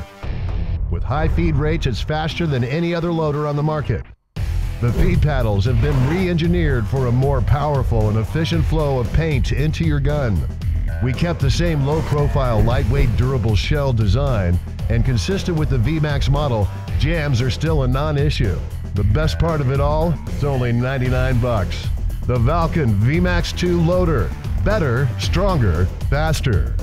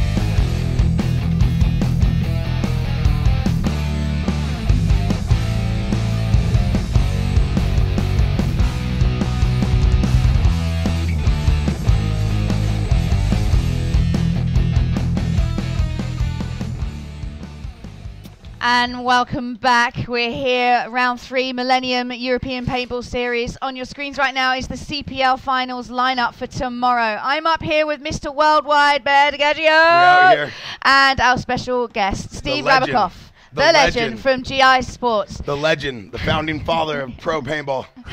Literally, with Edmonton Impact doing so well with your son. Yeah, they're playing great right now. They've got this field on lock right now. But tomorrow is a whole new day. It's Sunday, and Sunday everything changes. So they got to keep playing with the way they're playing. But you're going to see a lot tomorrow. Things starting to tighten up on the CPL field. So yeah, I mean you can see up on your screen there with the CPL finals. You've got Edmonton Impact who are going to be playing Outrage Valence. Breakout Spar's going to be playing GI Houston Heat. Ooh, you can do a little bit of guesswork there. Maybe. Man, that's going to be a good one there. You got Archie and Grayson from San Antonio X Factor playing with the Breakout guys who they've each tournament they keep getting better and better. And Archie, I mean, he's an anchor. He literally shoots G2, G3 every point. Comes down the snake side. You got to watch out for him. He's a killer. Yeah, I mean, Breakout, I'm a big fan of them. And Belgium, they've just played, most of their players for the Belgian team just got knocked out by Russia. So it's going to be a great game against Houston Heat tomorrow as well. But Impact, they're rolling it through, so I've no doubt that they're probably going to end up in the finals tomorrow. You never know, though. That's why I'm staying quiet. You have to play. You have to play the game. The way they're playing, though, on paper, stat-wise, they should be moving on. But you never know. You got to play. You could be slipping. You could be sliding. I mean, same thing that happens at the PSP. Yeah.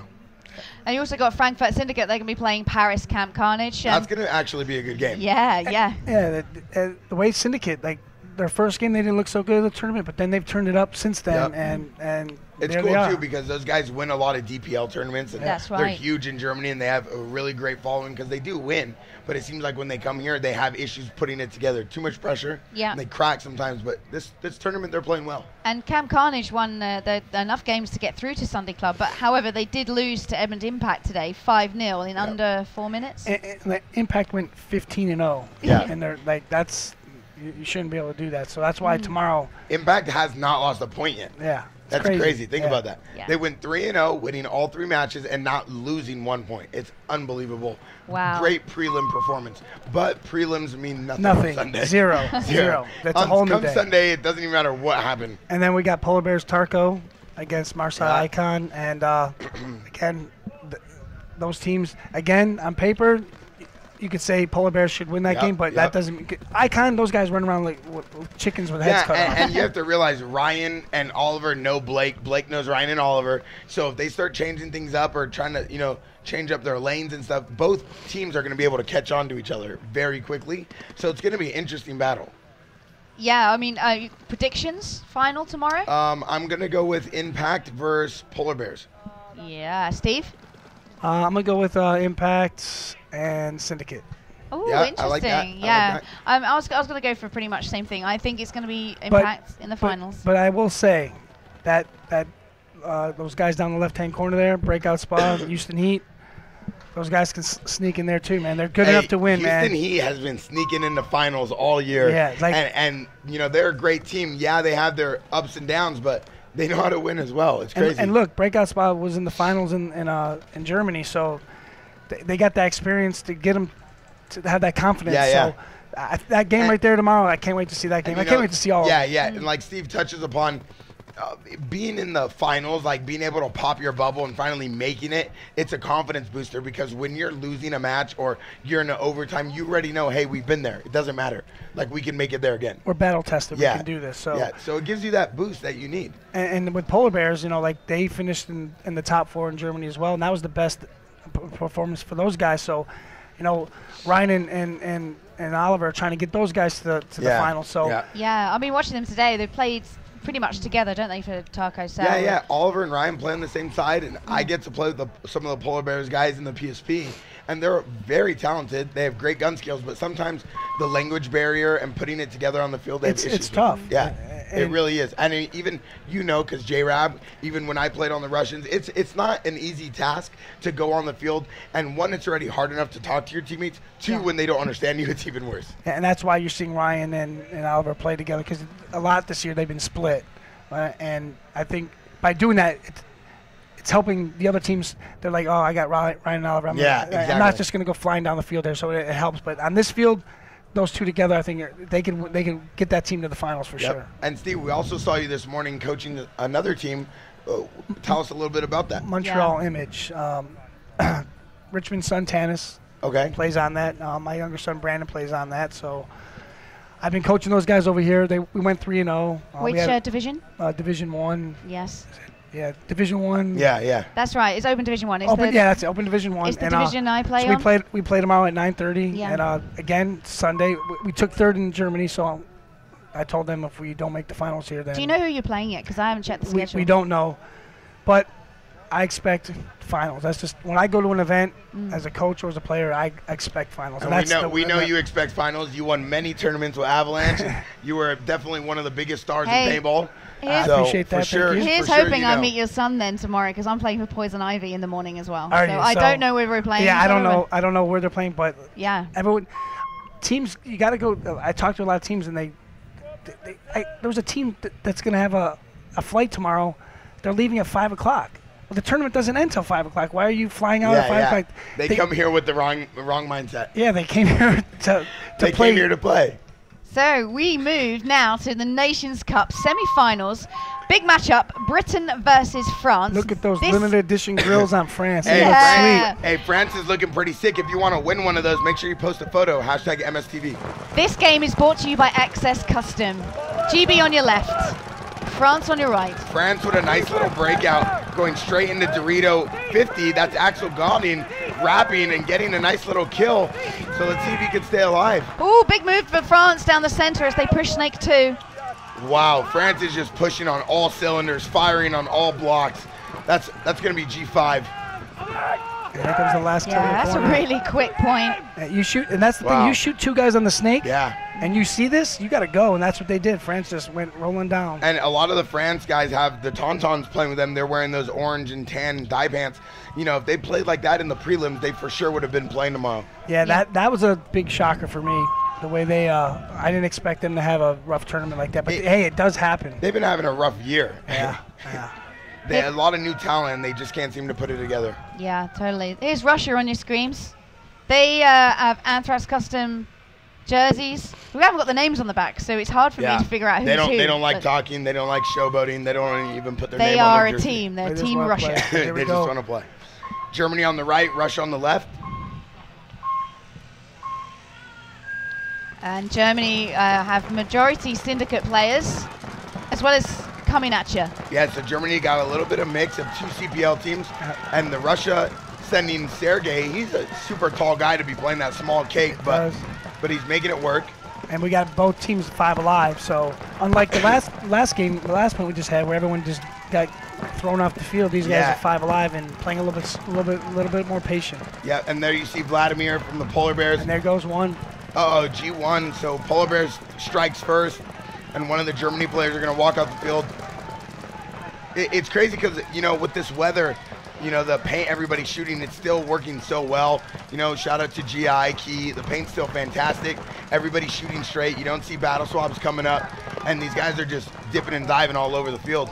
Yeah, they're getting it done here. And now look, with Russia at the 50 Dorito, or working their way to the 50 Dorito, and by eliminating Germany on their Dorito 1, look for them to start putting the heat down that Dorito side. Yep.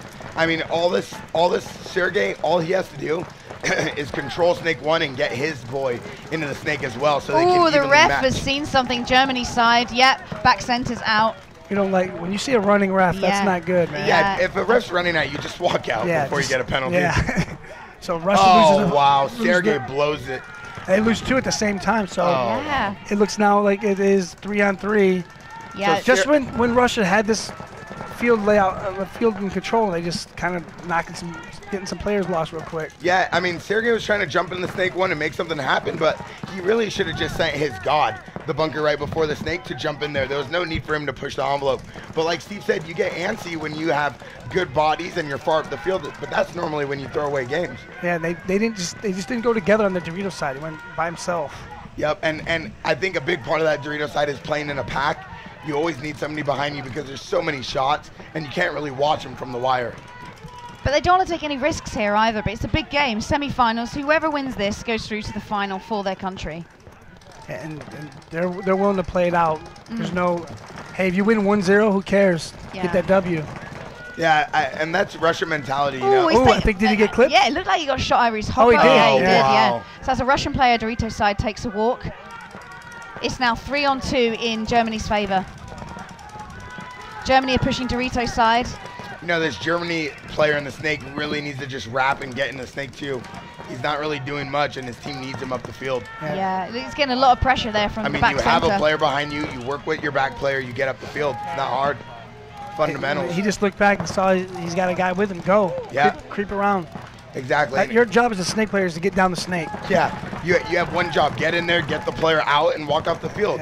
Let your second guy come in and get the kills. Like, right now, you have nobody stopping you. Just move. Yeah, Ripple, though, to Germany, he's just popped up and shot Snake 1. So is he getting the wrong information? Because there's no one in Snake 1. So if Germany pushes Snake 2. Even a move like that, like a little jump up and slide, it's not even that hard. You literally can just jump. Like, he didn't need a running start even to do that. But he gets followed up pretty quickly. Not sure about that move. I don't really agree with that one right now Yeah. because at that little wedge there, he has a being Oh, speed. here comes Look the at this. highway. Wow. And here's oh look. They're trading. They're trading. Here's why that move was bad. 2 snake players in, shooting across the field, not paying attention. That's why he shouldn't have left that back. But Completely hey, Germany, agree, Steve. Germany wins, though. That move wasn't needed. He could have just stayed at the cake, stay on your feet. Especially when you have a player in the second snake, which is a 50 out here. Like, there's no need to try to run up the field and get glory. Yeah, great matchup there. Russia and Germany. Germany take the first point. But hey, doesn't matter. You got 1 player left. Hit that button, and it's 1-0 That's Germany, it, yep. and that's what does matter. But if you're trying to get to the finals, represent your country, you got to tighten it up a little bit. Yeah, and especially tying it up, it's at the same point where your front guys need to know what they should be shooting at. Like, obviously his front snake player didn't really know the field too much because he could easily have just gone on the inside. There was so many moves he could have made before he made that. So back to France wearing their custom GI goggles, which you can win if you hashtag MSTV, get a selfie of you watching the webcast. And here we go, strong breakout by France, going straight into Snake 1 off the break. I really like the strong breakout. Nice camera there for Clint Moore. 0-1. It looks like France just lost their snake Dorito corner. And it looks like their snake got a bounce, but he's still alive. It looks like he just got shot on the pack, though. As he called him clean, there was a shot on his pack. So France putting Kevin Colm as the second snake. He's been having a rough tournament for Tauntauns, but playing well right now. Let's see if he can just, contain and keep his snake player alive. GB are being kept in here from France, pushing snake side. And that little cake, once again, don't really know why teams are sending players there.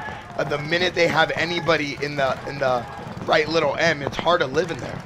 Yeah, I mean, if you're in there, you got to cross it up and shoot infield and then push. He must have heard you because he got out of there. So now, just like Steve said, you come in here, you watch your snake player. That's your job. Great Britain has the ball in their court. They just got to stay alive now. So both teams are mirrored up on the snake side. GB have got Dorito 3. It's all about the Dorito player. The Dorito player's got to make it happen. He's got to force his will on the back center of France, move around to that 50 Dorito, and just start picking guys off on the side. Yeah, that's right. And I like the way France is, controlling the field, not really letting the Dorito guy do too much. They're containing him.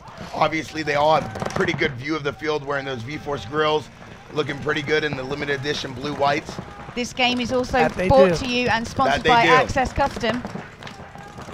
Yeah, oh, wow. Nice little back-end shot from the snake, too. Trying to get different angles. That is a good one there if he was in the back Dorito corner, but he's not. So he just needs to work a little bit more, and he might get a shot in Dorito 1. Yeah, he needs to be careful not to get too sloppy because this wedge that Kevin Colm's at, he can't really protect the snake 1 from coming wide and shooting this France guy right where it counts. I like the way France is stopping GB capitalize being a one body up with the, I think, a better field layout. And you're 100% right. And with France here on the snake side now, if he gets one of these eliminations here, that this game gets even real quick. It's because I just think GB needs to push down that Dorito side. He's got to find a way to put that back center of France in and go.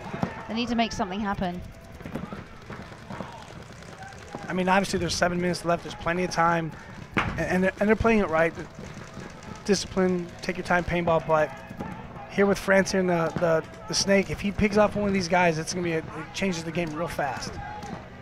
Yeah, GB are running out of paint now.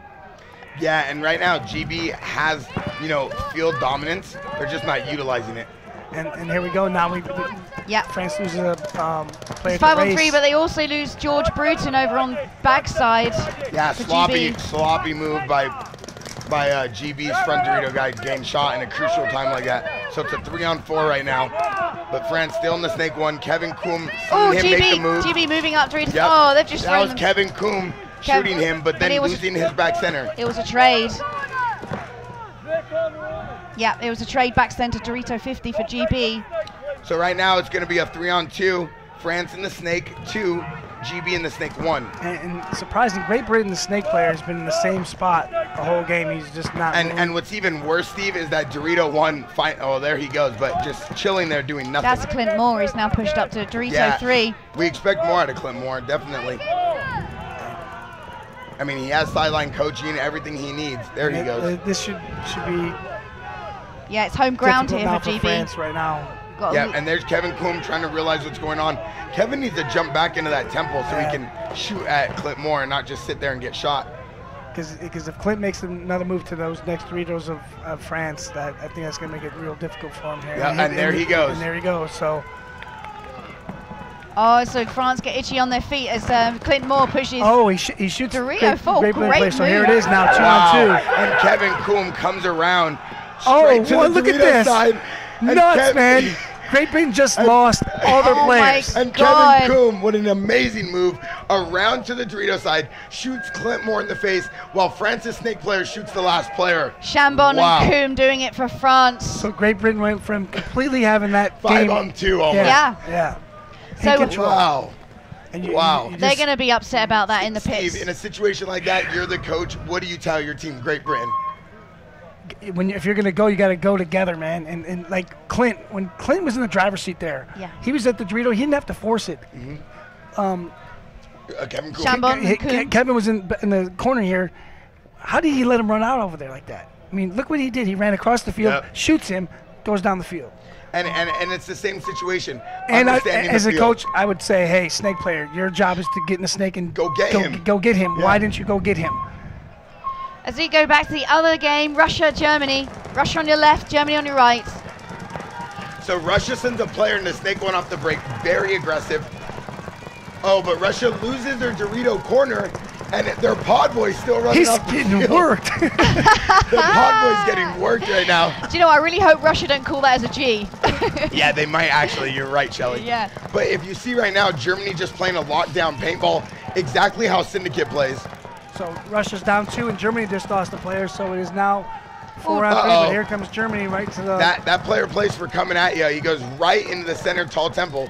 Let's see if he can shoot this Russian player in the Snake 1. Yeah, it'll be a battle between Snake 1 and the tall temple and the 50. See, if Sergey can just shoot that tower. Germany lose another player. Yep, Sergey can get out to that Dorito side. That would be very helpful to the Russians. It's 3-on-3. Germany pushing Snake 1. 4-on-3. Because Germany has 4-on-3 in so Germany's Germany gets shot going in the Snake 1. Oh, it's now 3-on-3. Now it's a 3-on-3. Commentator's curse. Yeah, the commentators. And I'm telling you, if Germany loses their tall temple on the left side of the M here, that's going to be bad. Yeah, lights out. And that's a perfect example of getting over antsy, coming up the field real quick, and that's not really a bunker you can close out from. Oh, so he's got to be sneaky move careful. from Germany pushing up Dorito's side. He's now Dorito 3. Yeah, but you see Sergey at the tall temple, the small temple, he's shooting cross field trying to contain that Dorito player. So he's going to just camp out and not let that guy do work. Russia's player needs to pop over the top here and do a little snapshot because I don't think he'll be ready for it. Yep. And I like right now you're seeing the Germany player in this cake. He's taking heat, but not enough to contain him. He just needs to shoot and move and get in that Snake 1. But we saw him the first point do the same thing. Have you noticed how the Germany players have their bottles sitting on their shoulders? It's odd compared to Russia, who have it tucked in. He's just trying to play tight right now. Yeah. He doesn't want to expose too much, so he's just playing tall. You can see his legs as well. Not sure if that's normally how he holds it. Hopefully not. He needs to hit a clinic if he does. Like, here goes a run through. Oh, Sergey. Gets blasted. A little bit too early for that move. Oh. But the tall temple gets taken out, so now it's 2-on-2. Wow. I do not understand how that tall temple just died, but now it's going to be Oh, left he to a got 2-on-2. distracted through the run through. Oh, wow, and the snake player gets shot from the back center. Russia's going to pull this out, I think. Wow, look at the way he's reloading his gun. That is awesome. It's 2-on-1. So right now, Russia in the dominant position with a 2-on-1. Germany have a player in the Dorito. Russia just need to close it out. He needs to attack him right now before he Yep, there you go, shoots the other Steve. Russian player. Cut off the angles. Go get him. Play like a Russian. Trade. Stay wide. Why go straight at him? Yep. Wow, man, we got battles going on. It Hey, looked we like got some amazing It looked games. like Germany had that in control for a second because Russia lost their Dorito side completely. Yeah, but I think what we're seeing a common trend here is if the snake's not dominant, Yeah. if the snake plays passive, you lose that match. If you get in there and you just wait, you lose that match. Because all of a sudden, they come down the Doritos, they shoot your back player, and you're just sitting on your feet and you end up getting shot. Totally right. I mean, that's just over 3 minutes left in that match. The semifinals are long points. Yeah. A lot to play for. At this point, you really can't be doing that. You got to play smart. You're playing for your country. Yeah. You're in a tough situation where you're already down a point. You don't give away bodies, especially like that tall tower. There was no need for him to die. You hide, you rat, you move into the M, you let everything play out, and then you go shoot. But the really last guy. clever by the He could Russian. have done that if he had his guys behind him. Yeah. They Yeah. just decided to. It was clever by the Russian player though, because Yeah. the Snake One saw he got distracted by the run through and popped up and snapshot him. And here you see the behind the view cam of France. Yeah, Colombo and Boulogne. That's a great image there. Stargate, double back center, and then they move out. GB are on your right and on your screens now.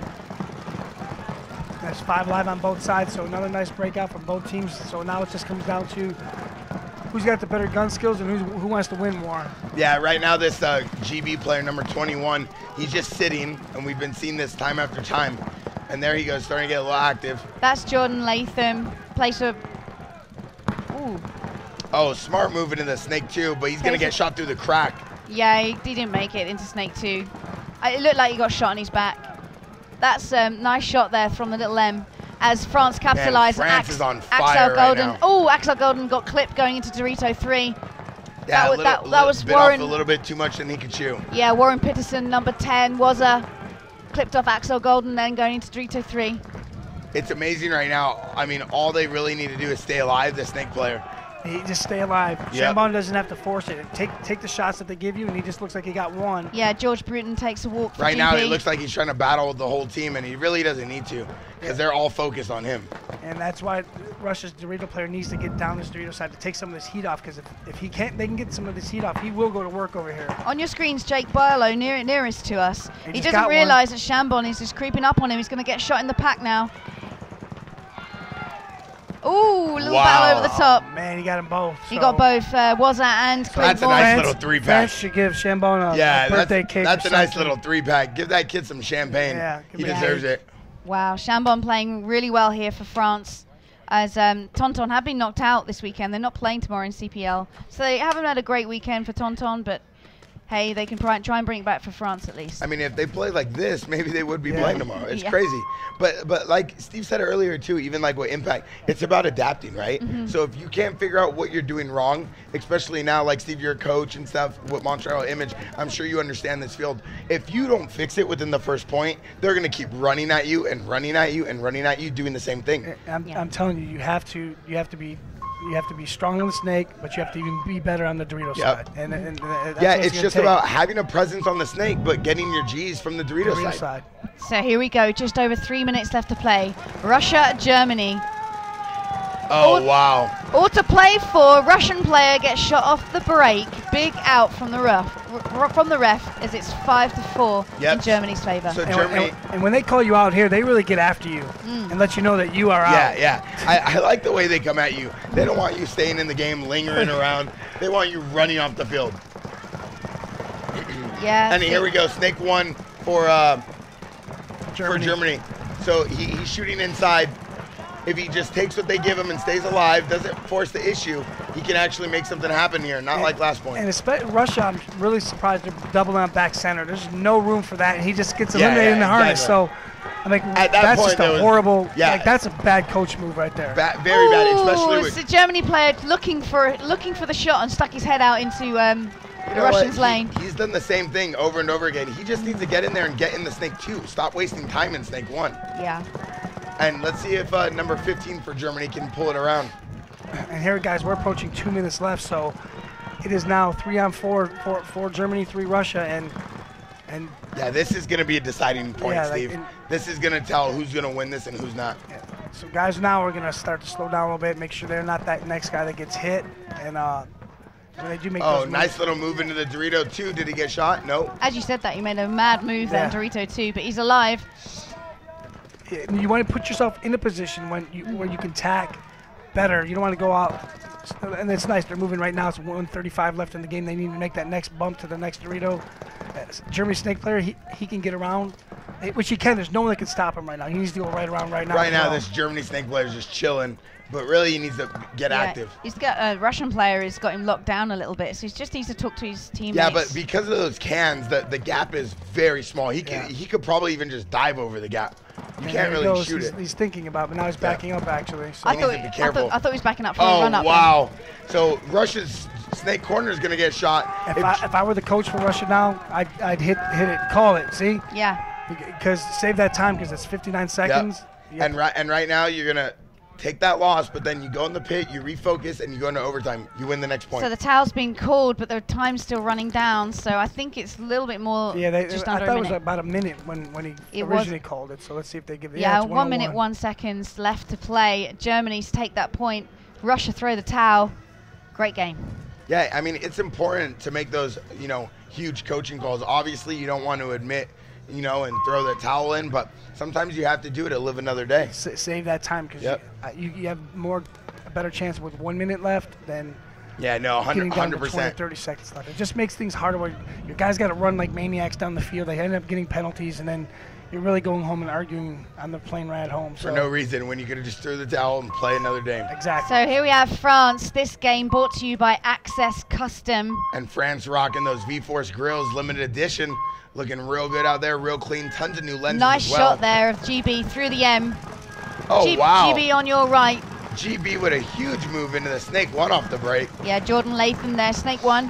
I mean, Great Britain's making some great moves every point. They're just not finishing the game. So let's see if they can do it again. Like they're on the Dorito 1 now, Dorito 2, and snake 1. So let's see if these guys can capitalize now. Chambon goes right into the snake 1 though, wastes no time.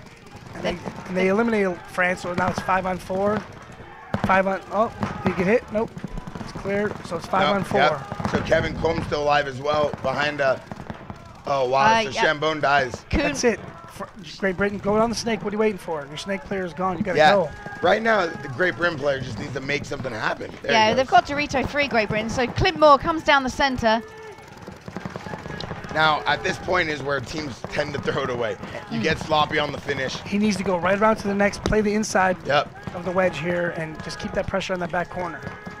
Right now, he's looking for the shot, but Kevin Coombe can actually see over the little mini M. Move around because there's nobody that can. He doesn't have anybody down the corner that can shoot him. So he needs to go around, put pressure on Axel Waldon in the Dorito corner. He looks like he doesn't know the field layout that well. Like he hasn't read that part of the field. That's a rookie mistake, not knowing your lanes.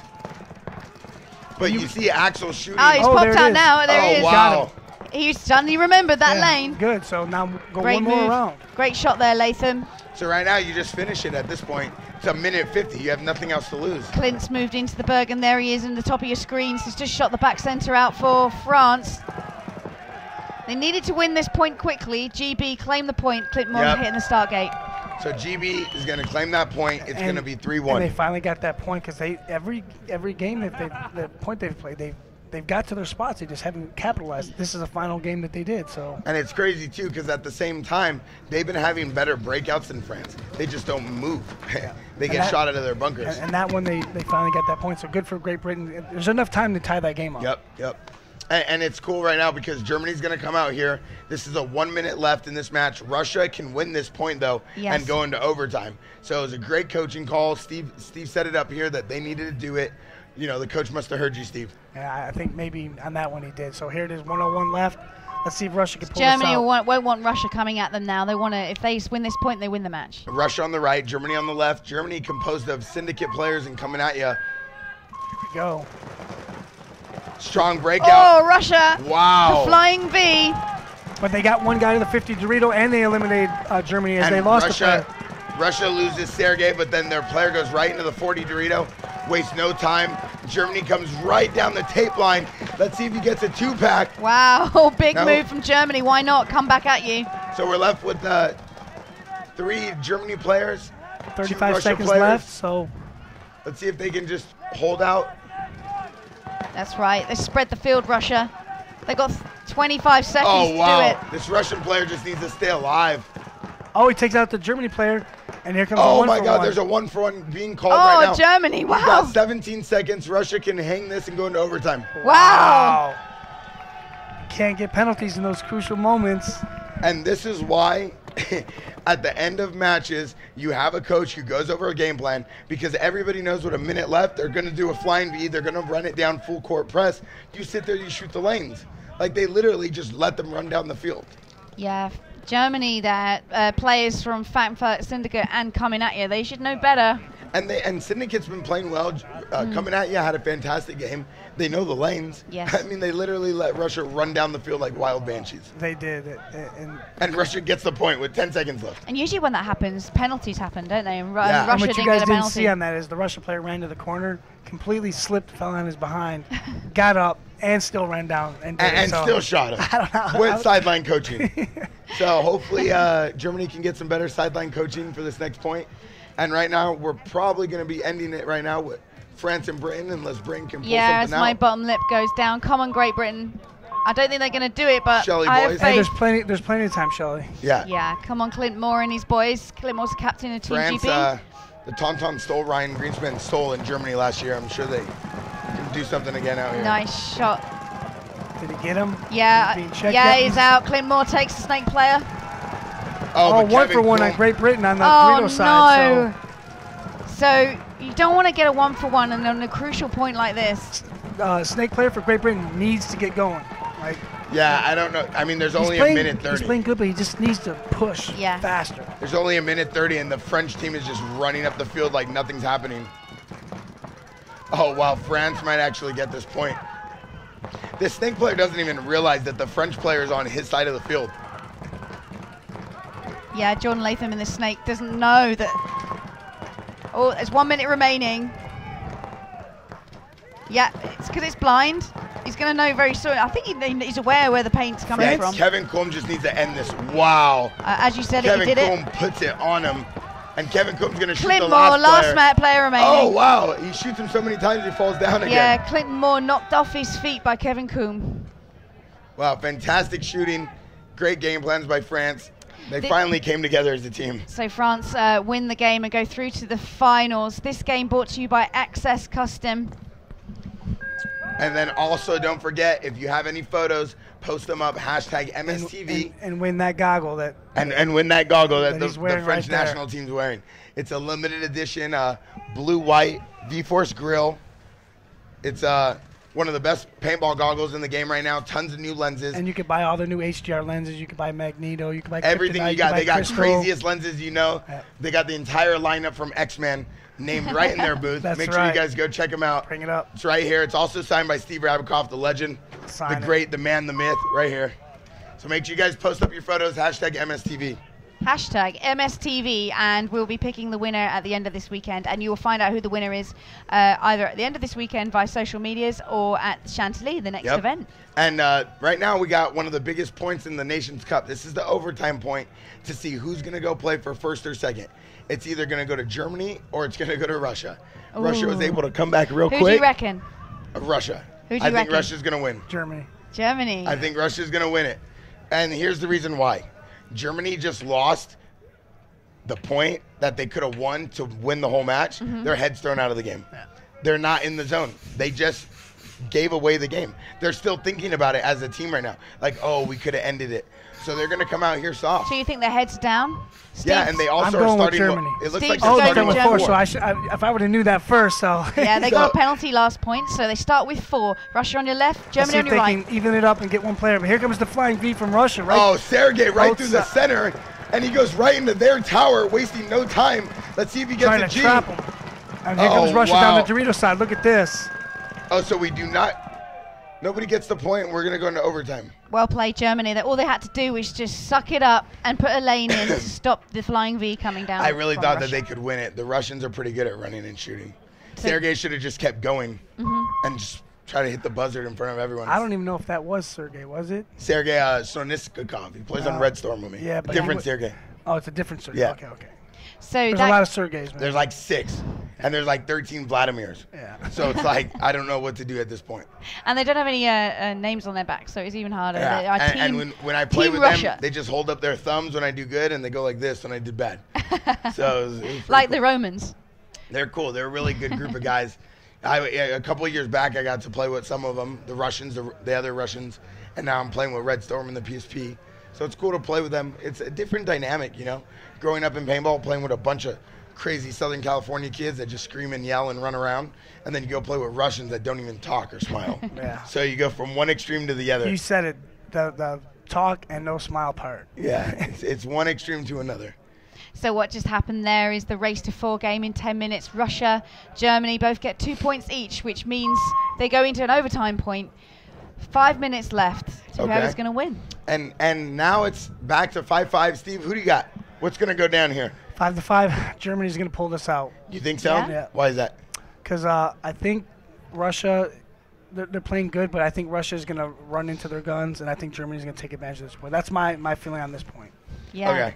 And then there's Fabrice. He owes me money from the France-Germany game yesterday. Yes. So I'll take that money after this game, and please. we all knew France. If Germany win this, it's going to be a French-Germany final. We all knew France was going to lose in the World Cup yesterday. I mean, it's very simple to tell. They're not really, masculine in the way they play soccer. They're kind of very delicate. And the soccer players they have this year just weren't up to par. You know, they don't have a lot of speed and not a lot of size. And we're saying all this because our friend Fabrice from France is standing next to us. So we're having a little fun for everybody back home. Fabrice takes care of me every time I'm in France. Don't worry, French people, I love Bringing you us all. up some French beer, so thank you, Here Fabrice. we go. Oh, wow. Germany with a big breakout to Snake 1. Oh, but... Okay, no, he gets bounced. So Russia again with 2 in the back center. I don't really agree with that. So yeah, it's a bad coaching decision right now, but it might work out for them if they can pull a G. I mean, if you're gonna have 2 back people, then you want them to be a little skinnier, because that's such a small bunker there. So yeah, I like this already. There's no one that's been shot off the break. It's 5-on-5. And right now in this overtime point, no one wants to be that first guy to go back in the box and go, why did you get shot? Yeah, this is where it all counts, man. This is where you lay it on the line and show why you eat medium rare steaks at night and why you put it down in the gym. Like, this is what you work for. Here it is, 2 in the back center, and one gets taken out. So it's just not a lot of room back there for 2 people. Yep, and now Sergey, he's up here at the small temple. He's just got to stay alive and lock off the Snake 1, because if he dies, it's going to be very bad for the Russians. Oh, wow, big move into the Dorito 2 by Russia. But Germany matches by taking to the Dorito corner.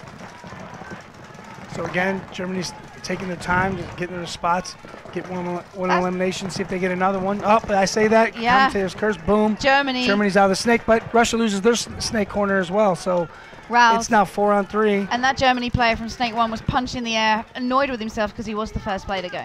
So Sergey just needs to try to either bump out or come back to a little tactical retreat, because it looks like this Germany snake player is going to come down the field. Uh-oh, back center ref. Nice. I like the move Sergey just did. Now he gives his team some options. And it's great because he spread the field out. Yep. They got Dorito 3 and Snake 1. So now their Dorito 3 player for Germany just needs to stay alive, because that back center is going to get real small real quick. Oh, wow. I was just about to say both teams are mirroring, but it looks like Russia have pushed Snake corner and Snake 2. And I like the fact that Russia is pushing still. They're down a body, and they're still pushing Germany. And if they get one elimination here, it's tied 3-3. Yeah, with bodies. All Russia needs to do right now is pull a body and then just stay alive, and they're going to be fine. Because they have this 50 snake, and Germany's snake guy is now obsolete, because he's going to just sit there and wait. And we've seen him play like that the whole match. And you know what? At this point, that's his job now. Yeah. Just hold up Sergey here on the snake side here. Yep. Don't let him do anything. But Germany needs to get something down the Dorito side. But unfortunately, all the spectators over there are gonna let the other guys know what's going on. So half the overtime point played already. Who's gonna face off France in the finals of the Nations Cup? Yep. And if you could see the back center for Germany, he's kind of just chilling, watching the snake as well. But he needs to be careful because if that Dorito 3 wraps for Russia, that bunker's not going to work. Oh, and he gets blasted. You said that. So blasted in the face by a nice little wrap Germany shot. loses another Dorito player. So it's now 2-on-3. So Sergey at this point should just stay alive and there he goes. Oh wow, highway for Russia. They do ring around the rosy twice. Oh my God. They run around the bunker twice. And we got one Russian player left to hit the button. That's it. Russia, I lose the bet. You did lose the bet, So Russia. Sergey pulling it out. And a nice little ring around the rosy in the Dorito side. Well, let's see if he's clean. Wow. Last player left. Wow. They'll just check it to confirm They're it. going to check it. They're going to confirm that Russia wins this match and plays France for first or second. And it looks like... Takes off the bunker rub. Looks like he's going to be called clean. He's checking that GI pack. Yeah. And he's clean. He's clean. He's clean. The GI pack keeps him alive, and the GI sports pants keep him running quick. And he's going to get a nice little win. He got the win, so... Russia. Wow. Take the point to now That face was a sloppy France. game on both parts. A lot of craziness, a lot of movement, but it's whoever stays alive and has that one anchor normally wins those matches. So we got coming up next, we'll have the small losers final, which will be GB versus Germany for third place of the Nations Cup. That word, the losers final. I know, it sounds horrible. You're playing a final for the losers. In America, You're winners the third win. place loser. Winners win in America. We don't play for losing positions. That's the difference between you Yanks and us GB guys. Us Yanks. If you're not first, you're last in America. That's it. fact. That's it. If you don't win first, you are last. Nobody cares about second place. Tell me who won World Cup second place 5 years ago. Yeah. I don't know, but I know Dynasty won for 10 years straight. There's a difference. So next up, we have the losers final and also the final for the Nations Cup. And that's going to be a battle. Wait. You were wrong on the Dynasty on World Cup because they haven't won World Cup. They won World Cup like 10 years straight. Not 10 years straight. Not World Cup in Florida. They won World Cup for like 10 years. They did. No. Who won the last 5? Who won last year? Okay, last year was San Antonio X Factor. Yes, and who then won the year before? Who knows? Tampa Bay Damage. Oh yeah. And then the year before, Russian Legion. Russian Legion won it twice, back to back. So wow, Dynasty hasn't won World Cup for a while. I'm telling You're you. on the spot Oh my here. God. I had to Steve call you out on Rabikoff. that. Wow, I didn't even realize that. But Dynasty did win like 100 events straight for 3 years. They've won a ton of events. Yeah. Steve Rabikoff testing Mr. Worldwide here on his knowledge from PSP World Cups. 2007, 2008, 2009, Dynasty were Triple Crown champions. Yes. I do know that because But they didn't win World Cup. Because Iron Man won World Cup. Yeah. In 2007. So Dynasty needs to get their World Cup stats up. That's right. I'm gonna talk to Oliver about that. They go around claiming a lot of things right now. They've got the wins. They got the wins, but when it comes to World Cup, I'm talking J-Rab and Dave Baines. You want to talk World Cup wins? Let's talk World Cup wins. How many is Dave Baines won? Dave Baines has got to have like 4. Yeah, How many do you guys have on Avalanche when you played? Oh, here's a sad story. Yeah. I won everything except World Cup. Dave. Here's the deal. I talk trash. Dang. So Justin Dang, wins his hurts. first World Cup and says, boom, I won World Cup. Now I can talk trash because I never won one. We won everything but World Cup. So sorry, I was second. Steve, you disappoint me I right know, now. man. We took second. You were a legend growing up, dude. You were a legend. We No all one looked up to you. remember. No one remembers They second don't. place. Nobody remembers. They don't. I didn't even know that. Don't worry, Steve. You're still a hero in my book. For all of you guys that don't know this, Steve Rabikoff invented tournament paintball with top teams like Avalanche, Ironman, putting us on the map, allowing us to do what we're still doing today. Never forget the legends that made this sport. And now he's running GI Sports, which produces some of the top gear and paint in the world. So Steve's still running it in the paintball industry. And remember Mardi Gras, the Mardi Gras? I don't even want to talk about Mardi Gras. My dad brought back war Hey, stories. Steve Rabikoff also did Mardi Gras, which was the craziest paintball event ever known to mankind, with more girls and beads than you'll ever know in your life. I'm talking, Maurice, don't worry about this. I won't go that detailed. But Maurice I'm is crazy. telling off Mr. Worldwide in Don't the worry, background. I'm It's not like, going to talk about it, but don't worry. Hey, Mardi Gras was fun. Mardi Gras was fun. So thank you, Steve, for joining us here. We're going to go to a short commercial now. So thank you for tuning in. Get those pictures still coming in. MSTV to win some GI Sports goodies. Hey, and go to Instagram at @GISportsOfficial. Post up your pictures. It's official. Go there. Because we got a lot of contests coming up for some more free gear. Peace. See you shortly for the finals of the Nations Cup.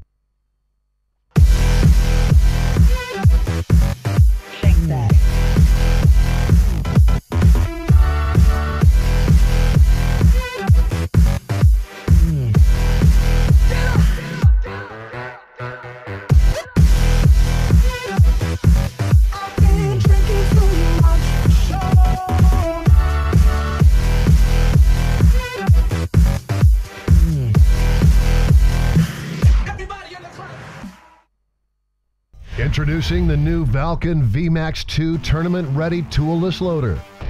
With high feed rates, it's faster than any other loader on the market. The feed paddles have been re-engineered for a more powerful and efficient flow of paint into your gun. We kept the same low-profile, lightweight, durable shell design, and consistent with the VMAX model, jams are still a non-issue. The best part of it all, it's only 99 bucks. The Valken VMAX 2 loader. Better, stronger, faster. A lot of people don't understand what goes into each and every jersey we create. The machines we use are complex, cunning, and efficient. But more importantly, it takes our imagination, spirit, and passion.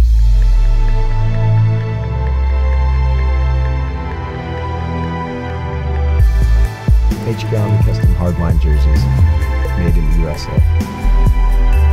Tested, proven, worn by champions.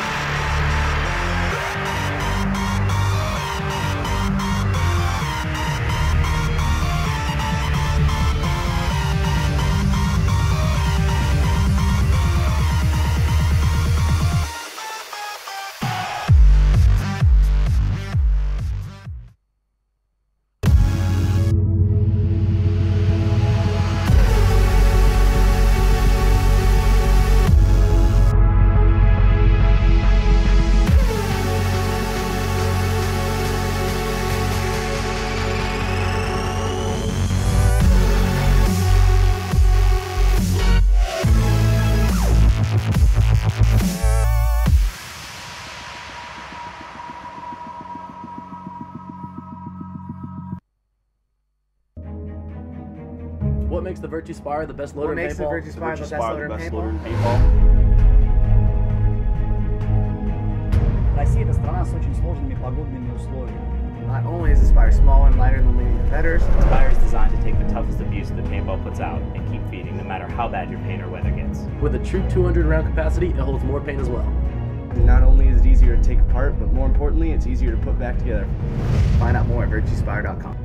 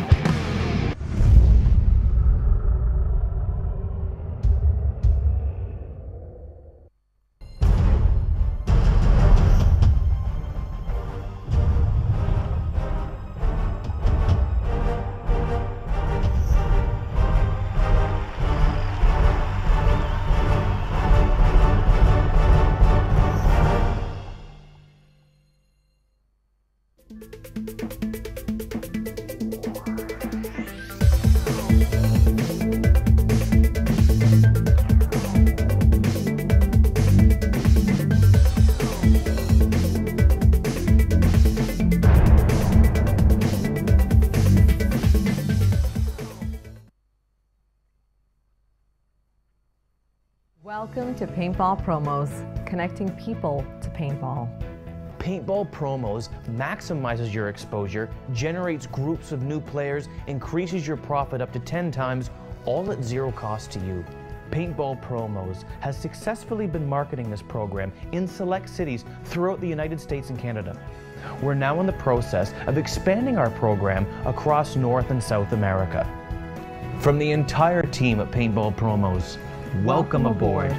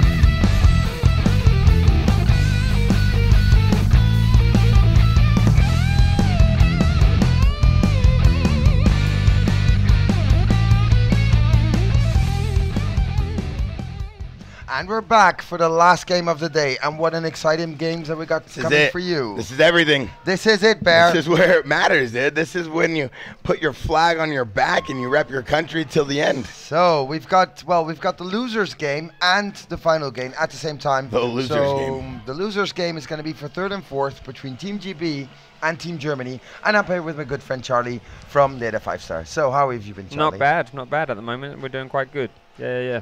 We're happy with the results. Well, as I said, because he plays in SPL and you play in SPL, maybe one day this is going to clash. We might meet. We'll see you at the finish line. That's a good thing. But anyway, and of course, the big final is going to be France against Russia. So, Maurice, how are you feeling about that? I'm feeling pretty good. It's a good omen for tonight, especially if they win. Then it's even better omen for tonight because last time I checked the scores for the football, Argentina was up 1-0 against Belgium. Yeah, against Belgium. So, well, hey, let's see if the Dutch can finally kick it out on Costa Rica and do another top 4. Well, we'll see that. That'd be good. I know. It's crazy too because Germany was winning, and they let Russia come back, score a point, go into overtime, and score another point to win and knock them out. And they were playing fantastic. I mean, they were playing some really good paintball. Well, it comes down to at the end of the game, putting it together, closing as a team, and, getting down the field, not waiting. Well, I did feel that the Germans, if you see them play, I mean, they do play very defensively. I mean, they're very structured, very German style of play, which is not what we're used to in France with the crazy side of play, So, but hey, if it works for them, and then I'm all for it. And it works for Syndicate, so. No, I think they hang the flag in the last 15 seconds, Russia. Yeah, they did. I think, yeah. So anyway, and we've got this great camera view. I love this camera view. Guys, I want this in Chantilly too. I love this camera view. This is how you can see all this field. Everything. It's cool. We definitely stepped it up big time out here at the Campaign Cup. Some amazing views from behind the dead box and the flag stations. And it's cool to see these images because you get a different look at how teams break out. Yeah. And you can spy on them. So this is for 3rd and 4th. Great Britain goes to the snake off the break. Seems like Germany played a really controlled game. G2. Not much. G2. G3. That's a 1-for-1. So there's only 2 English guys left.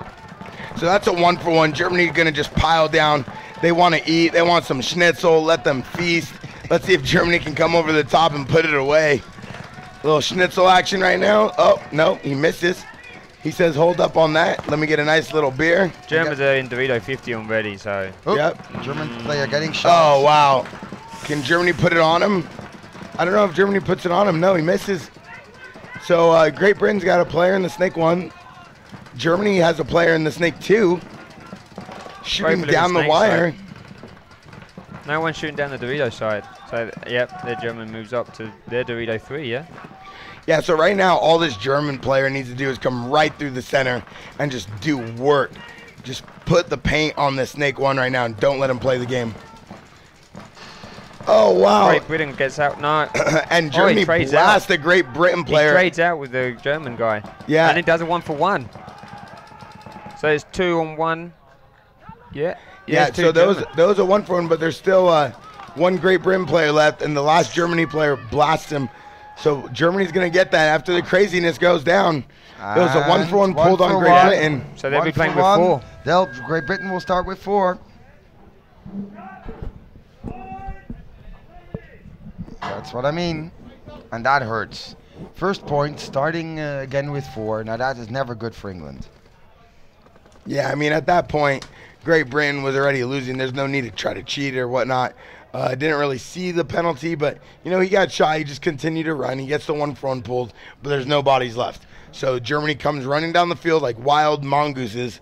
They end up getting their win, and they're going to start the match off 1-0. Here the French with Christophe, of course, my friend Tav. And this French game is brought to you by Access Custom. Yes. Makers of all kinds of custom gear, different types of custom caps, beanies, jerseys, stickers. Yep. And they're based in France, and the website's under construction. AccessCustom.com. Don't forget to go check it out. And right now you see Kevin Coombe wearing those V-Force grills. Sponsored by GI Sports. Yep. And, of course, the French national team is had a deal with GI Sports. That's why they're wearing them. Nice. So you see now the Russian with a nice breakout. Kevin, G1, Frank Chamboom getting hit. He tries to break out to the snake corner. Snake corner. Yeah, he made it. So it's 4 and 5. 4 and 5. Oh, no, 4 and 4. Nice, 4 and 4. Nice job by the French. They have exactly the same and bunkers. Oh, yeah, G2. That was sloppy. That's a sloppy move. So now, of course, the whole snake side's open, but the Dorito side's still alive. And Axel trying to go to work.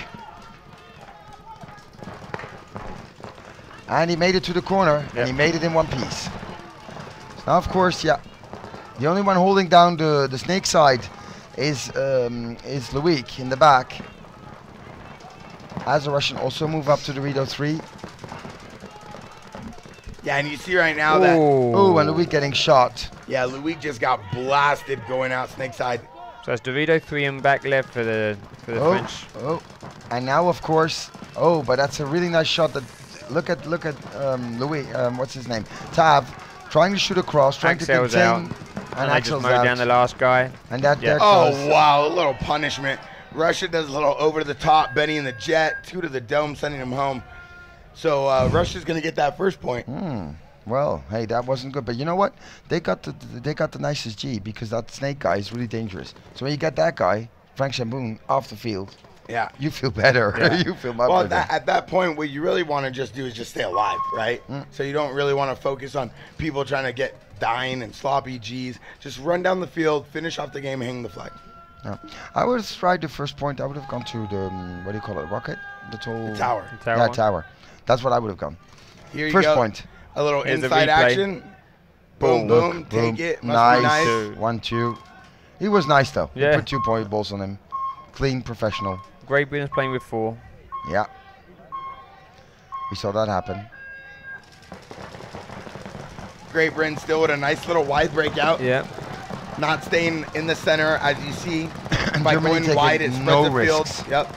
But Germany, I mean, you really see them blasting over the top, composed of some of the syndicate and coming at your players. Where's the 4th Germany player, 5th Germany player? Oh, I didn't wow. see him. The corner. He's out. Oh. And it's a 1-for-1. And there comes a 1-for-1. So it's 4 and 3. They've turned it around. Yeah. They've got Dorito corner, Dorito 2, and Snake 1, Germany. Let's see if they can capitalize on this. Great Britain completely turning the field around and turning this in from a 4-on-5 to now a 4-on-3. That just goes to show when you have a strong breakout, what can happen.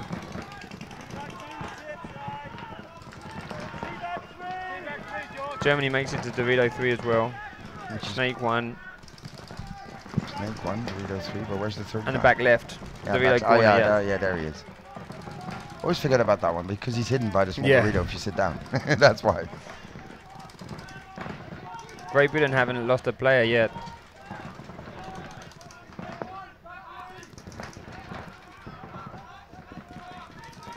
One, 2, 3, 4. Where's the 5th one? No, there's only 4. They came in with 4.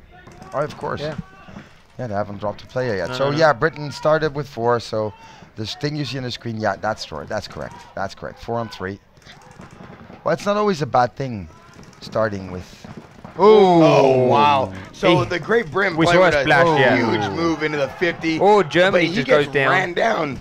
He gets ran down, so the Great Britain player gets in the 50 Dorito. That's a 1-for-1. That's a 1-for-1. That's point for Great Britain.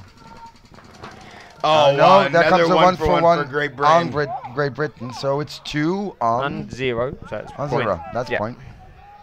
Wow, fantastic move by Germany, but don't have enough bodies to stay alive. So Barlow's going to go and hang it for Great Britain and get that win. So now it's going to be 1-1. But what's interesting is Great Britain started with 4 guys. Yeah, and they won the point. That's just when you stay alive and control. You can see how easy it is on this field to really turn around the games. Yeah. You can.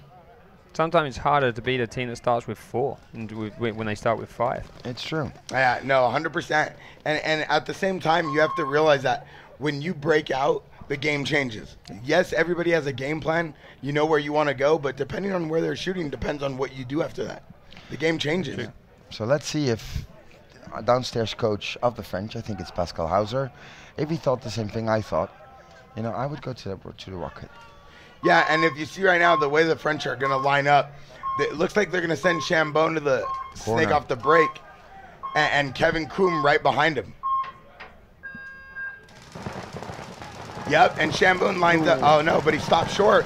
I think he might have taken That's him a smart. out. That's a smart move. That's a smart move. Oh, but Kevin Combe just comes out right to the corner doing exactly what we thought he was going to do. Oh, G1. And G1 for both sides. Shamboon. Yeah. Maurice, that's your boy. What'd he do? He got sloppy. I know, he got sloppy, but Kevin's really playing well. So, and they got the mini M. So now, of course, it's 4 and 4. 4 and 4. Axel's in Dorito 2 for France. Yeah, so right now, all Russia needs to do is just stay alive and capitalize down the Dorito side and not let Axel, you know, just do work. See, Axel's a fundamental player. The kid's got so much talent. He's so fast. He's so tiny. He plays for our Chaos. He's really well-rounded. He understands gun skills. You can't let him play. In. No, he gives him a clean. Oh, they took out back center. Man, Kevin Coulm is having a game. Yeah. This kid is playing so good. I wish he was playing like this in the prelims.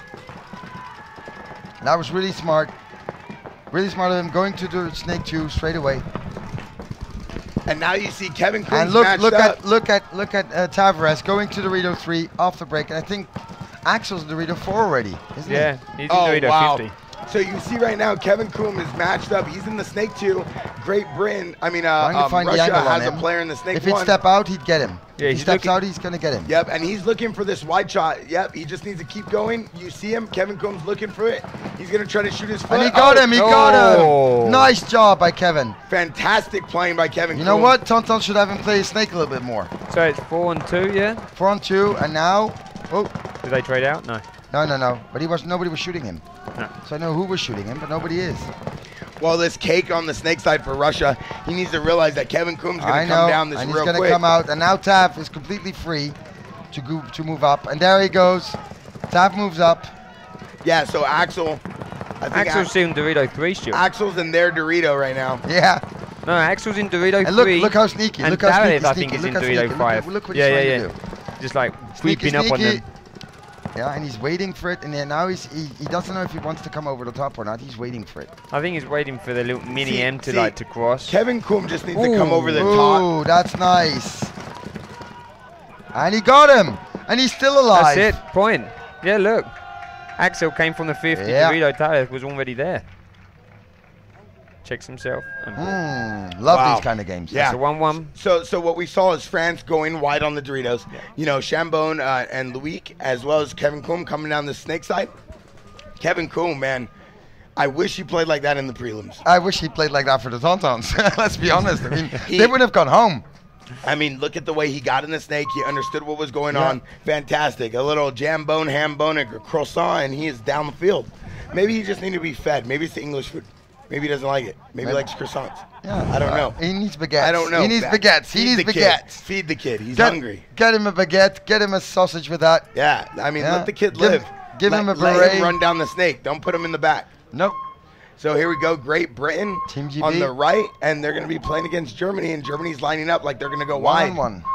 But they're 5 again. So let's see if GB can finally do something. Oh, wow. Germany break out direct to Snake. GB goes into Snake 1, but so does Germany. And the GB guy got shot going there. Oh, sloppy move. You can't be doing that in the 5. No, it's a Cup. 3-on-5 now. If I were Team GB now, with the time left, you know what? I'd almost blow the horn. You know what? For one body to you know what? GB needs to just stay alive and get wide. Yeah. If you understand what's going on right now, Germany has the control. They have the dominance. They have the lanes. GB just needs to get wide. Because in a game wide on the Doritos side. Exactly. In a game like this, GB needs to go down the Doritos and try to pull a G. They've made it to Dorito corner. Is Jabba running? Jabba's running, and that is never a good thing. No, not for the players. No, it isn't. No. Normally. Because, but hey, it's only 4-on-3. So for now, well, since they got a G, that's okay. So then now you can continue play. So now you see Great Britain just kind of holding Clint Moore in the back center. He plays on Art Chaos. Look at that corner. A big pick. Look at the nice picture of the corner. He can't move. He can't. Everybody's pounding on him. Wow, look at Germany going right into the center cans, controlling the field. He plays for Frankfurt Syndicate, number 8. He's just going to put the paint on back center. Let's see if he could get the shot in. And it's out, and there comes the 1 for 1. And no, it's a 2 for 1. It's a 2 for 1. He's out. Oh, but he can't get him out because he just got shot before. Yeah, so the Marshal's running to the back corner. Oh my God, the Marshal is going crazy. That's a round of applause for that Marshal. all around. 1 for 1s all around.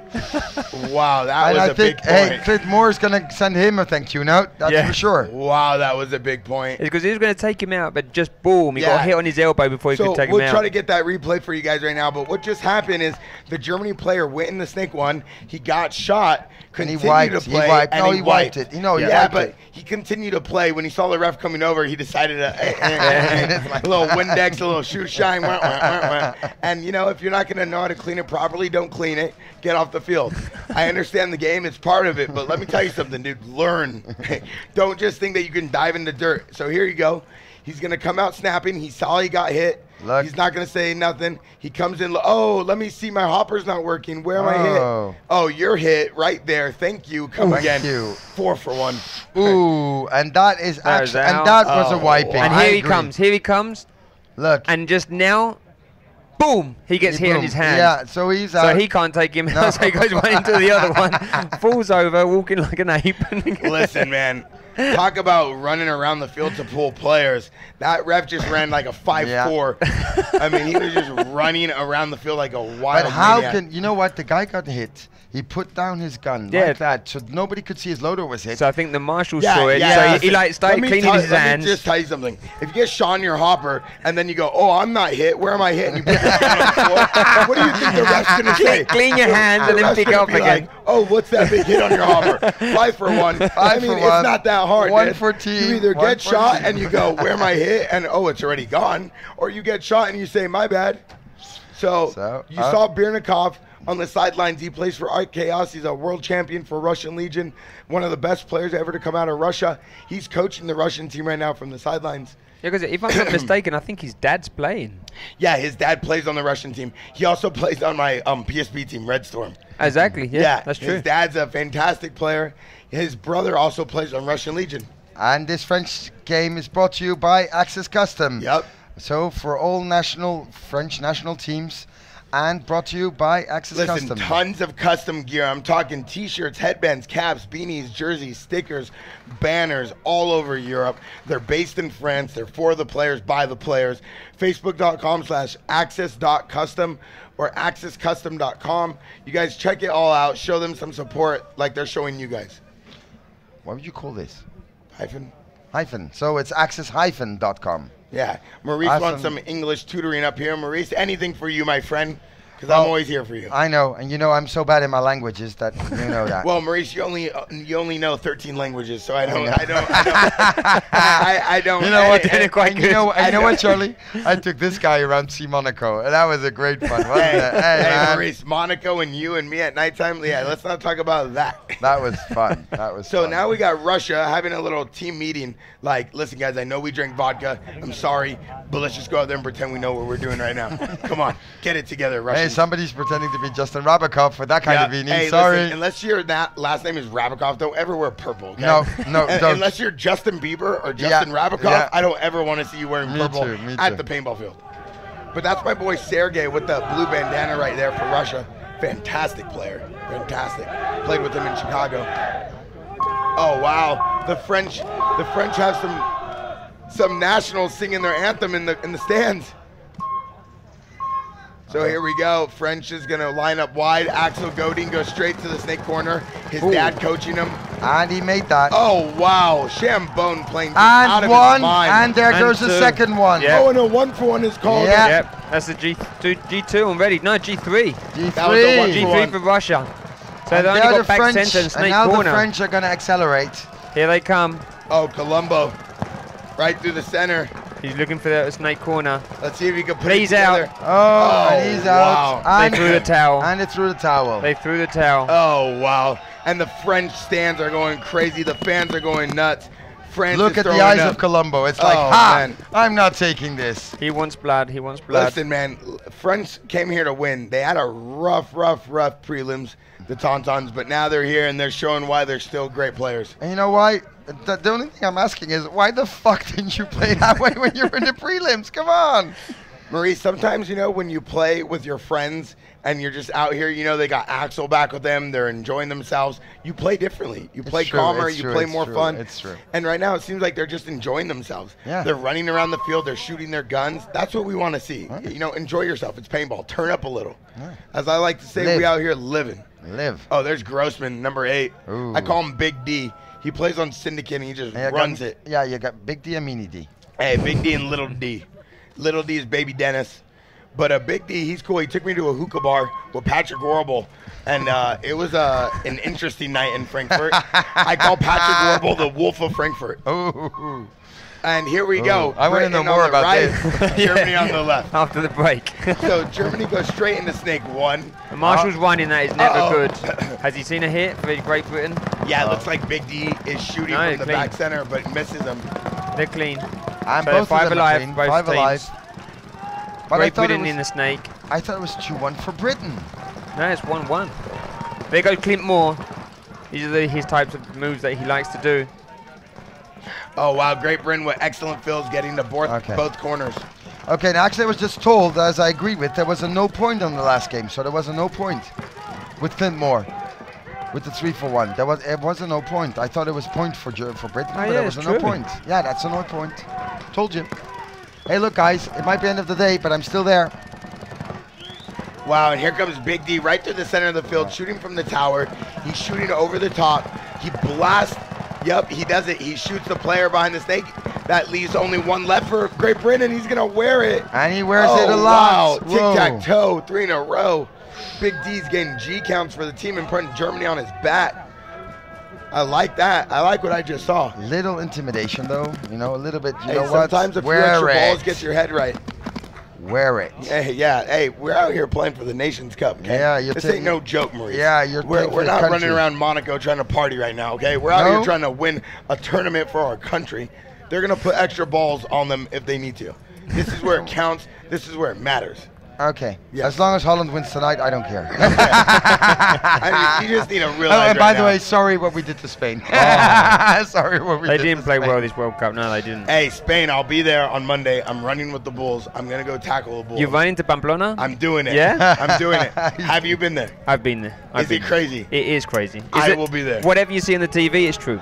Okay, well, Mr. Worldwide will be tackling a bull by its horns. Follow his Facebook page. I want to see it. Add me on Instagram, Bear to GDO. I'm tackling a bull Monday, and I'm doing it for you guys because I love you. He'll go home in a stretcher, but it doesn't matter. It doesn't matter. Hey, it's going to be crazy, man. I'm telling you. I'm going with a bunch of guys. Kyle Spica from San Diego Dynasty, Zach Wake from LA Infamous, Brandon Short from San Diego Dynasty, Oliver Lang. I mean, we have a big group of Americans going. Ooh, and here we go. Russia on the right, France on the left, 2-1 France. This is going to be an interesting point. This is going to be swing point. Axel didn't make it. No, but That's they a didn't G1 get the from the snake. breakout. They didn't get the snake. No, it fell before him. Oh, but also they lost the snake player. Yeah. They lost their snake player. That's in the snake 1. That's G2. G2, but... And another Marshall's running, so that's bad. Will he pull him out? No, he's No. clean. And they shot... No. Yeah, so the Marshal went to check him, but realized he was clean. So Russia still has a 3 Now, or 4. the ball's on Frank. If Frank doesn't spoil this, they can win this. Yeah, Russia's still 4 bodies alive. France with 3. France just got to stay alive right now. That's all they have to do. And they can, hold them off and try to get this win. Dorito guy. Oh, and they got him. They got him. So now it's 3-on-3. 3-on-3 with France having a much better Huge position. move by Colombo, staying in Snake 1, staying alive, and shooting a G. Now, this Russia player, I don't know about that move. He really should have got into Snake 1. It's going to be hard for him to live in that tempo if they come down the Doritos. So that's smart. Very smart. But everybody's... I mean, this guy doesn't know that guy shot. No. Why would I think he's still closing Doritos. Yeah, and he doesn't need to close Doritos. No, of course not. Oh, Frank, don't do that against the Russians. Don't do that against the Russians. Ooh, He's out. Oh, that's a dumb move. There's 3-on-2. I think he back center shot him, yeah? Yeah. Yeah. So now it's 3-on-2. Yeah, that was a risky move by Colombo. Wasn't needed. He should have just kept waiting. Well, it was Shamboon. It wasn't Colombo. Oh, Shamboon. The snake player is Shamboon. It's a shame. I mean, it wasn't necessary. That's where you overplay a little bit. He overplayed. Yeah, he just bit off a little bit more than he could chew, I mean, sometimes you bite a Snickers bar, sometimes you bite a 3 Musketeers. Either way, you got to bite what you bite and call it a day. So, but Colombo, don't play too much over the top because he wants to break out to the Dorito. He probably wants to. Ooh, that was a close one. Yeah, it was. Now he's out. Oh, wow. He got him. Way to go to Tav. Now that's what I call. Oh, Kevin Coombe gets shot. Kevin Coombe at the exact same time gets sloppy. He gets shot in his hand. It's going to be left with a 1-on-2. Here comes the... What's this? And going now? And he got him. Big can, he's out. Wow. He got him. So that's 2-2. 2-2. Russia with a nice little point. I like that point by Russia. They played it smart. You know, they realized they just got to go get that last body and not get sloppy. I agree. But the problem was that, well, the thing is where it went wrong, Kevin overplayed, and then, of course, Frank Chamboon threw his body. Yeah. They were 3-on-3. Yeah, really, they just had to hold it, really. Yeah, but that's the problem, is they can't hold. So the French can't hold. I mean, they're aggressive, they have to attack, they have to shoot people. If they don't, then they don't feel happy, and they get sloppy. They ask him, we've seen it now for the last 2 years. Yeah, it's hard, though, you know. At the same time, you're trying to win, right? So you're pushing up the field. Sure. But, you know, if you're running a sprint and you're jogging, you're going to lose. It's just simple mathematics. I'm talking formulas and statistics out here. You know what I'm talking about, Maurice? True. True it is, Maurice. Cheerio, mate. Cheerio, mate. So now here we got the split view cam from behind the flag station. And this is Great Britain on the screen. Clint Moore with a nice little lane, the snake side. For the snake side. Yeah, and he got hit. He got hit in his backpack. I'm sure the corner... Yeah, he's out. That's a 1-for-1. Yeah. Germany have lost 2 players. But capitalizing, going straight in Dorito 50 because they don't have a Dorito side at all. Great Britain's lost 2 players also. Lost 3 now.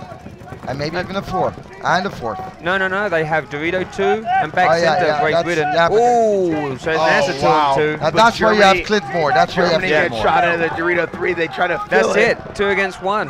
2 against 1. Now Big that D. is only back center. Big D still alive. Clint Moore still alive. Great Britain have 2. Big D by himself. I think Clint Moore doesn't know it yet. No. But when he knows that there's only back center, he will start moving.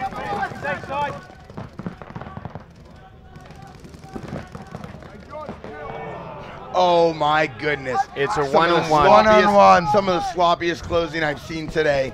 So it went from a 3-on-1 to a 1-on-1. That mistake was made by Clint because he's not moving.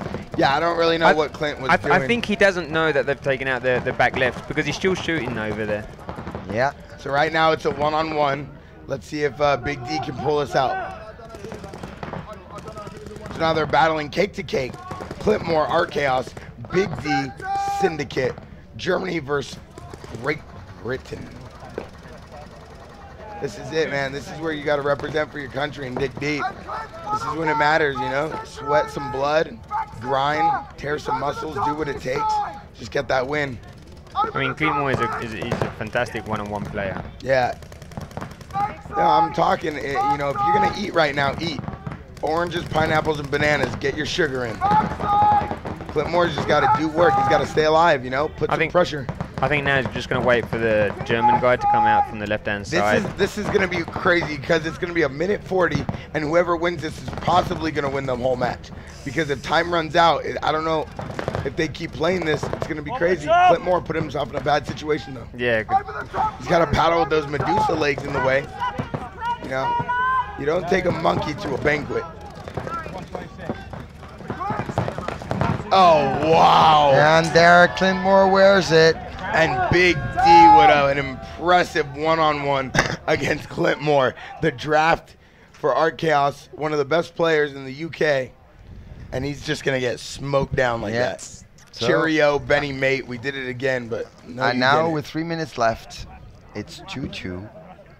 Russia, France, and, well, hey, this is going to be interesting. And this game is brought to you by Axis Custom. All the custom gear in Europe you need, based out of France. Make sure you guys check them out. Axis-custom.com. They got some fantastic stuff.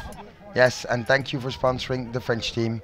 So let's hope and shout out to the we'll have a lot of those guys. Shout out to Steve Rabikoff sending the French team some V-Force Grill limited editions, white with blue, that we're giving away. If you guys post photos and tag us Hashtag MSTV, Oh yeah, and I tag saw me at Bear Digidia. and we stopped that just before the final. So guys, get your pictures out. I saw some really sexy photos already. Check out the Facebook page; they're not bad. If you're a girl, tag me so I can see you. And here we go. France on the right, Russia on the left. Wow, look at the way Chambon is playing that snake. That's fantastic. G1, they got Colombo, but if Axel's in, then that's okay. Yeah, Axel's in the back corner. And he was waiting for support. He got the support. Russia's doubled up in the back center again. Yeah. Yeah, but that gets very small very quickly. You know what, Maurice? The way Kevin Kuhn came out to the snake side, it's going to allow Axel to get down the Doritos. Axel can get trick nasty, you know, eat a little jambone while he's running down the tape side. Let's see if Kevin Kuhn can stay alive, though. They cannot let Russia get in the snake. That is key right now. But what I don't get is what is the fuck is the back center doing shooting Dorito side? Yeah. They're heavy snake side. Come on, tell him. Wow, and they let them come snake side. They let the back center fill out, so... At the moment, there's only back center of Russia closing the Doritos. Yeah. Everybody's on the snake side.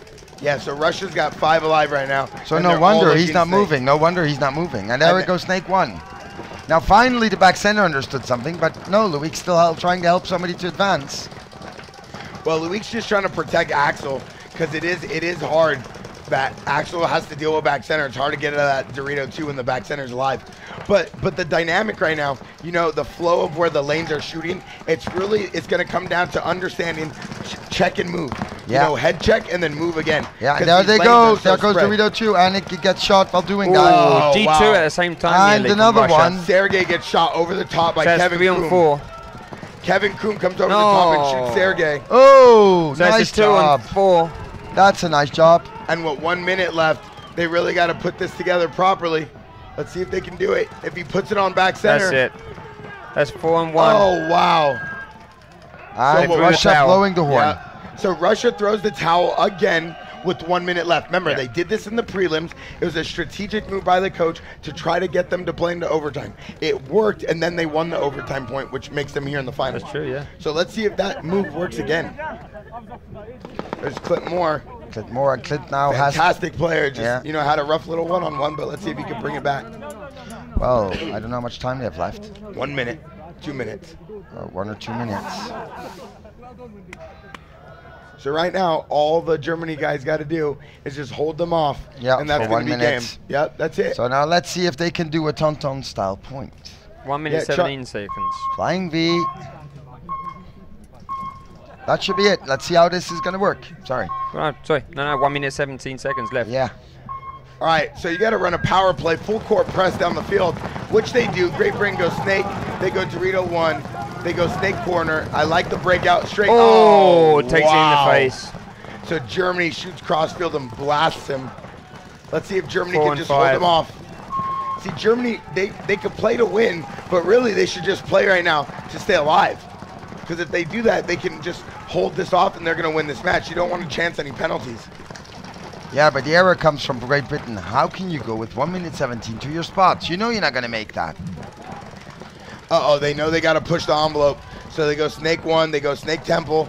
Understanding both lanes, shooting inside. Fantastic gameplay. Clint Moore up the center. And he knows. Doing what he does best. He loves these moves. Yeah, but it's something he should have done much earlier. Yeah, Clint Moore up the center is just... It's the way you got to play, right? So if you're going up the center, you lock off a lane, you try to get that G, especially with 20 seconds 20 left. seconds left. They got to go. Clint Moore's got to go. Come on, Clint. Gotta go, gotta go. This is it. What are you guys doing? 15. There's nothing left. You got to go for it. 10 seconds, guys. 10, 9. I don't know what they're doing right now. They just got to go down the field. There's only 4 seconds left. And that's it. That's it. Wow. That's it. That's it. Wow. So Germany's going to take the 3rd spot. Oh, it looks like a little controversy going down at the center of the field. Clint Moore arguing with the Germany players. Yeah, saying, Big D, you shot me after the buzzer. What the fuck's wrong with you? Yeah, but Clint Moore, you know, taking it out. Respectable players, respecting each other. That's what we want to see. And Germany is going to be the 3rd place champions for the Nations Cup. Fantastic playing. And now the French have got 1 minute to keep it Maurice, together. this is it. If Kevin Kuhn just stays alive, he's their anchor. He really is. You know, he's been closing out every point. He plays smart paintball. If he can stay alive, then we're good to go. Let's see what they can do. Come Hopefully Russia can try to make some magic here, then we go into overtime. That'd be fun. Oh, that's always fun. And the Russians have to come now. Direct to Dorito. Wow, Snake Sarah 1, Snake gets 2. straight into Snake 2. And getting shot going there. But he goes to the tall temple. 1 minute. And he knows they're there, so... Oh, and that's... Uh-oh. It looks If like that that's might be it. another... No. And there it goes, Yep, and there he's comes hit. a 1-for-1. So No. Russia down with 3 players, 40 seconds left. Let's see if they can pull something out. All they got to do is shoot 1 or 2, and they still have time to hang the flag. You got to play to win. There, Snake is out. Uh-oh, it looks So they've like only got France Dorito is going to take this. There is going to be France. Is it going to be twice? Oh, wow, here comes the Loic. week. Straight And down the Loic center, hammering Loic gets him. 1. Hammering so now it's a him. 1-0, but here And comes Here comes Axel from the outside. And Axel, no. I bet he gets hit. So it's a 1-on-2 right now. Oh, wow. 1-on-2. Let's see if he can do it. Oh, Does he? and there he goes. No End point. game. No End point. game.